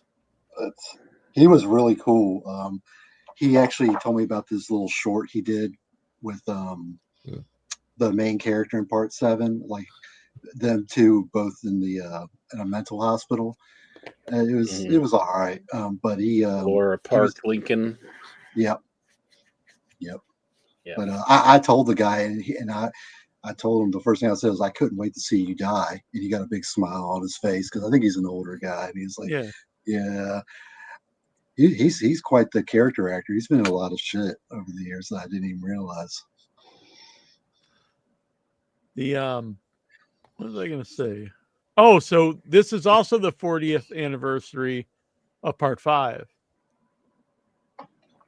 Yeah. So Melanie Kinnaman will be returning to the show, sure. Oh, excellent. Who does she play? She plays the final girl. Pamela. I don't think she was a big fan of the director. I know he's passed. No, on. I think there was some. He was kind of a. Well, he used to be a porno director. Yeah, and he was like. So that was the whole premiere. Was cool. Well, the beat was about who gets his head punched off. Sorry, Jack, but what happened to the head? Did whatever happened with that? Did he actually sell the head, or is he still? Sold it because he had it and he would bring it with him to conventions. And then just a couple years ago, he sold it. Just kind of surprised at. Hard times. I sold it because somebody didn't get a head. Did Sean Clark buy it? I don't know, actually. He has a lot of stuff. Yeah, he's in the Once and Future Smash too. Mm-hmm. We actually tried to get one of his clients in the movie, but he was like, nah. He wouldn't even let us ask him. This is a sad one. Wilford Brimley. Oh yeah, I met him at a show. I tried to get an interview with him, and he seemed confused. He's just like, why? He died from the diabetes. Trying to get him. Diabetes. You got to eat your Quaker oatmeal so you don't get the diabetes.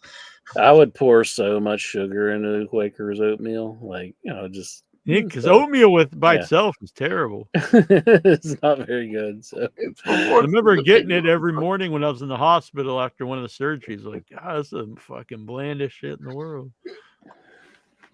Yeah, it's pretty bland. There's oh, nice, Manfredi. Yeah. What's cool about him is I actually bought all his soundtracks while he was there, and sweet. It took forever, but and I didn't mind. He like wrote out the key, ha ha ha in music in notes when he signed it, so he was real intricate with it. He could have put anything there because I can't read sheet music. It doesn't mean shit to me, but it was great.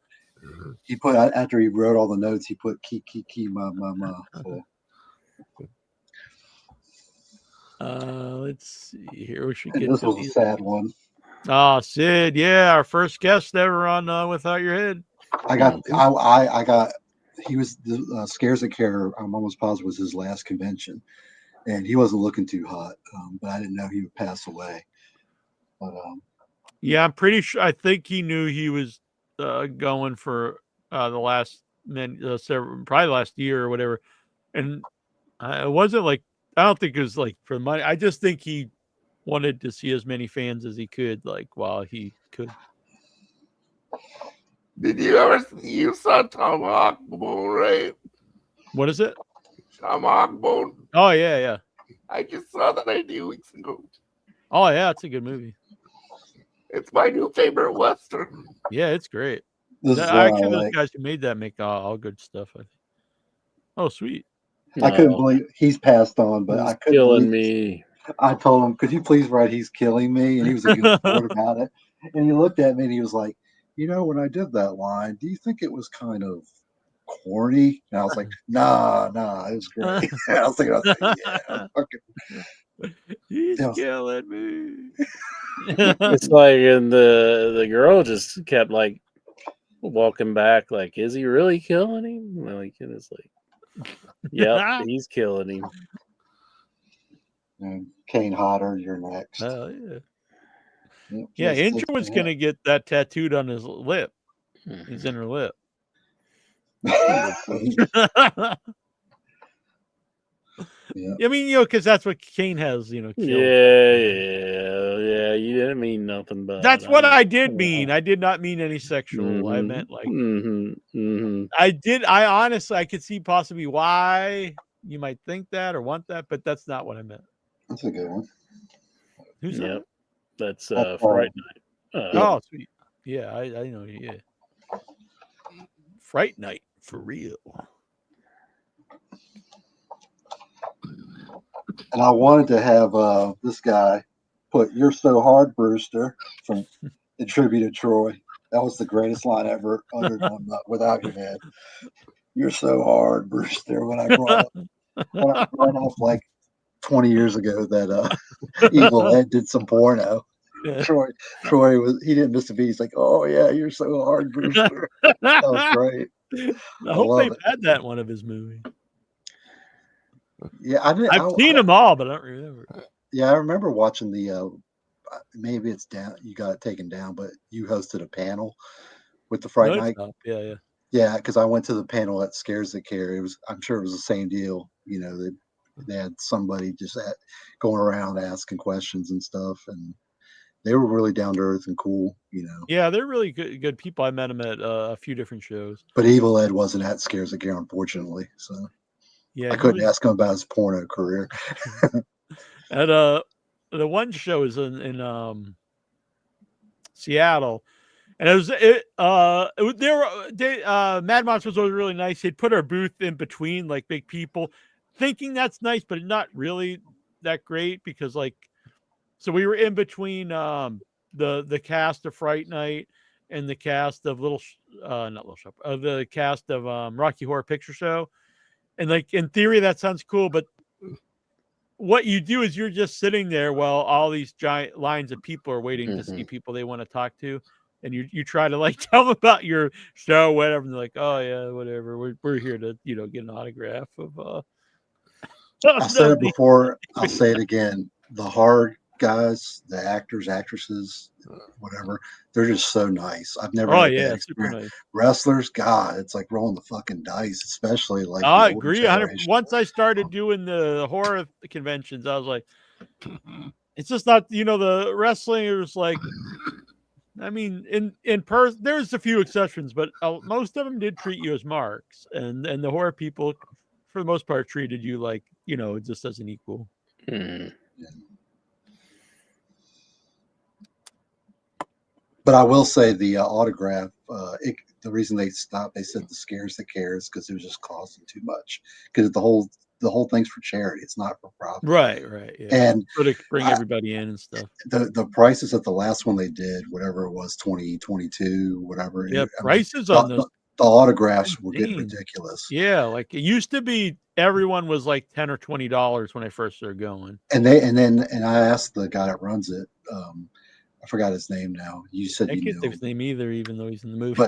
But he said they all set their own prices. They have nothing to do with that. Yeah, they just set a price to get in. I think it was honestly when Sid was alive, he never raised his prices over $10 for your item or whatever it was, and $20 for his item, and he never raised them.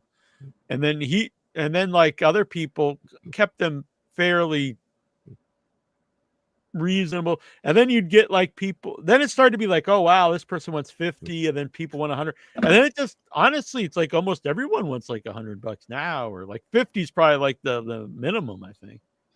Yeah, Danielle Harris was the last one that I got at the last convention, and I just remember her autograph being above $50. It was definitely the most I've ever paid. Yeah, and it's a little ridiculous. Yeah, because when you go, it's not like, oh, I'm going to get one autograph. When you go, you want to get a lot of stuff. So it's like, well, don't want to spend like $500 or $1,000. Like, not really. So. Yeah, it's too bad. Like, yeah, I thought about going. They invited me to Mad Monster next month in Atlanta to sell. What's Lock it? your door. Smash? Welcome to Atlanta. But We'll I need a don't know. camera there. I was thinking about going, but I don't know if I'd sell enough Blu-rays to make it worth the while. I don't know. We'll see. Guess I'm getting running out of time to do that. Favorite and Intra said he said he might go out if I did go to Atlanta. To Atlanta. Yeah.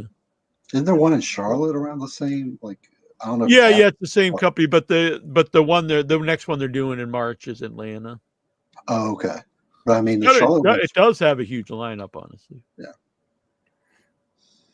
Their home is Charlotte, but they're trying to expand into Atlanta. Favorite memories of the following WWE wrestlers: Luke Gallows, none. No favorite memories at all. Dangling. I like Festus. when he's dangling the belt. Yeah, Festus. 100%. You're right, Festus. Yeah. Yeah, bring back biscuits and gravy.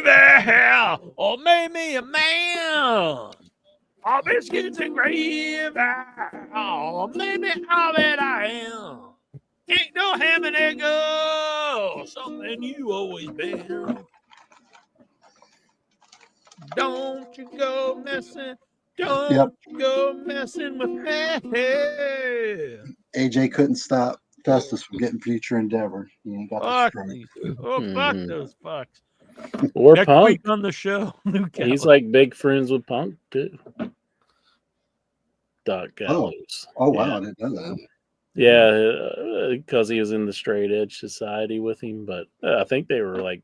They might have a falling out. Maybe they did. I don't know. think anyone stays friends with Punk, except for that one guy fighter there.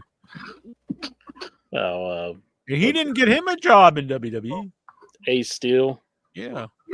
Yeah, wasn't he like a consultant or something like that? Or I thought he might have been. Carl Anderson. Fuck, nothing. Who gives a flying fuck about Carl Anderson? That really horrible skill with the balls. That's Machine Gun Carl Anderson. Yeah, because he's in the Bullet Club. Now you gotta put. He has these people separate. Akam, like I have a favorite Akam. My favorite memory of Akam. No, so I don't know just if they AOP. ever did anything on their own. No, I mean they're like Siamese twins, basically. I have no favorite memories of AOP. These guys are as worthless as you can get. They were big. That's all. They're not even that big. Like they're just like two fat dudes. Paul Ellering. I think they were actually real shoot fighters or something. Who cares? Or like something. I forget what Dave said, but I got respect for Paul Ellering only because Road Warriors is what got me into wrestling as a child, and from reading Road Warrior Animals book and hearing interviews, like he was a real manager. Like he had to kind of look out for Hawk, like back, kind of like that Gary Hart interview you did, Jack, you and Incher. I heard last week before the show, he was talking about how he had to kind of be a real manager back in the day. Some guys, I can buy that Paul had to make sure Hawk and made the towns, and he was pretty good shape. He wasn't the, it's kind of I think people just remember him from that crappy WWF run where they had to humble. Where he was replaced by a puppet. Yeah, fuck all that. I mean, I'm not saying he's the greatest manager ever, but I thought he was fine in NWA.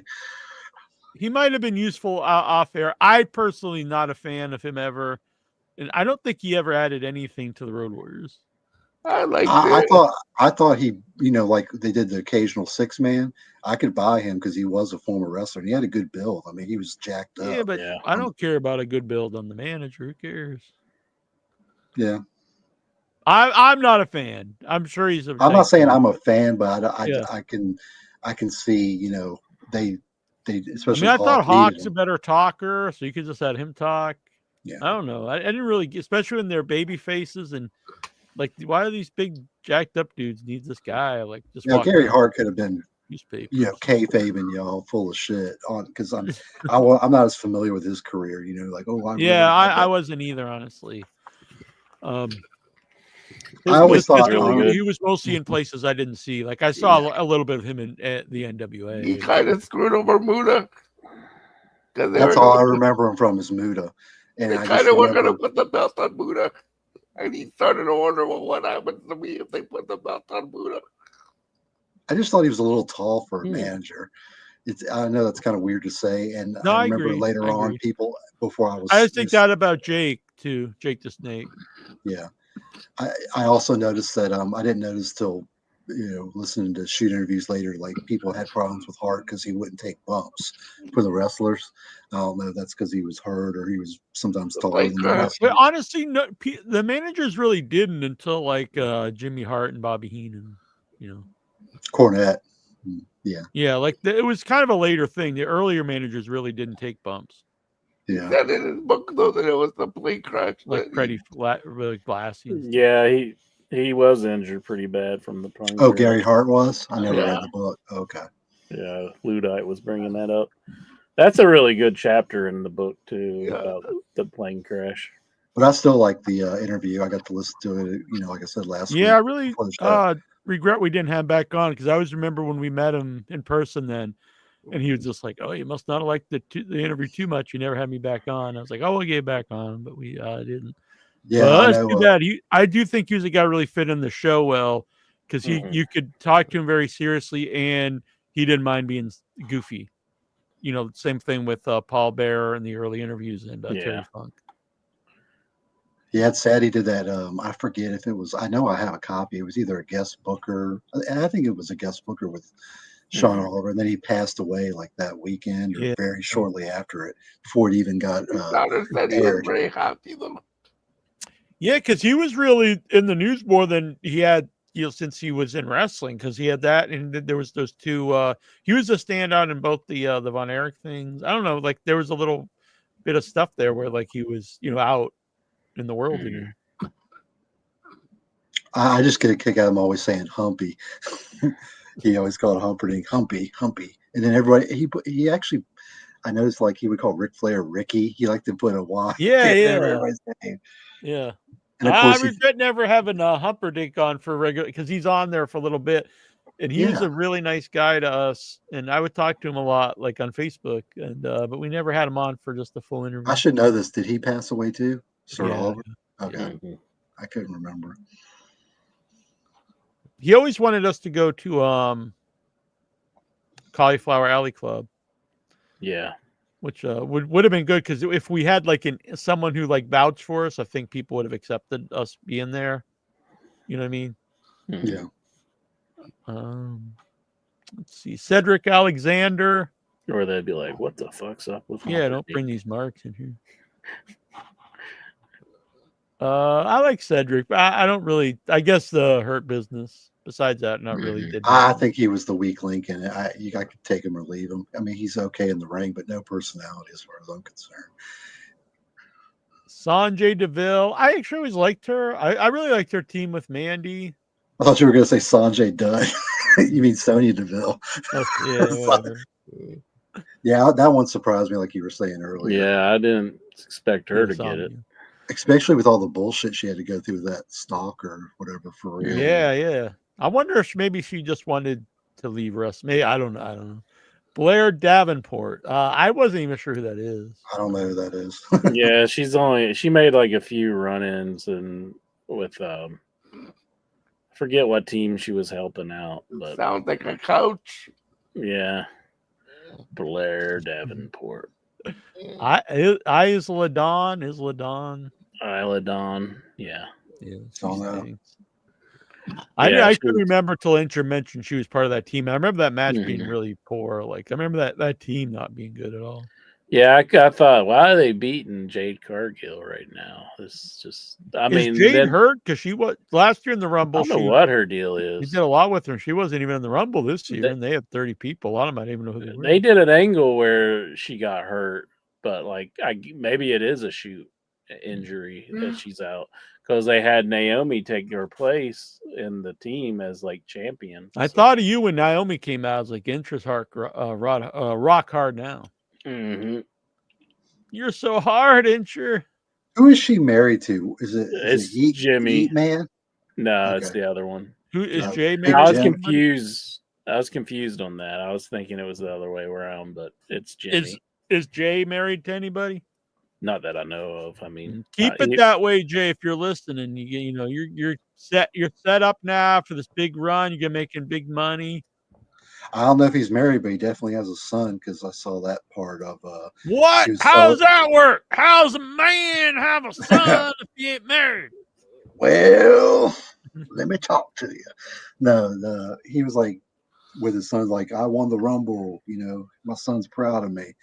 So Oh, that's cool. but yeah, I'm a fan. yeah. I love Stevie, but I completely disagree. I was like, man, that segment was so over. Like, how can you like be like, oh, who cares about this? Like, I mean, that's what it should be about. People having a good time and rooting for somebody, cheering for him. Giovanni Vinci. And I don't really greatest have of all time. much.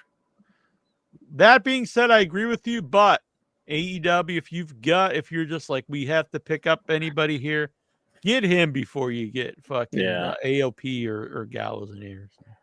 He actually seems like he could do something. Like, Yeah. They had that weird thing where he was like being promoted really heavy, and then they brought him in like for his big return, and then they just beat him instantly. It was weird. Let's see. Who should AEW sign? I say the good, bro. Oh, fucking Nikhil. Good lord. Killing me, brother. None of them. Honestly, none of them. Maybe Sonya. Yeah. If he wants to wrestle. That's not a bad one, actually. None of the men.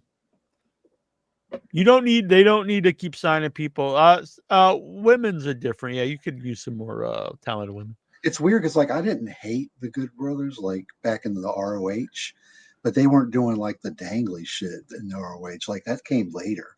It was like My they problem with jumped them is I don't find them funny, but they themselves clearly think they're hilarious. But they weren't doing that comedy shit Yeah. in ROH. They were doing the straight Bullet Club. They were just If like they the were tag team just Bullet Club. if they were just painfully unfunny, it would be bad enough. But the fact that they think they're hilarious really, really makes me hate them. What if they say the same thing about our show? Good. I don't want these assholes liking me. I'd second guess myself if these That fucking was a pieces good of one. shit That we was were a good funny. one that I just came up with. I'm like, I fucking quit. This guy thinks we're funny. And it's my hot Asian wife. Yeah, dude. He says every fucking 10 minutes. And she ain't even hot. You don't even know what she looks like. I seen her. You're insulting the man's wife now. He's allowed to You find didn't his see wife. Gail Kim? That's kind of a low blow. Fuck him. He's the one who's always brag. If he didn't brag about her, I wouldn't say anything about her. But like, well, she ain't even hot, dude. You can't brag about her being hot all the time if she ain't even hot. It's his wife. What's he supposed to say? My ugly wife? He My finds her. ugly Asian wife? He's No, my allowed to find her mediocre. hot deal. Just say I my. He really is. You don't even bring her up. I don't need to know about his wife. I remember He's in like, ROH his I wife was got an even Asian Asian. wife. Ain't I cool? Oh, Festus has the Asian wife. No, I think it's Anderson. Because Anderson, I remember in ROH, he had that blonde I lady. think he does. He's She- the one who always talks about his hot Asian wife. And she, they call her the Bullet Babe. I thought that was his wife. Like, Damn. Either way, maybe- fuck them both. They Oh. suck. Maybe The only maybe way at I the would bring time they back were, but- bring back Luke Gallows as Festus. I agree. That's money. But that's the WWE character, and they just fired him. So how's Yeah, that so going? I guess he can't go nowhere then. Dang. They can bring him Oh. back as Festus. That reminds me, I guess AJ can blame Paul Heyman again. He blamed him when they got fired the first time. Yeah, that's right. God damn it. Favorite memories of Ricky Starks, Aleister Black, and Miro in AEW. Ricky Starks. I'm a big fan. I liked him in Big Bill. I don't know. I think there's a really missed opportunity there. I honestly liked his face run after before the Big Bill stuff. Like when he was going after MJF, I was like, this guy, he could be a world champ. He's a little small. That doesn't matter that much. Yeah, He's got exactly. the charisma, but then he had that promo with Edge, and I don't know if that was a shoot or whatever, but like I don't know if he pissed Edge off for real, and then the Big He was Bill the real thing. highlight on Collision, I thought. In those first, like, I know people now say Collision always sucked, whatever, but those first couple months of Collision, I thought it was the best AEW show. The show I didn't like was Rampage. But that was after Collision came. I generally like Collision. It's on, it's Saturday night. It feels like, on a Turner station. Yeah, it's always good matches on it. Yeah. And you also got Nigel. Nigel's really good. Yeah, I think Nigel is. Nigel and Tony's my favorite team. Yeah, I agree. Two guys, they play off each other good. Tony's he's getting up there, but he hasn't lost it. JR, I think, is kind of lost it. Yeah, I agree 100%. I think the break really helped Tony, the 20-year break. Yeah, no, you could tell he has fun being there, which comes through on the show. And he's the closest thing to a Mean Gene. He's even better with the interviews. If he can't do commentary anymore, he'd always do the interviews. I agree. And Nigel, they have a real gem there. I think he's the best color guy in wrestling, the best heel color guy. I got this bad feeling though, like Nigel's one of those guys, because now that Vince is gone, once that contract's up, he's going to be right back to WWE. He's going to pull up Regal. What was weird? He had that comeback match, which I thought would go somewhere, but that was just the end of it. Like, I don't know. He wrestled on the Ring of Honor show. Yeah. Oh, really? But nobody saw it, so he wrestled that guy for the pure championship. I've seen it. What are you talking about? I've seen it. Yeah, like 8 people saw it. It's calling me a nobody here. Honestly, they should pay you to watch that show. It's criminal. The other way around. Yeah, it's like TNA. They want me to pay to watch their fucking show on YouTube. Just put the shit on regular TV. It's TNA. God. You can't, and that is annoying. That you can't have a TV title without TV. I got like 150 channels, and they can't get on one of those. Put ROH on Max, for God's sakes. I'll give it a chance. I think they want to, but for some reason, I don't know. Anyway, Aleister Black. He had cool entrances. I don't think he was.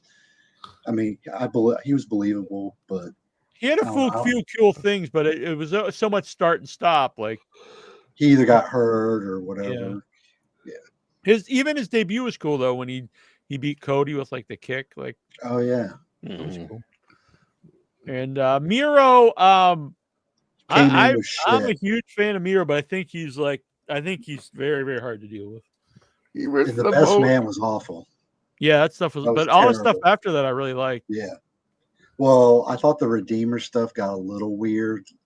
Yeah, because it just never ended. Like I liked the idea of it, but it just seemed to like, okay, like we have all these vignettes, but it never like materializes. And you want to talk about believable, Miro? I mean, he looks like he's tearing your head off. Yeah, he's awesome because when he was the TNT champion, I thought that was a great run. Because he looks amazing. He's a great wrestler. He's actually a really good promo guy. He can do comedy too, and it doesn't interfere with his serious stuff. I really think he's like an all-around great talent, but I do think a lot of it is he himself is hard to deal with. Yeah, I don't know. That's what I hear. Although WWE, they didn't make it easy for him, basically doing a cuck angle. Yeah. So I would definitely like to see Miro anywhere do well because I am a fan of his. Yeah. Triple H in 2 years managed to increase ticket prices. Increase ticket prices for 5 matches. Destroy the women's division. What? Derail the career of Black and Latino call-ups. Release all Arabic representation. Failed booking Japanese wrestlers. Release all but one of his LGBTQ representations. Do you agree? No. I think the show's way. I'll just say this: I do think the show is way, way better like it's like night and day better. Yeah. So that's what I will say this about Triple H. I mean, I can't read somebody's heart, but I will say he does seem to really have a heart on it. And I'm not saying this is wrong, but like for like a European wrestler, if you're a European wrestler with any kind of talent, he loves you. Like, you know, like Gunther, you know, but like he's had this history, like with, you know, specifically the black wrestlers, you know, he had no business, you know, beating Booker T at that WrestleMania. Now, it doesn't make the races, but it's not a good look. And then MVP sends out these tweets basically like, true. Yeah. I mean, the Hurt Business was, to me, one of the only highlights of the company for a while. But I don't think you could say like all people of color because, like, I mean, the Samoan guys are pushed all over the show. Well, I'm specifically black, and he did say some kind of questionable stuff back in the day, but it was back in the 90s with The Rock. But I think even The Rock is, you know, it's all under the bridge now, you know, and the whole, you know, Mizark thing, even though that was X-Pac, you know, God knows you could get away with that.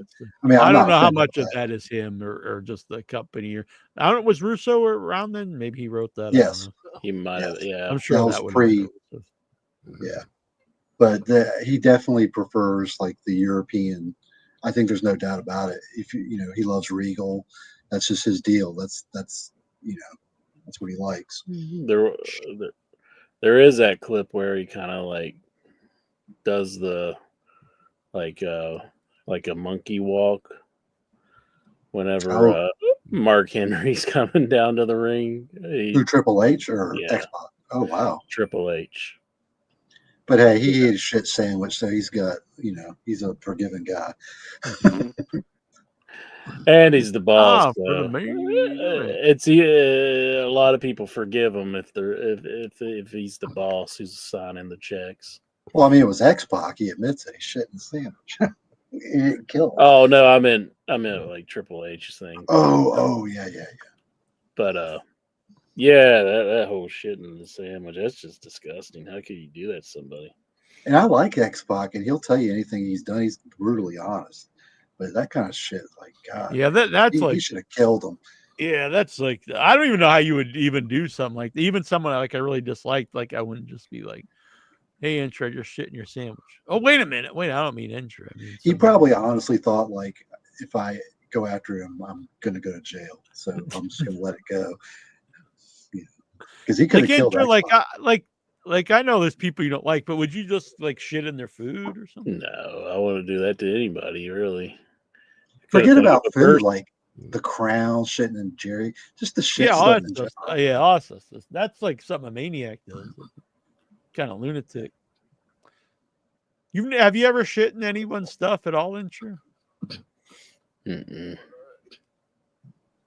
I shit in the toilet. Like that count? Did you think about like shitting in Mittens the back of his car or like anything like that? Yeah, like teach this guy for running over me. Yeah, and he ran you over. Mm-hmm. Not intentionally, at least. Maybe after we ate some of those tacos, I was like, "Ooh, take me home." Actually, I'm surprised I did pretty good. I was like, oh man. Yeah, you didn't shit your pants once, I don't think. Yeah. But like we ran around a lot though after we ate, and it's like normally I got to go to the bathroom. But it's like, have you ever thought of just wearing Depends just in case? Yeah, it wouldn't be a bad idea. Yeah, there you go. WV. You could change them for me too. What are you, some kind of pervert? Well, you know you'd want to. Fucking rub it in your face. Be the last thing you ever did. Because I'd die laughing. Die at the hands of the power goat.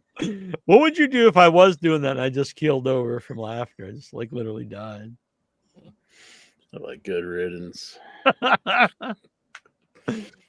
Fightful Selects reporting that it's like that's all it took, really. Fightful Select reported that Bear Boulder was fired by AEW. I'm gonna laugh at this because he was beating up his fiance and Now, strangling which one her. was that? Was that the titty guy? That's the Titty City guy. The Oh one man, that was the would one that was open. entertaining. Yeah, he would like open his thing and Yeah, it's a screw. Yeah, I saw his partner. I mean, allegedly, but his partner said he was sick to his stomach. I don't know which one it was because there was 3 of them, but he acted like he had no clue and he was sick to his stomach when he heard it. But I mean, you're innocent until proven guilty, but it doesn't look good. No more Iron Savages. Evolve will be from the Performance Center and will be Gabe Sapolsky's booking a show that will involve talent training there who aren't regularly featured on NXT. Your thoughts? Well, I did always say, I think that they should have a NXT, almost 2 versions of NXT. But I think they should have a developmental where it's not televised. So it's like the actual trainees. Mm-hmm. I don't know if you need 2 televised, developmental, cool indie companies. I don't really know. From the little clips they showed of it, it doesn't even look like they're in front of an audience. It looks like they're just maybe wrestling in front of. My gut instinct is that they're going to put on a really low budget indie show against Dynamite. So they won't say it themselves, but then it will get out there even this show in front of, 100 people or 10 people does better than Dynamite. That's my, and if it does it, people can't really brag that Dynamite's beaten Evolve. I watch a lot of stuff on Tubi, old, horror movies. Tubi's a good channel for horror movies. They have they have a full moon channel on there. So, I mean, I like Tubi. Yeah, I like Tubi. I'll check it out. The thing with Tubi, I don't know, it doesn't matter to me if it's live. I probably would just watch it, whenever I have the free time. Oh, I assume it's all taped for this show. But it's going to be live though against Dynamite, but I didn't even know Tubi did live stuff. So, it's actually going to be live. Yeah. No, yeah, I didn't know that. Well, it might be taped, but the first airing of it will be Wednesdays at 8 against Dynamite. But it still could have been taped. Yeah. Oh, okay, that's what I'm getting at. Yeah. Recently, there are rumors circulating that Elijah had been signed by AEW Ring of Honor. These rumors gained traction after it appeared in a video with Ring of Honor's The Righteous. However, sources have clarified that Elijah is not under contract with either AEW or Ring of Honor. Why would they put him on TV if he's not under contract? I don't know. I'm a fan of his. Yeah. I like The Righteous too, but I think they killed The Righteous when they had him lose to MJF. MJF a 1-on-2 match. I think they really just killed him off. Yeah. CM Punk, Andrade, Miro, and Ricky Starks all were on the debut episode of Collision and no longer in AEW. Yeah, that's too bad. I don't care about Andrade so much, but he's gonna come crawling back. He's like, I can't be in this company. I mean, he's just a guy. I just think he's a guy that doesn't have the it factor. He never really connects with the audience wherever he is. I think he's good in the ring, but I just don't like his promos. He's just missing something. His best run was in NXT, and I think a lot of it was a good combination of him and Zelina Vega. I don't know why they were split him up because I don't think Zelina is really a good wrestler. She's better as a manager, in my opinion. 25 years and 2 days ago on WWE Raw, the Chaos, then Kane, in the roar for Paul Bearer's return to the WWF. I don't know what that means. He's reunited with the Big Red Machine, who's seeking revenge from X-Pac for stealing Tori from him. He returned after DX Radicals beat Rock, Mick Foley, Rikishi, and Too Cool. Any memories? No. No.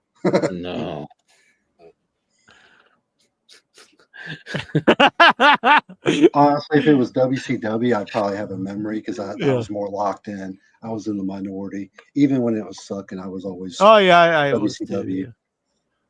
3 years ago today, Moxley and CM Punk tagged against FTR, and this is awesome match. Any memories? It was awesome. Yeah, I don't actually remember that, but it does sound. Yeah, I like don't it. either. Do you think CM Punk will ever main event at WrestleMania? I hope he What does if this it's year.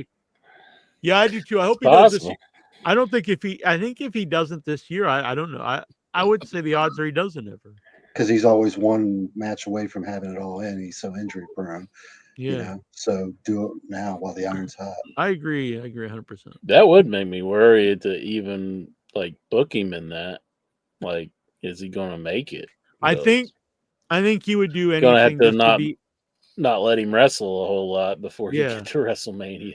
But I do think, and this isn't good, but I do think he would do whatever it took to be in the main event of WrestleMania if he had it, even if he was not supposed to be. You know what I mean? But today you can't really do that, which is good. You can't like let a guy wrestle who's not supposed to wrestle. But I don't think the thing is with 2 titles, it doesn't matter so much. But I was gonna say like you can't really put the belt on him because of his injury. But I guess nowadays, since you have 2 titles, it's not that important if he did get injured after winning the title. But the thing, if it's him and Cody, I don't see him beating Cody. Like, I think if you have Cody lose the belt, it's got to be to like a newer guy, I think. But I don't know. I would rather see it. I would rather see Punk win. I think the way Punk gets into the main event is not necessarily through the Elimination Chamber, but I think somehow that favor that he's owed from Paul Heyman's going to come into play. It's going to be some kind of 3-way. Yeah, I'm not big on 3-ways, but I I'm not understand either, that. but I think that's where they're going to go. Who's the other one? Cena? Cena, Cody, and Punk. Yeah. On this day in 2008, AEW presented Against All Odds. Match included Jay Lethal and the Motor City Machine Guns defeating Johnny Devine and Team 3D in a street fight to win back the X Division Championship. What? How did those 3 guys beat? I don't get it.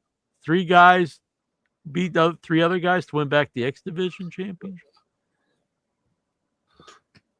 I don't know. No. Who's Johnny Devine? Johnny Devine was like a blonde guy. Kind of the guy. Kind of looked like He's dead now. Kind of looked like Larry Sweeney a little bit. Is that what JD stands for? No. John Davis. Johnny Devine? No. I don't remember. I'm sorry. Scott Steiner defeated P.D. Williams in a case versus case match.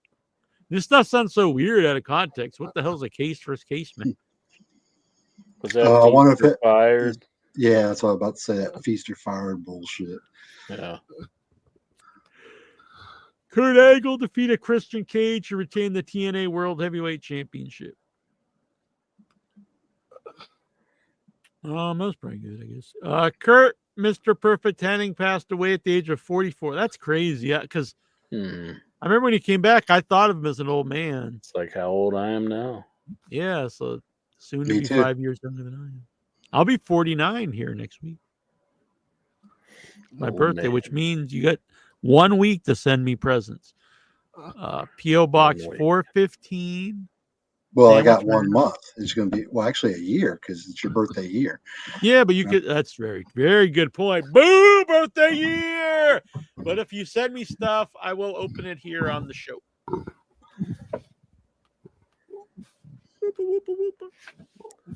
Even if it's chocolate dicks. Yeah, I don't give a fuck. I ain't a prude like Intro. I'll take the chocolate dicks. In mid sentence, like this isn't right. And sure, if you send me your address on PSN, I'll send you some nice stuff, and it won't be chocolate dicks. I promise. You don't even have to open it on the show. Oh, that's nice. Yeah. Chocolate balls. And then It'll be chocolate pussies. I came. I'm just playing. I'm just playing. My face. I always do this Facebook ad of the day, and the other day it was a Temu ad, and it was for it was like a waffle like iron that made pussy like shake the waffle.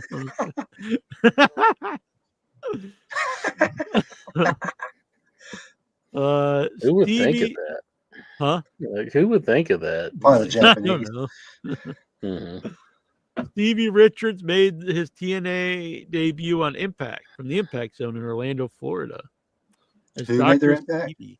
Stevie Oh. Richards is Dr. Stevie. My memories where it's like this guy's been around for years and all of a sudden he's a doctor. Like, Mhm. I don't know. It's I not watched a good little run, bit of let's his new podcast, like when it first came out. It was okay. It was interesting.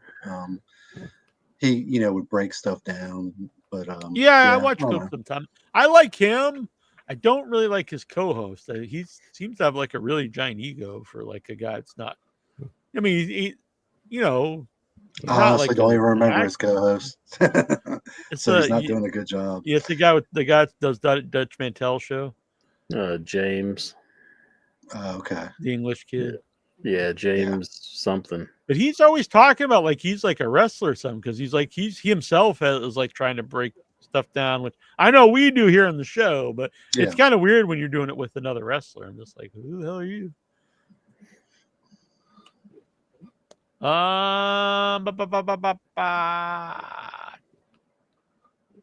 Where am I? Thoughts on the Super Bowl?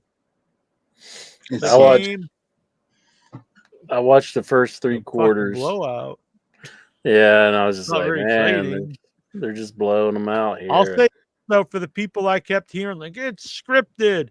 Well, I guess the Eagles went against we're going into business for ourselves.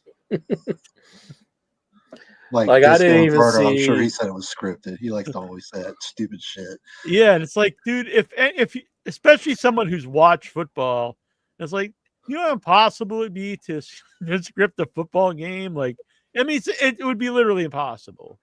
And everyone, and there's people think like the whole season's scripted, and it's like, so thousands of people would have to be in on it. No one's ever said anything. It's ridiculous. It's just like ludicrous.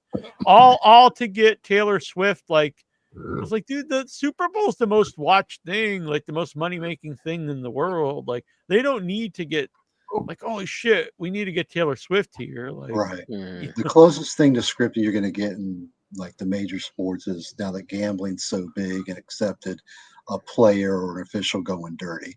Yeah, maybe and doing that can't change a whole game. It can change. Correct. Things. Yeah.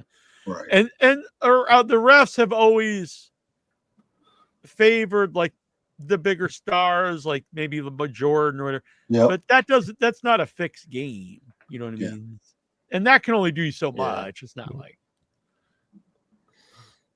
But I didn't even see the Chiefs score, I don't think, before I stopped watching. Yeah, it was a total blowout. Yeah, it was 24-0 at halftime, I believe. Which is not a fun game. It's not a fun game. It's a big blowout, even if you're the team you want to win. I didn't even think the commercials were that great. There were some okay ones, but I thought the Seal one was kind of funny, but maybe a little disturbing too. Incher went and ordered a Yay T-shirt that he saw. A Yay? What? Like Kanye? Yeah. Oh. He's selling. It's just a bad joke. He's selling swastika shirts. Oh! I didn't know about that. Is anybody excited for the halftime show? Like, I saw a lot of people. I didn't know who the guy was, but I've seen a lot of people who loved it. So good for really. Him. Yeah, I just I didn't know the any of person. his songs. Or... I don't know either, but I mean, I'm not in the age range, so To me, they were in New Orleans, and I know, I'm not super into rap anymore. There's a lot of controversy. They apologized to Lil Wayne because he's from New Orleans. But to me, let's go back further than Lil Wayne. This has a wrestling tie-in. Where was Master P? Hootie Who? No Limit Soldiers. He's from New Orleans, man. That's who you should have at halftime. Where was DJ Curly Bear? Well, that goes without saying. Jay-Z should have had you on the phone. Whatever. Isn't it funny how WCW Creative thought that the rappers were going to get cheered over the redneck? Yeah, of all places, like, didn't they have to know? Like, that really does show, like, a bigger problem with the company. It's like, oh, they don't understand like their core audience. Yeah. Oh, that reminds me, before I forget, if you go to your local Walmart or whatever, Target, I couldn't believe it. They have a West Texas redneck Kurt Hennig figure in the Are you Elite serious? Series. I'm dead serious.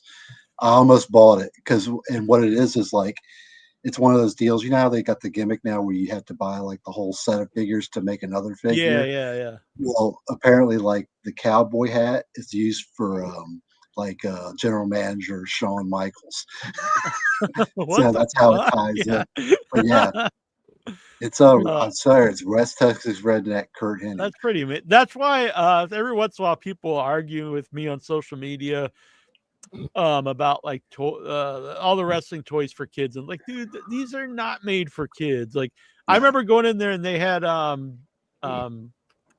it's Iron Sheik when he was the Iraqi what was his name, General Colonel Mustafa, and that was a Target exclusive, Colonel Mustafa, and I'm like, what little kids like? I want a Colonel Mustafa, action figure. Like, they don't know who the hell. A weird little kid.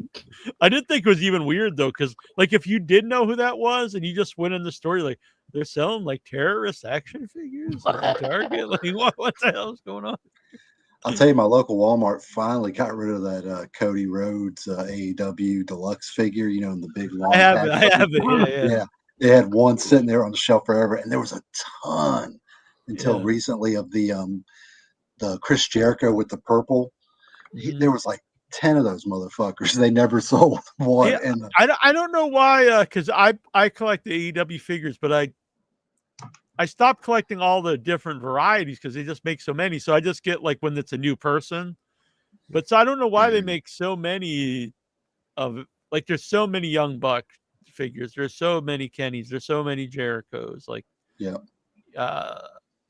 when they do put out a new guy, it usually sells. But I also have that deluxe Cody, I think, came out after he left, and then they also have the big rubber one, which is cool. But like, it came out. I've seen that one too for a while. Yeah.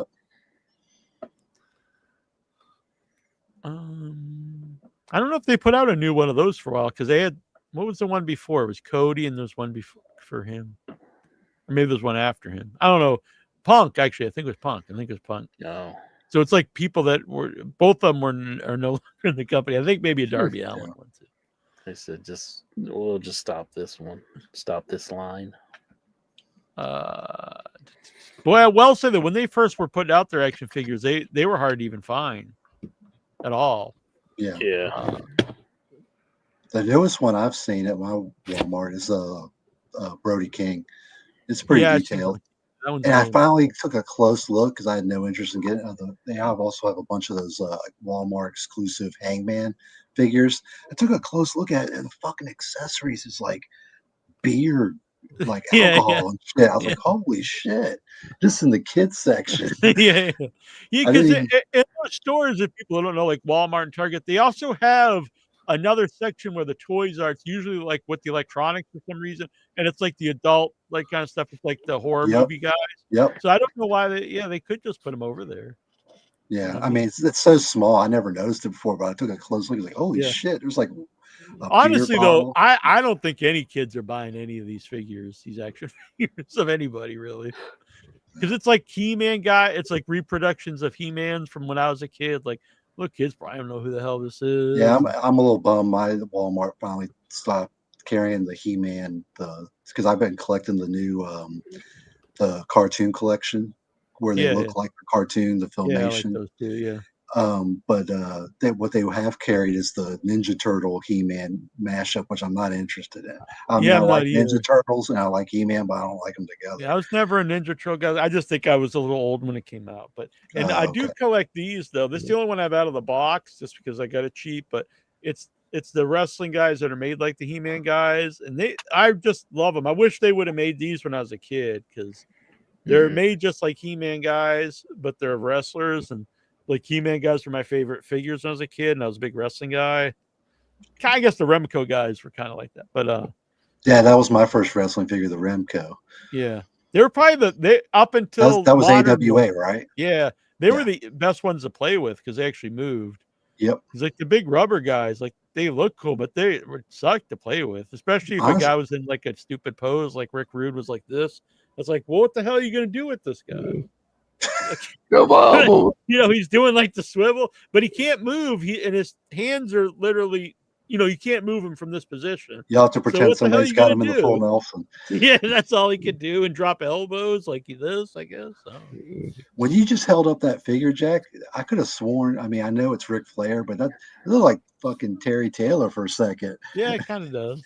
Like a WCW Terry Taylor. Yeah. I do kind of prefer the more cartoony looks where it's not I do. necessarily like exactly like the guy. I don't know. I don't know. So, the Red Rooster was not punishment. It was Bruce Pritchard. And then the other WWE guys, like I have a bunch of them on my wall because they're cool. They all had like the special move, but they're not fun to play with either.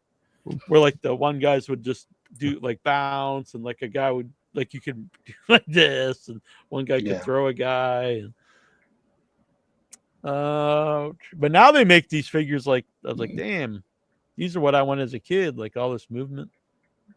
G.I. Joes were the best to wrestle with. A number of WWE superstars expressed frustration over the death. What is it? Hold on, sorry. A number of WWE superstars expressed frustration over the deaf Rebel theme music of their entrance. Thoughts? I don't know what that means. I don't know what that means. Deaf Rebel. I don't know. The new music people. Yeah, I don't really know.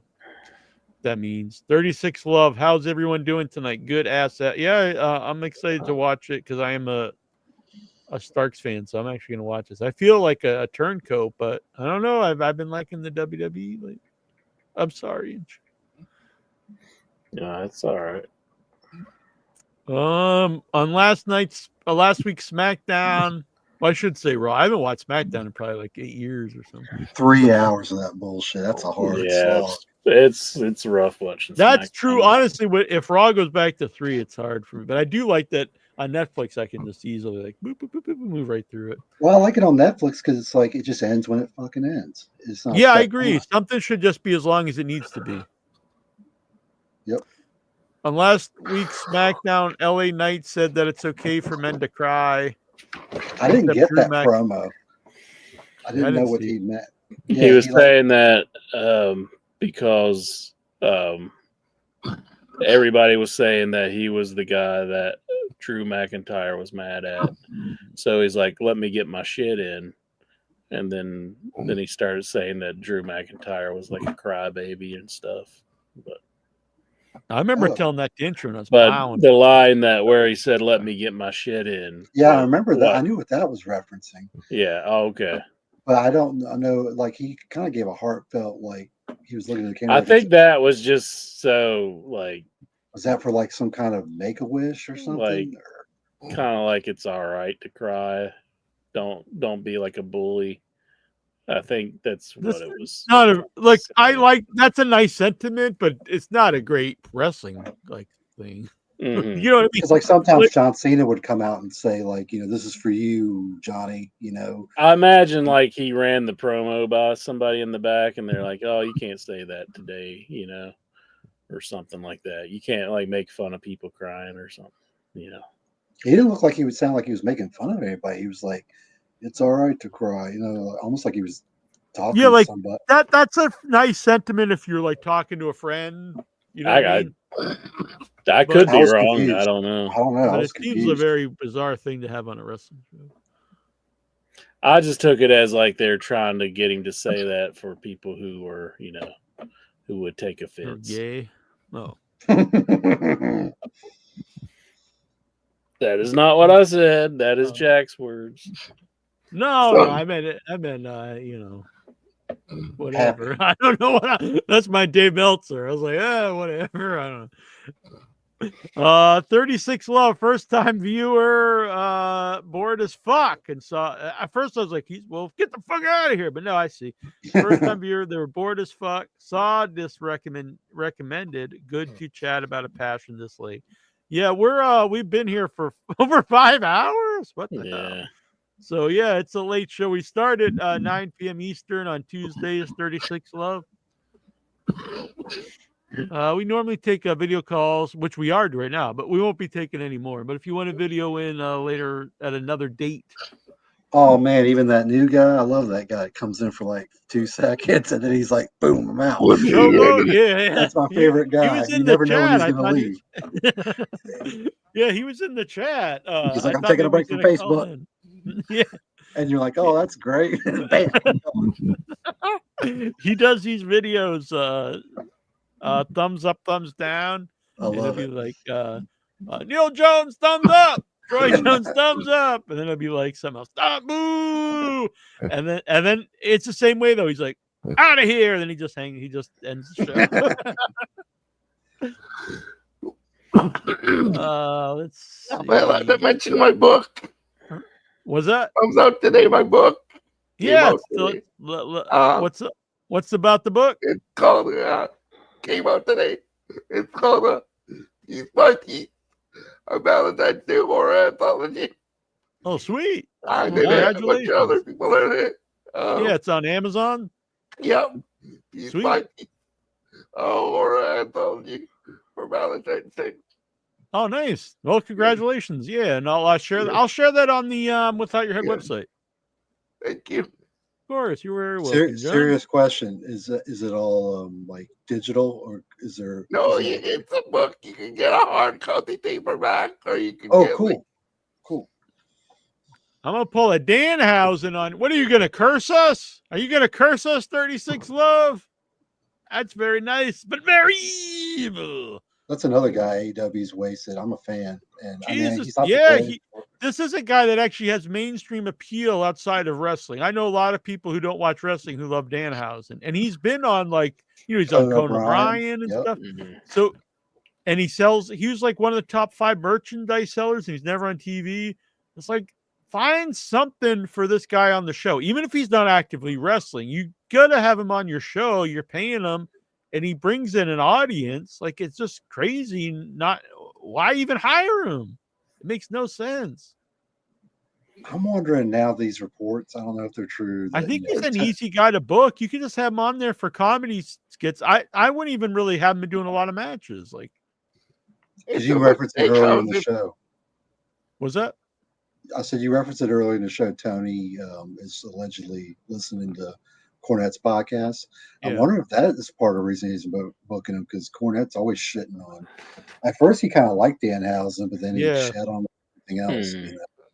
So, But I don't really think it's a good show for him to listen to, because it's going to be like, I'm not saying there's no advice you could take from Cornette, but like if you would listen just to the people to push, I mean, you'd get rid of like all the people that your audience likes for the most part. Like you get rid of Orange Cassidy and Danhausen, and it's like I mean, you have to take into account like this guy is from another era. I just think about myself listening to Cornette. I get kind of mad at him just from bashing AEW so much. I can't imagine if I was Tony Khan, like how I would even be able to get through an episode. Yeah. It's just like, I turn him off a lot just thinking, oh, fuck, here he goes again, you know? but I don't think he's as bad as Bischoff. Bischoff is just Bischoff is pretty bad. Like, oh, yeah. and like, it 'cause I think doesn't Cornette's seem... authentic. I really think Cornette is. I think That's how he feels. I think Bischoff he's is kind of- biased, and I think that gets in the way of him being like constructive. But Bischoff is just, I think, is dishonest. Oh yeah. He knows what he's doing to it gets an audience, because there is just an audience for AEW hate. Yeah. I'm sure they do. Josh, does AEW get a cut of the pro wrestling team money, because they have the rights they sell their merchandise through Pro Wrestling Tees? So Yeah. I assume what would be in it for AEW if they got nothing out of it. I mean, all the shirts even that you buy at AEW is from Pro Wrestling Tees. It's the same thing. And then they have the Pro Wrestling, crate by itself, and then they have the AEW crate. So I'm sure there's some kind of deal there. Because if you go to shop AEW, it goes to Pro Wrestling Tees. So it's not it's not like they're just selling him. Let's see. And they here. sell quality stuff. I mean, Oh I yeah, give yeah, Colt Cabana shit, but I bought shirts there and they last a long time. yeah. I'm wearing one As right long as you now. wash them right. I'm wearing a Kenny Omega shirt right now. Yeah. But no, I've been to the actual store, which is really cool too. It's very small, but it is cool to go to. Colt's like co-owner, right? Or is he complete? Yeah, it's funny when I flew into Chicago the first time they go to AEW, there's like a giant billboard of pro wrestling tees with Colt Cabana on, and I was like, wow, that's pretty impressive, honestly. Yeah. And even though I know a lot of times we make jokes about Colt, but I do give him credit and also the Young Bucks for really helping with merchandise for people outside of WWE. You know, indie wrestlers and like legends. Before that, like, you know, there wasn't really people doing that. Where am I? Longtime ECW ref John Finnegan announced retirement after 38 years in the business.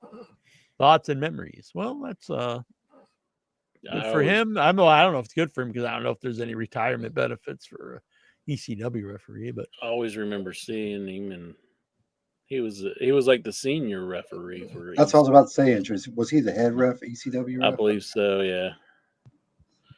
But I don't think this is well. First of all, that would still not be a very good thought process, because if someone sells merchandise, that would be an indicator that they're over and that people will pay to see them. So like that would be like a fallacy, I think, as far as a thought process. And it definitely matters, because I know that was a big reason why they pushed Orange Cassidy above just being a comedy guy, was because of his merch sales.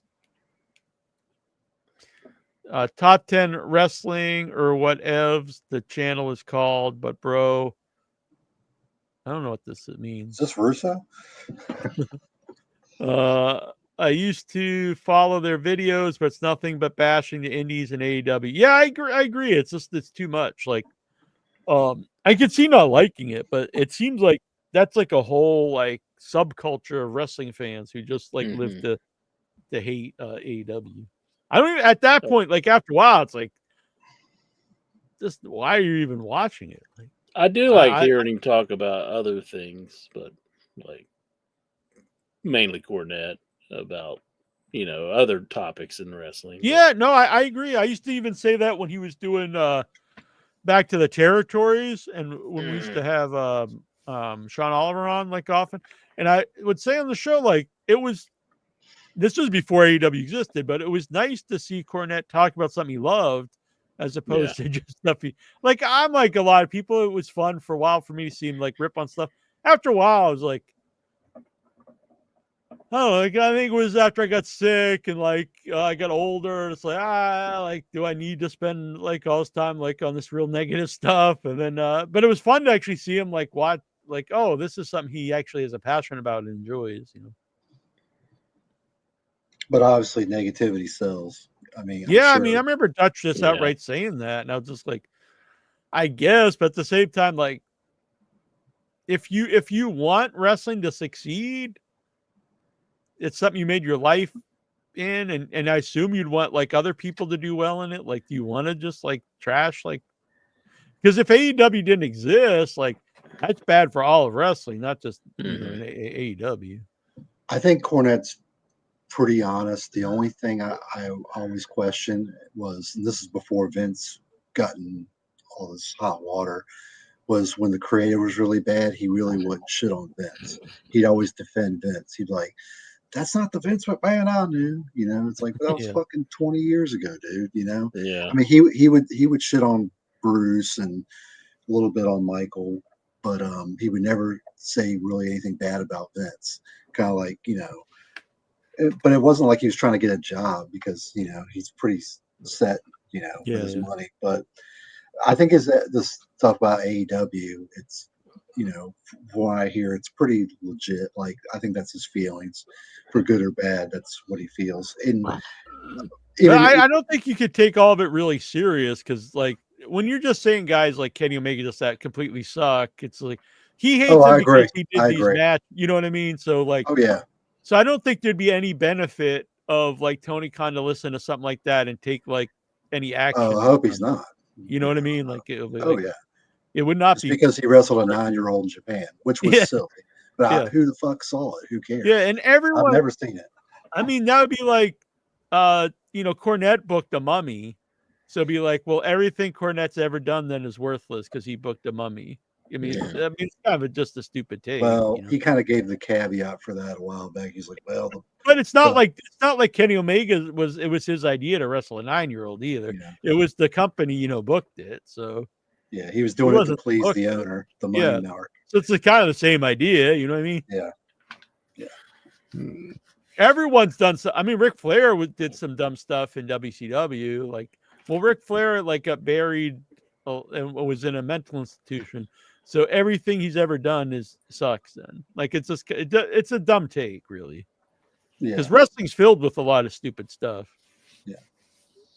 That's what I used to like about it, though. Like, Well, I like a lot of the dumb stuff, honestly. But I'm just saying, you can't say everything one guy has done is nullified because he did a dumb match. I mean, Well, look, I mean, I've never seen it. I don't really care to see it. I mean, but my guess is when he wrestled it was Riho, right? That he wrestled when she was 9. yeah. It's like, I'm sure it was for that audience, Yeah. It was. I think it was kind a of comedy special. wrestling company in Japan. So who gives a shit? Yeah, now, right. now if he's doing that on AEW, Yeah, exactly. It's a totally different thing. Yeah. Yeah, I'm sure I could find something stupid that like everyone's done. Who's been around like an extended period of time. Well, yeah. Well, I mean, Cornette, he's Everything freaking. Yeah, he's managing Yoko, and against the Undertaker, who he won't shit on him until recently because of his political views. Yeah. I mean, that's like an ultimate cartoon. He's a dead man. Yeah. I was there live when they zap him to like. He's like zapped to heaven, and then he appears above the thing, and I mean that's dumb. That's as hokey as you can get. But let's see here. Ring of Honor is going to air matches that took place at this year's Jericho Cruise. Huh? That's actually interesting, Intro. I need to watch that. When's Yeah. that start? This Thursday. Is that the one where I heard Enzo made an appearance? I think so. Yeah, that would be pretty cool. I We wouldn't could mind have AEW seen bringing him, there. if we actually went to the Jericho Cruise, like somebody suggested. But yeah, I listen. In all honesty, I do not think you would enjoy it. A big part of a cruise is getting drunk. Mm-hmm. And when we went to conventions, we had a good time, but we also had a good time because we would leave the convention. The cruise, you're stuck with all these other wrestling fans at all time. I don't think It's a floating petri dish. And God knows if you get sick, you're going to get a huge bill. Yeah, and you're going to be shitting your pants all over the place. Because you're gonna get the tummy flu. I'm going to get the shit virus. Exactly. Not like you're immune to the shit virus. You'll be shitting too, and we'll be shitting. Yeah, on the Jericho Cruise. Yeah, what, the fight over gets a bathroom? Mm-hmm. Do you think we could get a toilet made for two? It'd be pretty sweet. Just get into the need for one and sit real close. Yeah. Would you share a bed with me on the cruise, Incher? See, it always comes back to something like this. Well, I meant to save money. Yeah, that's what they all say. I don't know. Do they have two? I think I assume they have rooms with two beds on a cruise. I don't know. Yeah, I would say, yeah. Why are you so hard for cruises? What's this deal? I just like giving you shit about it, to be honest. Fucking beat your ass. Shitting over the bubbly. Mm-hmm. One of Chris Cruz likes cruises. He's too. Fuck he's too Chris busy. Cruz. He's too busy ratting people out. Yeah, what a fucking loser. Look, even hardcore criminals and the mafia and like prisoners, like the two things they look down upon are people who do stuff to kids and rats.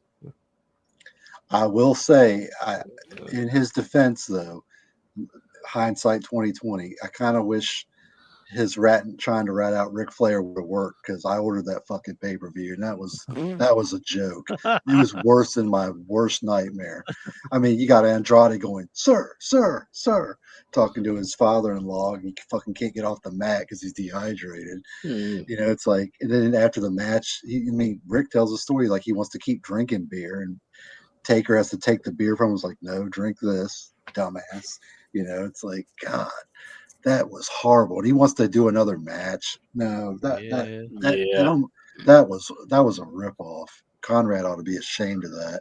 I mean, I would have never guessed Ric Flair would have been that horrible in a match. I mean, he couldn't do anything. I don't know if you ever watched it. But it was awful. I never watched it. Yeah, I watched it. Shit. I watched it. It was pretty bad. He just kind of laid there. I mean, Jeff Jarrett basically, you know, did everything for him in that match. And Andrade, like, you can see in the match, he's like, sir, trying to get him up off the mat for the next fucking spot. His tag partner. 36 Love's going to share a bed with me. What name is Love? He just met you. Well, we're going to get pretty close pretty quick, apparently. I don't know if it's a man or a woman, to be honest. Let's see here. Ring of Honor. Do ring canvases listen to other It's 3 in the conversations? fucking morning, Lexar. I gotta Right. answer questions about ring canvases being self-aware. What happened to no more bullshit questions? Oh, God. Well, what we do? We'd be like, well, no, that's the end of the show, I guess. If it's just on the canvas, does it get pregnant? Oh God, you're gonna start a new one. Oh damn, yeah. If jizzing on stuff gets it pregnant, Lexar's whole like room will be having babies. Canvas baby. They all strangely look like the women on The View. This would be a really strange conversation just to drop in on. I know. The 36 new Loves time probably has no idea what we're talking about. CBS Sports. We're talking about regular callers here, 36. So hopefully, Just stay the fuck away from Lexar. That's all you need to know. 36. I ain't watched it, but seen clips of the match. Do you remember seeing a fake heart attack spot? It I looked like a don't real think there was heart. anything fake about it. I mean, he just was. He passed out. I'm pretty sure he just was. It was awful. So yeah, Chris Cruz. I remember before the match, he was like trying to get the commissions to not allow the match to happen. You know, But so- you would have been pissed though if they. Yeah, I if you would have. did it. I would have. And you would have accepted it until. But you hindsight actually being seen it. 2020, yeah. Yeah. Use the time machine. Let's I tell you, that roast was freaking awful. It was just like they Oh. started out hitting hard, man, and Well. then it was good at first, and then Oh, Bully yeah. Ray gets up Yeah. and he's like, "I ain't going to say anything bad about Ric Flair." What And a puss. he turned it into a big respect thing for Ric Flair. It's like, good lord, that's not what a roast is. Don't even do it at that point. Yeah. Oh, I saw he's going to be a part of that, and I'm going to DVR the first episode. The new reality series, Reality. You know, where it almost seems like a Tough Enough. Did you see the Yeah. commercials for that? And I saw Bully's one of the coaches. You can just tell he's a prick. You know, and like, God. CM Punk was asking if anybody wanted to cut a Yep. promo for him, and then like he just chimes in. He's like, "Chelsea, get up there!" And it's like, oh god, There you go. there it is, the family centipede. That's how Jack wants to raise his kids. Yeah. Thoughts on snow? The fuck? Thoughts on Snowfall? It sucks. It's pretty. What type of memorabilia do you have from wrestling, movies, or sports? Everything at all. I have I an don't really have a Aussie whole rules lot of football. wrestling memorabilia or anything. Yeah, I don't really either. I guess I got the shirts from the Fan Fest. Got some autographs, you know. Yeah, I got this Roddy Piper here. Roddy Piper. Hell yeah. WWE should bring back WWE Backstage and be unfiltered. I got DVDs. DVDs? Do you have a DVD player? Yep. I've got a few. All right, come on. I've had enough. This has been enough show. Interesting. I'll start giving Virgil questions. Rest Well, in here's peace. a question for Good you guy. from Lexar. How long can you hold the shit? Long time. Next question. Gosh, I don't know. Apparently, Like, over there's 5 different hours and 15 degrees. minutes. There's different degrees of how hard one's hitting you. Sometimes it's not hitting you that hard, and then sometimes it's hitting you pretty hard. Sometimes it's like prairie dogging it. It just depends. It depends on the shit itself. You got that turtle head popping out, you're in trouble. Can you pop it in and out like on demand? No, if it's out, it's coming. There is no popping in and out. That's impressive if somebody could do that. Is that even possible? My ass can do tricks. I don't know. Lexar, do you wipe the toilet seat before or after? God. If you're talking like a public seat, yes. I got freaking hand sanitizer and I'll spray the fucking seat down. And I'll take the toilet paper and I'll wipe around it and then flush all that shit. And if you're in a decent bathroom, it'll have like the little outline of the toilet seat. Yeah, that you could put down. I just shit on those things though because I can't get it right. Like you gotta like tear out the middle. Do you leave it there after? But then you just shit on it, and it's like that's kind of gross in itself. So I don't use them. But do you use them? Can you get it right? I've only used them a few times. All I remember is like it seemed like when you shit on them, like they just collapse into the toilet. Yeah, before you even flush it. So maybe I'm not even doing it. It kind of pulls it. What if pulls it it became down. such a... It's such a pain in the ass. I just rather like I disinfect the seat itself. And then I just, No, I never do that because I don't ever carry around fucking hand like the sanitizer. So I'm kind of out of luck there. it's right there in my pocket at all times. Dang. You need some toilet sanitizer. Yeah, but yes, it's alcohol. It's got to be killing enough stuff, I imagine. Yeah, but you just don't want to get that on your ball sack, or you'll be in some hurt. Yeah, it does. It does. I don't know how I know this, but it does burn. Well, it's normally dry because I take clean toilet paper and Your wipe it. balls? Oh No. What's the next fucking question? Sorry, have you ever licked the toilet seat in public? Oh, fuck this shit. Come on. In other interesting wrestling news, Bailey is going to play in this weekend's Celebrity NBA All-Star game. Are you intrigued? No, I don't give a shit. No one does. Is that it? 36 Love wants to know. See, this guy gets the show. What if we had ball sacks for noses? We be mouth breathers 24/7. That would be rough. Yeah. Yeah, you wouldn't want to get. Oh, boxing would suck. You punch in the nose. Ah. You're out for the fucking count. Have you played the lottery today? I did actually open some scratch tickets earlier. Yeah, I bought some. What was it? Mega Million today. I won $6 on Lotto America the other day. That's not it. Yeah.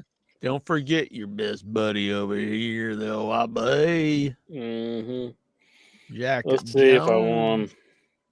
Here, Jacket Jones. Gonna give This electronic like buying tickets is just too fucking easy. I'm spending too much money on it. spend like $1,000 while we're doing the show here. Is that what you've been doing this whole show? Just sitting there playing the lottery? Yeah. No. Oh God. Responding. Oh, I'm broke. 10 grand debt. What's your favorite episode of Hoarders? I've never watched it. I did see a show where I was like, look at this fucking guy with all this fucking garbage in his house. He's just like, what the hell's the matter with? And then I saw a Sega 32 Xbox. I was like, I just kind of shut up. I was like, oh, I kind of want that. And I was like, that's basically me. Brian Matthew Clutter has a picture question, so we got to show this. He wants to know, is this an accurate description, accurate portrayal of the WV? Why do you know it's bad? Maybe it's a good thing. It's bad. You're not from West Virginia if you don't know about bologna pie. Never heard of that. So you grind, put some bologna in the blender, disgusting. put it in a that's pie gross. mold. Ew. It's pretty good to me. Ew. That's disgusting. I ain't never had no bologna pie. You like pecan pie? That's what I had for dessert tonight. It's pretty good. Nah, a lot of people, a lot of my family members eat it. I'm not very big on it. Pecan pie. I'm pissed. I bought an apple pie too yesterday. I looked at the thing. Fucking no offense, Luddite. No offense, but it was fucking made in Canada. It's a fucking apple pie, fresh apple pie, made in Canada. We can't make They're our own made in fucking like pie. Vietnam or something. Yeah, well, it's I like apple pie and ice cream. Apple pie, what are they, a la mode or whatever. That's good. Vince McMahon has resurfaced, living his best life now that he's been proven innocent of all charges. When do you expect him back in sports entertainment industry path? I won't lie, he looks better in that picture than he did with the fucking mustache. Yeah, I agree. Yeah, the mustache, he was like the creepiest looking fucker you've seen. He looks better, Maybe- lost weight too. He's not Maybe all jacked. somebody got it through his head. It's like, yeah, you really look like a creepy motherfucker with that thing. You might want to shave it before you go to trial. trial done the trial of being a pervert. It's like You're he comes in with that freaking thing. He's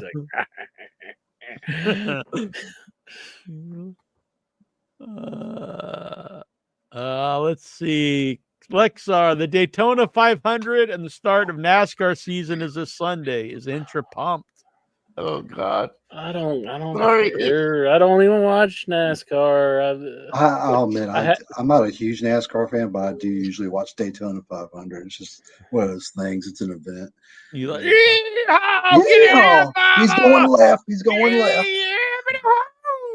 Like I could see how somebody would enjoy it, but I don't pay attention to like when it's on or what. I will say I'll never go to a fucking NASCAR race. My brother went to one years ago. He's like, if you like it louder than the loudest concert you've ever been and the smell of burnt rubber, then that's the place for you. He was like, yeah. Go on, sir. You know, I was saying he's like, I even got the fucking earphones and it was still headphone ear protection. It was still too loud at the Richmond Raceway. So yeah, no thanks. I'll just watch it on TV. We are down to the last 5 questions. Are you serious? 5? Yeah. Let's see if he can do it in 5 seconds. There's only 5. Only 5. That's not many. If you get suspended from Twitter, TikTok, and Twitch, do you get a different email and password for a new account? Don't know, not on him. He's got suspended from all these, and he wants to buy. Brother, I ain't been suspended once. I did get my like they asked me for my ID on that one when Glenn was being a dickhead, and I lost my account. I lost my 1-inch biceps account that was on Facebook. Glenn Schneider, Yeah, no good asshole. Canadian, unlike Luddite here. Thank you. Yeah, I hope he gets Canadian AIDS. It's way more polite than a regular. he was trolling Annabelle lately. I'm like, good lord, and this guy, like, I haven't heard from him in years, and he's still like trolling around. Like, Yeah, well, he fucked up my Facebook account, and now I have to use real names. It's like, what the fuck? It wasn't like I was trying to pretend to be anybody else. That's just my handle that I was using. Lexar, what's your favorite Valentine's Day? Or what's your Valentine's Day plans? Nothing really. OIB. Not a damn thing. No Valentine's Day plans. Me and Inch are gonna make love in a rocking chair. No, we're not. Ask the next question. This isn't happening. If anyone super chats $50 right now, I will be their Valentine. The love is gone. Next question. Jonathan Jackson, would you rather be busted open or busted open? What the hell is busted open? I'm afraid to even look this up. Busted open. Is this like a bus drives through something and makes it open? I don't know. It's a song by Trap Boy Freddy. I don't fucking know, Jonathan Jackson. We're grown men. We ain't tweens. We're 40-year-old white guys. We don't know that shit. Yeah. Sorry. One of us Jack, is 50. when can me and Geraldine return to the show? And why are you keeping us from joining the video call? Ooh. And then It's not the Geraldine case. replies, yes, when? We are the fun ones. Nobody's stopping either of you. You just can gotta call listen. in anytime. You gotta listen live and call in. Bitches. All right. Pepe Poteet. Ludites gets it done. Yeah. Thank you. He gets it done tonight. Yeah. We had Toronto Stevie. He got it done earlier. I thought you meant I'm the fun one too. Oh. He is. Yeah, you're a guy. Look, even Golgo 13. He Yeah. knows he won't use Venmo. Even but he knows him. No, he knows how to video into the show. 36 Love, bussin' beers on my nuts, the long way style. I have no idea what that means, but That's like hell that guy on yeah. the old in your head message board, that rap Rock and guy. roll. Pepe Poteet. Pepe's a good guy. Do you think Liv Morgan is going to have a nasty scar after being busted open the hard way? It was Nah. pretty big, but I imagine they got some pretty good like people to stitch her up. Yeah. So I like my women all scarred. well, good thing they're with you because you certainly make some Or scars. be emotionally. Yeah, but yeah, exactly. Those ones you can't see. Last question of the night. Inch. Better not be It's bullshit. the final question.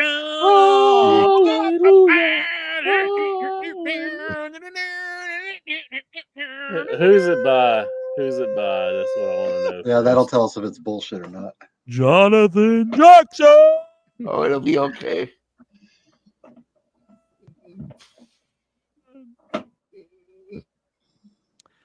Why is it that wrestling fans are the only fan group that complains about other wrestling fans liking wrestling? Because we're assholes.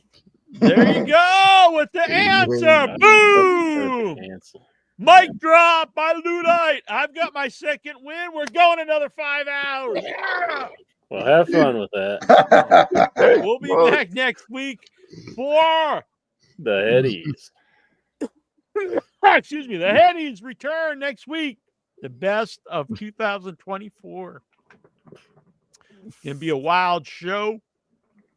Gonna be an amazing show. If you would like to have your face as part of the Headies banner, what you got to do is email me a photo of yourself. Could be like the bust up, maybe, to iyhwrestling@gmail.com or jackinyourhead@gmail.com. And I will put you in the Headies banner that will be here next week.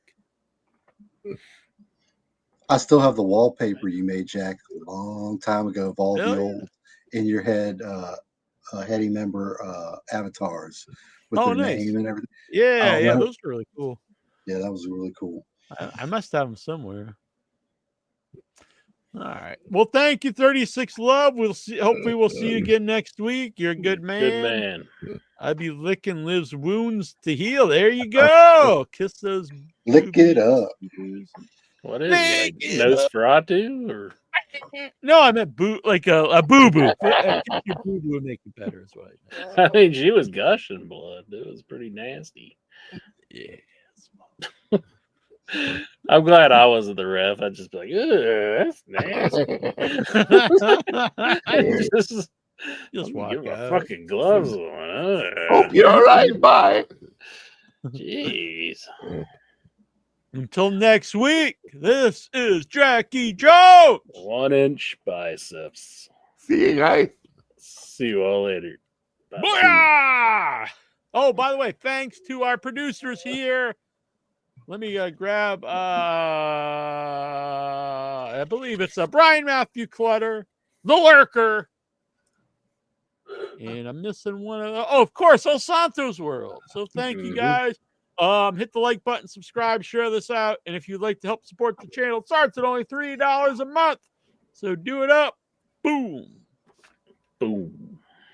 Trying to find the outro intro. I love you, brother. Boom. I love you. I love you too, Go 13. I fucking love you, dude. I Love you, brother. Intro. Yeah, I love you guys too. Life Love ya. itself. I love every goddamn one of you out there, even Swax. I love you so hard. I love you so hard. Andre the Giant. Andre was big. Yeah, yeah, yeah. It was not small. No, no, no. Andre could drink and he could fight. Drink, drink, drink. And fight, fight, fight. Andre was big. Yeah, yeah, yeah. It was not small. No, no, no. Andre could drink and he could fight. Drink, drink, drink. And fight, fight, fight. Andre the Giant. Andre was big. Yeah, yeah, yeah. It was not small. No, no, no. Andre was great. He was not bad. A great big heart and a great big man. Andre was big. Yeah, yeah, yeah. It was not small. No, no, no. Andre could drink and he could fight. Drink, drink, drink. And fight, fight, fight. Andre the Giant. From Grenoble, France.